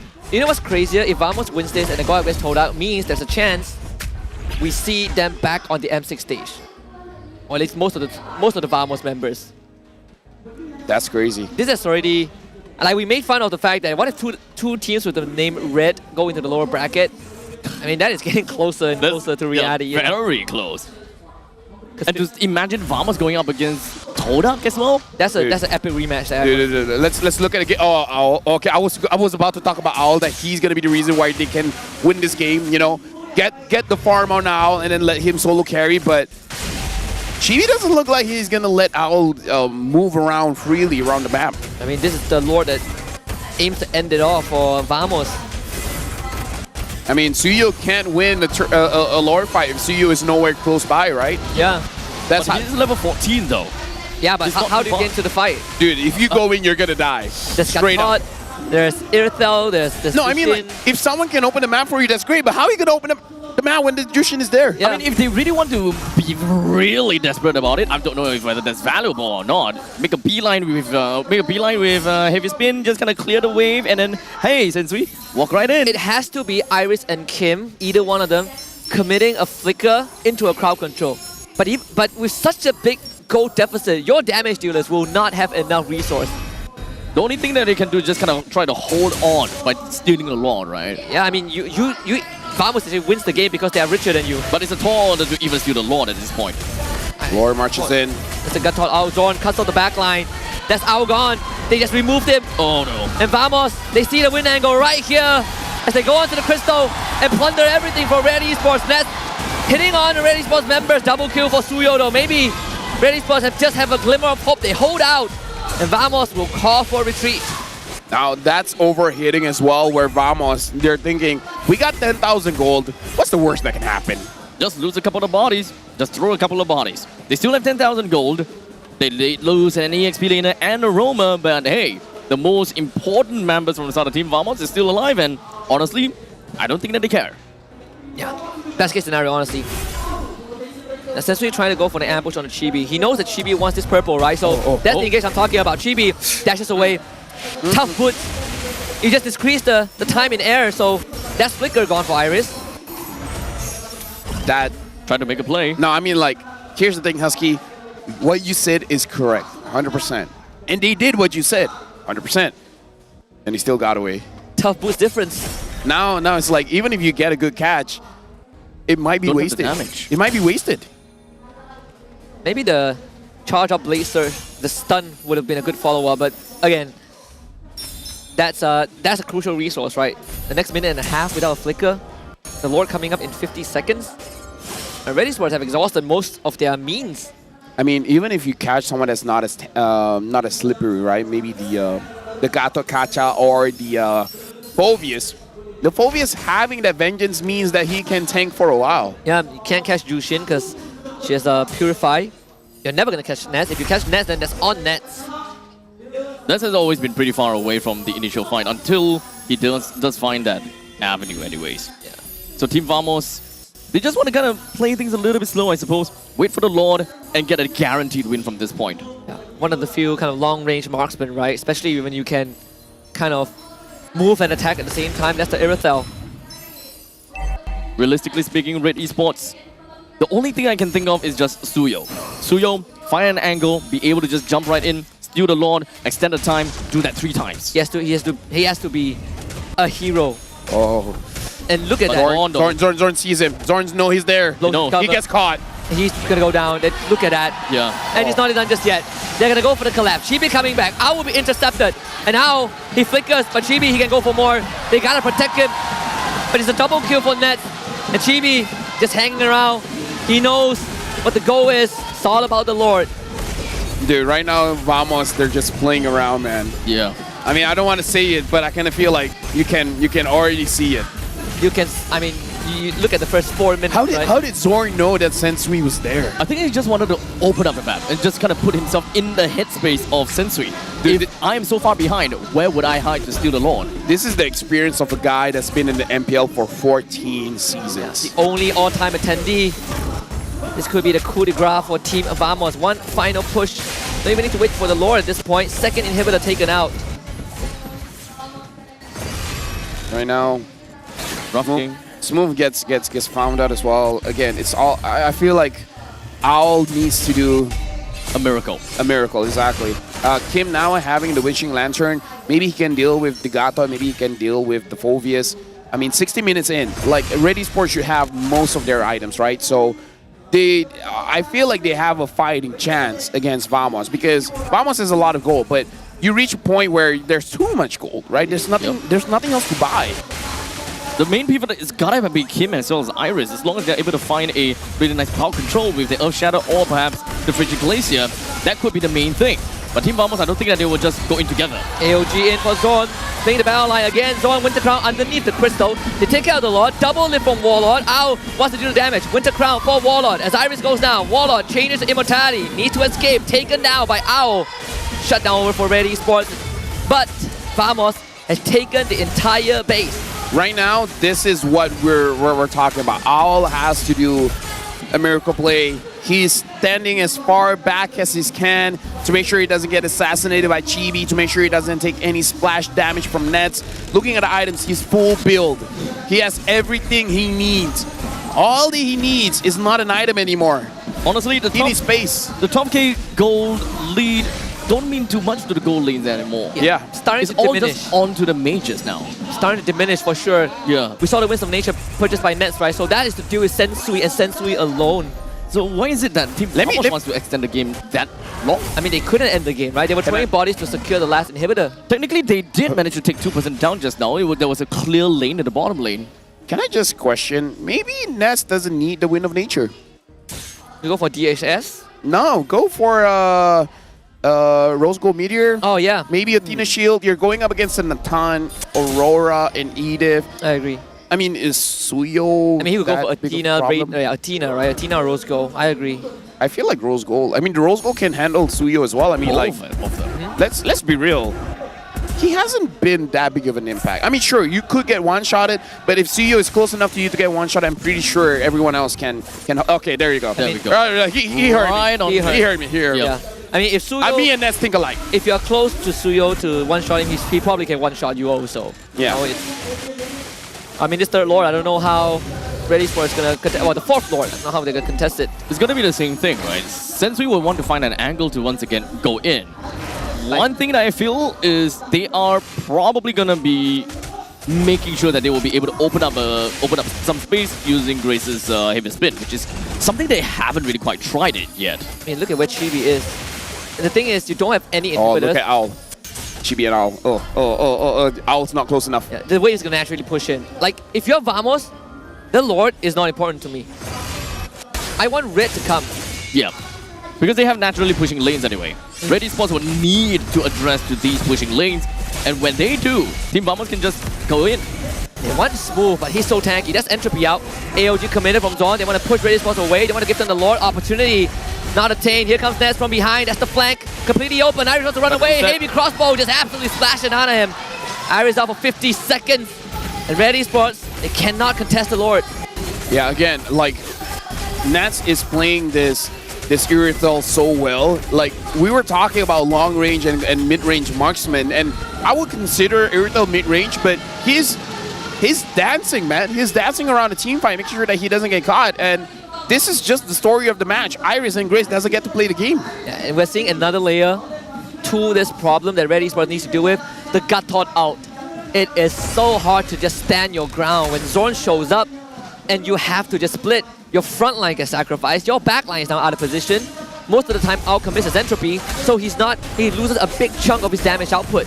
I think RED Esports really just want to force out a mistake from the side of Team Vamos, but in the previous fight, it doesn't seem like they managed to. Like, it's very clear that they knew when they want to go in, and they knew when they want to retreat, but Aris just got unfortunate. It just got caught by Team Vamos, and they're gonna have to full back out anyway. I would say if RED Esports somehow defends this, there might be a chance. But it's going to be grim. Grace lifted up. Iris loses immortality. Kim almost goes down. Lord is way too strong. They're going to do their best, but he's thrown out by Warlord. Vamos have found the opportunity, and Team Vamos will blow past the red zone because the only way is forward, and they will head into the upper bracket finals. It's gonna be Vamos going up against Todak and RED Esports going up against Selangor Red Giants. Look at the crowd. Everyone, oh my goodness. Look at this crowd. For those who might not know that MPL is playoffs happening right here, they show up, they would think it's a concert. I would have thought it is a concert. Let's be honest here. The crowd, they are heated and they celebrate with the team with great passion. Dude, the amount of people here is amazing, but now we gotta throw it over to Rose. Pasukan yang akan jumpa Todak di upper bracket finals esok. Educity, give it up for Vamos!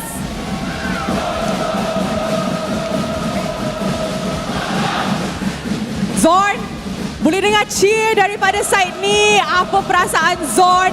Ada crowd, ada home ground buff macam ni?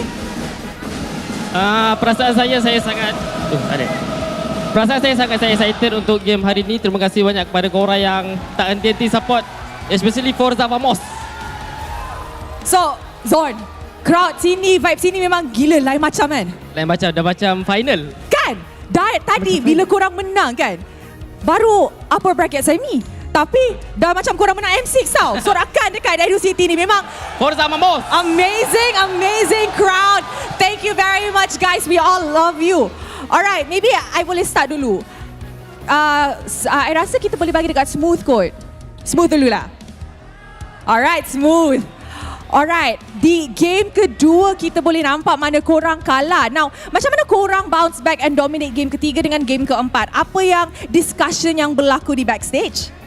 Discussion kita orang dengar daripada kata-kata Ava suruh reset. Macam tu je. Macam tu je. Apa yang terjadi di game kedua sebenarnya?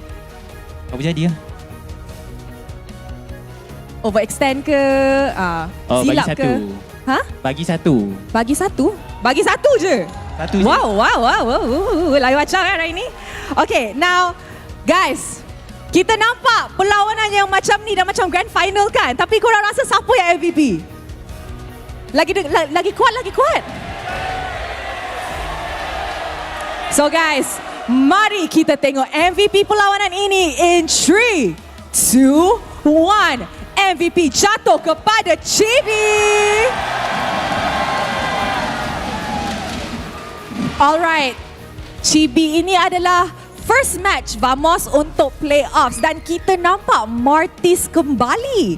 So in your opinion Chibi, adakah Martis ni satu hero yang boleh mainkan di meta ini ataupun obviously it's still an assassin patch and korang memang saja-saja je nak try tadi?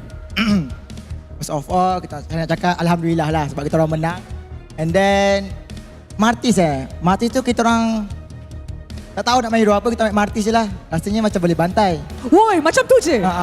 So tak tahu nak main hero apa, main hero Martis je sebab korang rasa memang boleh bantai lah. Betul. So adakah kita akan nampak lagi banyak hero ataupun pick menarik daripada side Vamos in the upcoming days, especially esok korang akan lawan Todak? Hero banyak. Tapi tak tahu nak main hero apa. Kita orang main je apa yang orang bagi. Sebab kita orang tahu kita orang boleh buat betul-betul. Oh, okay. Maybe Warlord? Alright. Warlord, kita nampak tadi korang asyik pick Jushin. Kenapa korang asyik pick Jushin? Adakah ini satu key winning moment untuk korang? Dan kalau itu adalah key winning moment, kenapa korang kalah masa pick Jushin tadi? Sebab kita 3-1 tu kita nak samakan macam Todak. Oh, nak samakan macam Todak. So macam bagi seru sikit lah, sikit je. Tak terlalu banyak. Now you rasa Jushin ni is a prio pick ataupun a prio ban untuk patch ni ataupun tak? Sebab kita boleh nampak Jushin punya win rate untuk playoffs kali ini adalah 88% win rate. Tapi ada je pasukan yang lepaskan Jushin. As a Jushin user, you rasa ni penting ke tak? Aku rasa Jushin tu emang top tier lah buat match. I see. Okay, jap kita pass balik kepada Zorn. Zorn, tadi sebelum match start, kita ada tengok satu video daripada Kim. Dan Kim cakap, sepatutnya Zon dah boleh retire dah sebab Zon main daripada season pertama. Apa Zon nak balas kepada Kim? Saya rasa mana nak suruh saya bersara. Tengok macam mana kalau saya final, saya champion, saya penuhi permintaan Kim. Bersaralah kita Oh, okay. Budak baik hari ni. Alright, now I think maybe kita boleh tanya pendapat coach kot. Sabar guys. Sabar. I know. Coach. Alright. Coach Pubs, adakah korang sangka that Todak boleh kalahkan Selangor Red Giants pada first match tadi? Boleh ulang balik, saya tak apa. Korang sangka tak Todak boleh kalahkan Selangor Red Giants tadi? Saya expect sebab saya percaya Angah. Oh, percaya Angah. So now that Todak dah kalahkan Selangor Red Giants, korang akan jumpa Todak esok untuk upper bracket finals. You rasa you boleh kalahkan Angah ke tak? Saya ada rahsia tapi saya tak nak bagi tahu lah. Esok lah. Dia sebenarnya macam mana Angah dia meminta-minta nak jadi assistant saya. So saya akan ajar dia lah cara-cara untuk jadi head coach esok. Tutor esok. Esok kena tutor. Alright, the moment you all have been waiting for. Rose bagi ya. Nets. Wow, Nets. Banyak fans dekat sini. Banyak. Semua Forza Vamos. Okay, Nets. Kita boleh nampak di atas pentas Nets punya rambut memang terang lah. Terang sangat. Jauh pun boleh nampak, betul tak? Okay, lepas tu, first of all, Rose nak tanya, kenapa warna hijau? Kenapa bah? Mana abah? Kenapa warna hijau? Ni abah kata biru. Vamos ni, biru ni macam ni. Tapi tak macam tu. Ya tak tahu, Cok. Tak tahu. Okay. Now, satu lagi soalan. Kita dekat playoffs ni ada 3 player yang warna hijau, rambut warna hijau. Kita ada Raf, kita ada Stormy, dengan kita ada Nets. Yang 2 tu kalah. So, kenapa awak tak kalah? Saya rasa sebab highlights aja. Highlights aja ni bukan semua. Highlights bang. Tak, kalah. Oh, kalah. Dia kalah sebab highlights aja. Oh, highlights aja kena full kepala. Tengok dia marah lagi. So, rahsia dia kena full head baru menang. Bagus berang. Alright, so guys, terima kasih kepada Vamos. Wait. Ya, nak cakap apa? Shout out Realme Smartphone, Critical, Alpha, KPRJ, Kopi Psycho. Let's go! Alright, terima kasih kepada Vamos. Guys, once again, pasukan ni akan jumpa Todak di upper bracket finals esok. Congratulations, you guys may now go celebrate your victory. Dan itu dia hari kedua untuk playoffs MPL Malaysia musim ke-14. Banyak sangat perlawanan yang menarik. Game yang menarik, intense. So guys, sebelum kita wrap up our day, mari kita show it to the mic check untuk dengar macam mana Vamos dan juga RED Esports communicate.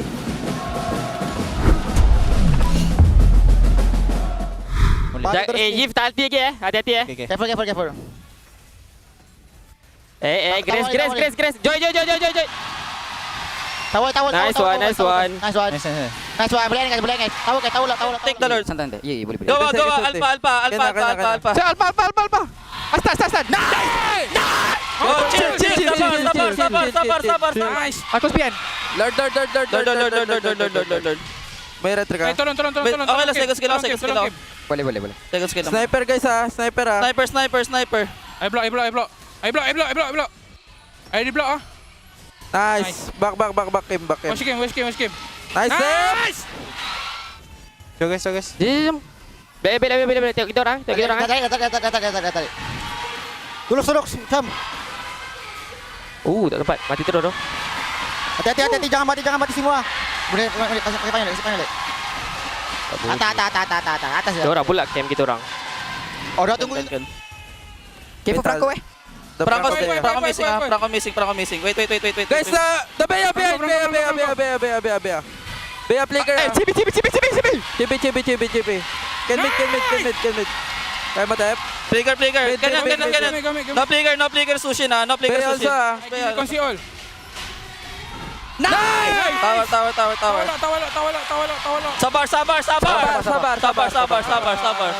Sabar. Lol. Pok aja. Jangan buat. Ini. Duduk. Bisa. Orang. Grace, slow. Jom.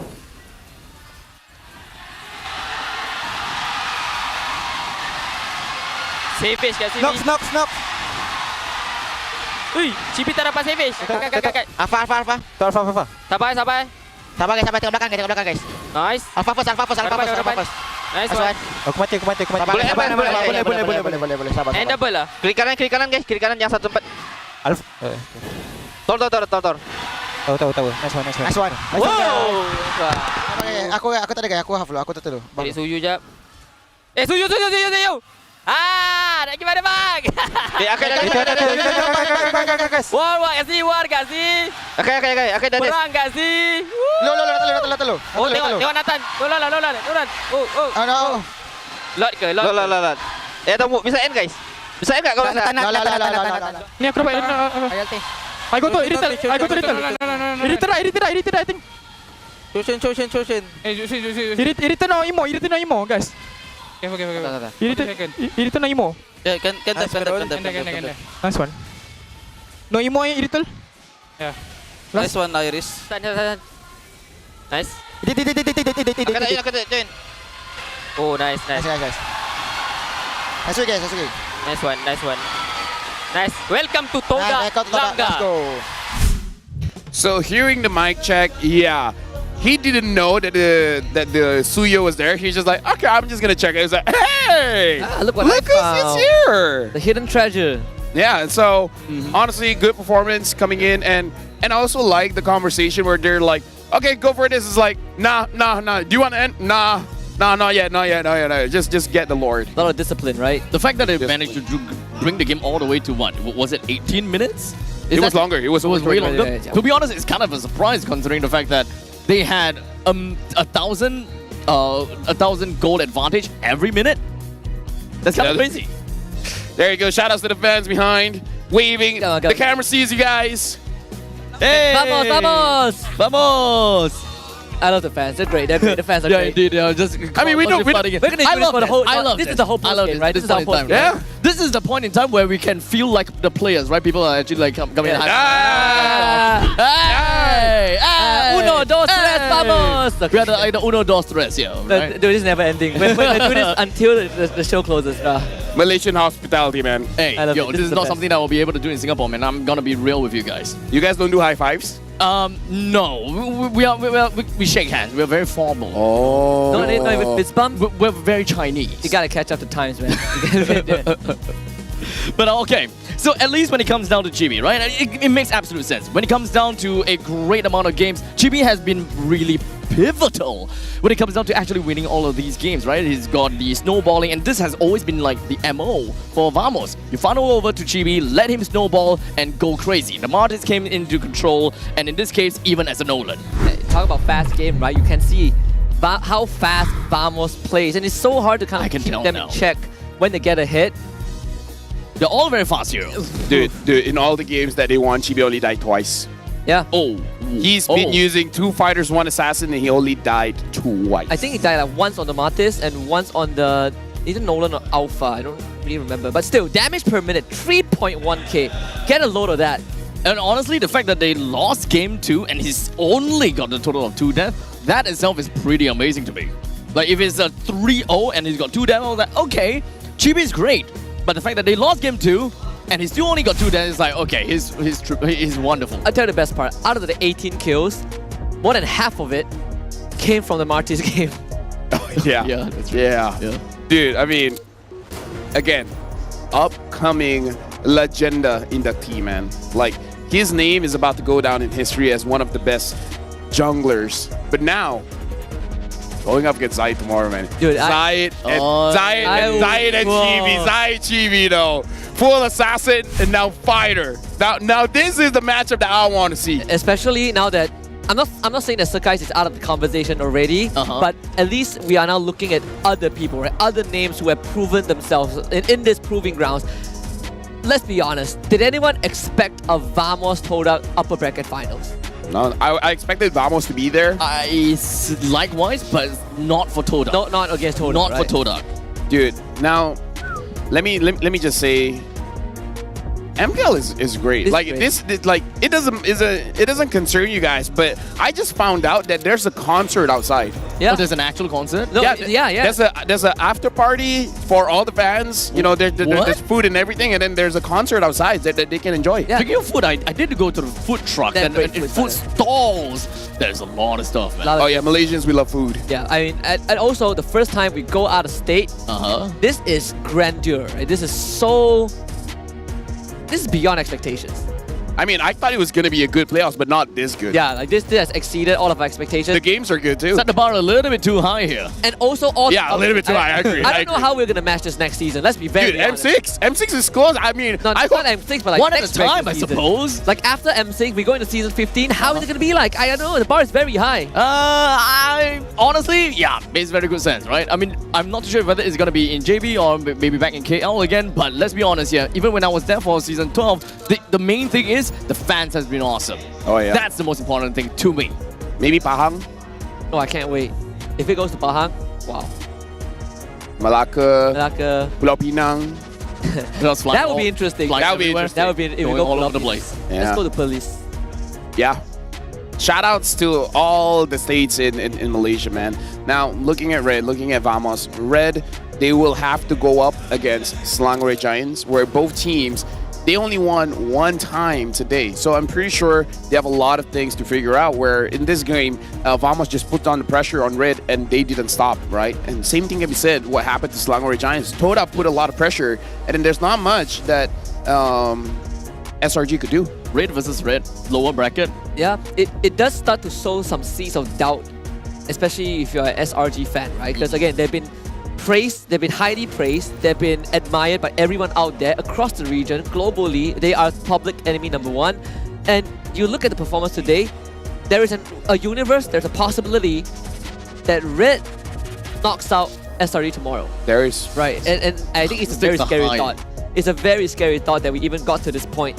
I mean, honestly, when it comes down to the Todak versus SRG game, SRG is just not playing the way that I truly expected. And if they were to kind of do the same thing tomorrow again, that is where I say, yeah, Red might actually take it. Because like there were some people like in the fans who asked me, they were like, so was it Todak who played well or SRG that played poorly? And I think Todak just outclassed SRG today. Same as how Vamos outclassed Red, right? They just came prepared.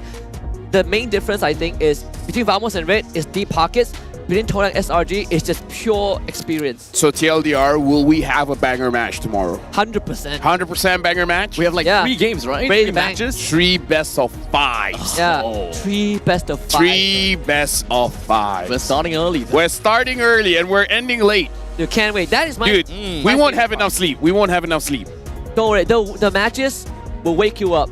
For sure. I'm pretty sure, yeah. Dude, the matches are caffeinated. I mean, there's a chance it goes like, 15 games tomorrow. You know, we haven't had that yet, but I'm just saying. To be honest, we had that before and was it 15 games? Yeah. 15 and yeah, no, as in like in MPL MY history, there was a season, a playoffs that every single game except for the grand finals, it went all the way. Wait, that's kind of sad, isn't it? Like every game. As in day 1, 10 games, day 2, 10. 11?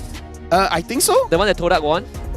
Yeah. Hey, was it? Maybe, yeah. Stadium Johor, right? Yeah, because I remember I stayed back so late, and I'm like, there's no way. Even game number 3 goes 5 games, right? And game number 3 went all 5 games. I mean, the irony that you wanted your grand finals to go all 5 games, or rather, all 7 games, but all the other games instead went the full series instead.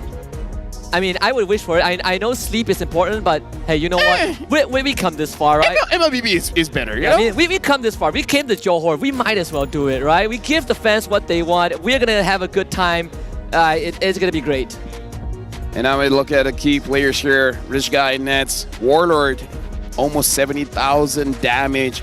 Sandbag Grace, 158,000 damage taken. And best wingman, Zorn, able to catch Sensui hiding in that bush, preventing any shenanigans coming in from Red. Spidey sense. Spidey sense. Dude, I just want to say, no one can see this, but man, the fans are still trickling out. Yeah.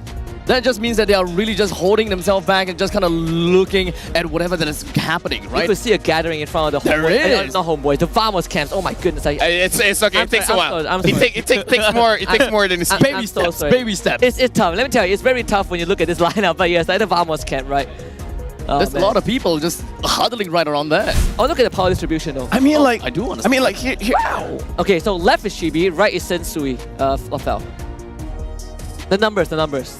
Okay, so we still need to identify the okay, yeah, actually the numbers. That's right, right. Numbers on the left, Chibi. Numbers on the right, Sensui. Correct. And for those people that is not colorblind, the yellow one is Chibi, the red one is Sensui, right? So in that way, we will be able to look at the charts, right? So all across the board, it is Chibi that dominates in every single part of the graph. There is one saving grace, something that RED Esports proved in this best of 5, right? Out of 4 games, we got first blood in 3 of the games, right? And all 3 first bloods went over to Sensui, keeping one of his status as one of the junglers with the highest first blood rate. So they are doing something right in that regard. Well, actually, everything else. To be honest, actually, there's a very minuscule and minute little difference when it comes down to average total kills and average Lord kills. At least Sensui has got like 0.2 higher, and of course average total kills 0.1 higher, but not that it makes any difference at all. But Chibi, they definitely managed to storm the show. They stole the spotlight. Stole it all, but with that V-shape, right? That V-shape. That's my first time experiencing life like this. That was a money shot. We had a lot of that during regular season, let me tell you. That sounds fun. Yeah. And for you guys at home, infinite dimensions, infinite possibilities. No matter how many universes he traverse. No matter how dangerous the journey is, you guys got to get the new Nolan skin. Nolan new skin will be available in-game out at 6th of November. A part of me was kind of hoping that don't miss out. You'll say the same thing as Gideon. He read everything until that final part and it's like, why am I saying this? Yeah. I mean... Not gonna lie, I feel a bit stupid as well. I mean, Nolan says he wants to find Layla, but then again, he's a horrible... he left he's at the first place. He's a horrible dad. Don't be like Nolan. He's a horrible dad. He went out to get milk. Don't be like Nolan Abstract. I won't. Okay? That's good to know. We'll hold you to it. I don't drink milk, so I don't need to go out to get milk, so I'm fine. We're fine. Sure. Sure. Trust. Whatever I'm pretty sure he'll find something else to search for. I mean, I'm happy that today's scoreline is basically the exchange currency between Malaysia and Singapore. You know, 3-1, 3-1. Look, I'm not the one who said that. It's not that. It's a big flex anyways. SRG against Red tomorrow. Todak going up against Vamos. And then we'll have the lower bracket finals as well. The games to watch. Tomorrow we'll know who will be going to M6. Both of them. Oh, Both yeah. teams. Both M6 attendees will be revealed tomorrow. Oh, yes. Oh. Because you just have to be a finalist. We got 2 slots. That is right. This is the season. This is rare for Malaysia. We don't have to play wildcards. Other teams get chance. Oh, yeah. Because usually we need to know the champion. Then we know who's going to M6. Secured slot. Yeah. And the first runner up goes through the wildcards and all. How does it feel? Amazing, man. Now we got to look at tomorrow's schedule, and we're starting off Todak against Vamos. All right. And I'm not ready for this, by the way. My heart is not ready for this. Dude, it's going to start at 12 p.m. We're going to have to arrive here at 10 a.m., guys. I love it. We're going to... By the time we head to bed, it would be 2 a.m. But, you know, again... It's not important. Sleep is not important. Game is important. Game is utmost importance, especially since tomorrow we're sending 2 teams home. 2 teams home, 2 teams going to Malaysia for M6. Kuala Lumpur. That's not as Technically, high. if they want to go back home, it's also Kuala Lumpur. It's like, they'll be going to Malaysia, guys. Nowhere in Malaysia. But also, I think the storyline is pretty great because you look at Todak and Vamos, right? One team will be the full local lineup back onto the M series stage again, and it's Todak, right? They were the first team to ever do it, and the first team ever only with full local lineup to do it with full local lineup, and they're about to make history again. Comes full circle, and then you have Vamos, almost the same lineup from previous iteration of Homeboys, now combining to make the best version plus move to make it to the M series stage. Either way, it's gonna be historical. Let me just say, I'm gonna be happy either way. Yeah. If Vamos goes through, if Todak goes through, because both teams have really proven themselves. Yep. Tomorrow, Selangor Red Giants and Red have to prove themselves. Yeah. I had a lot of expectations and predictions, but at this point, I just want to see the best team win. I'm content. May the best team advance. Yeah. Honestly, it's been a great day, man. I'm happy that I get to share the desk with both you as well as Husky. Thank you very much. With that being said, we'll see you guys again tomorrow for more amazing matches. Bye-bye.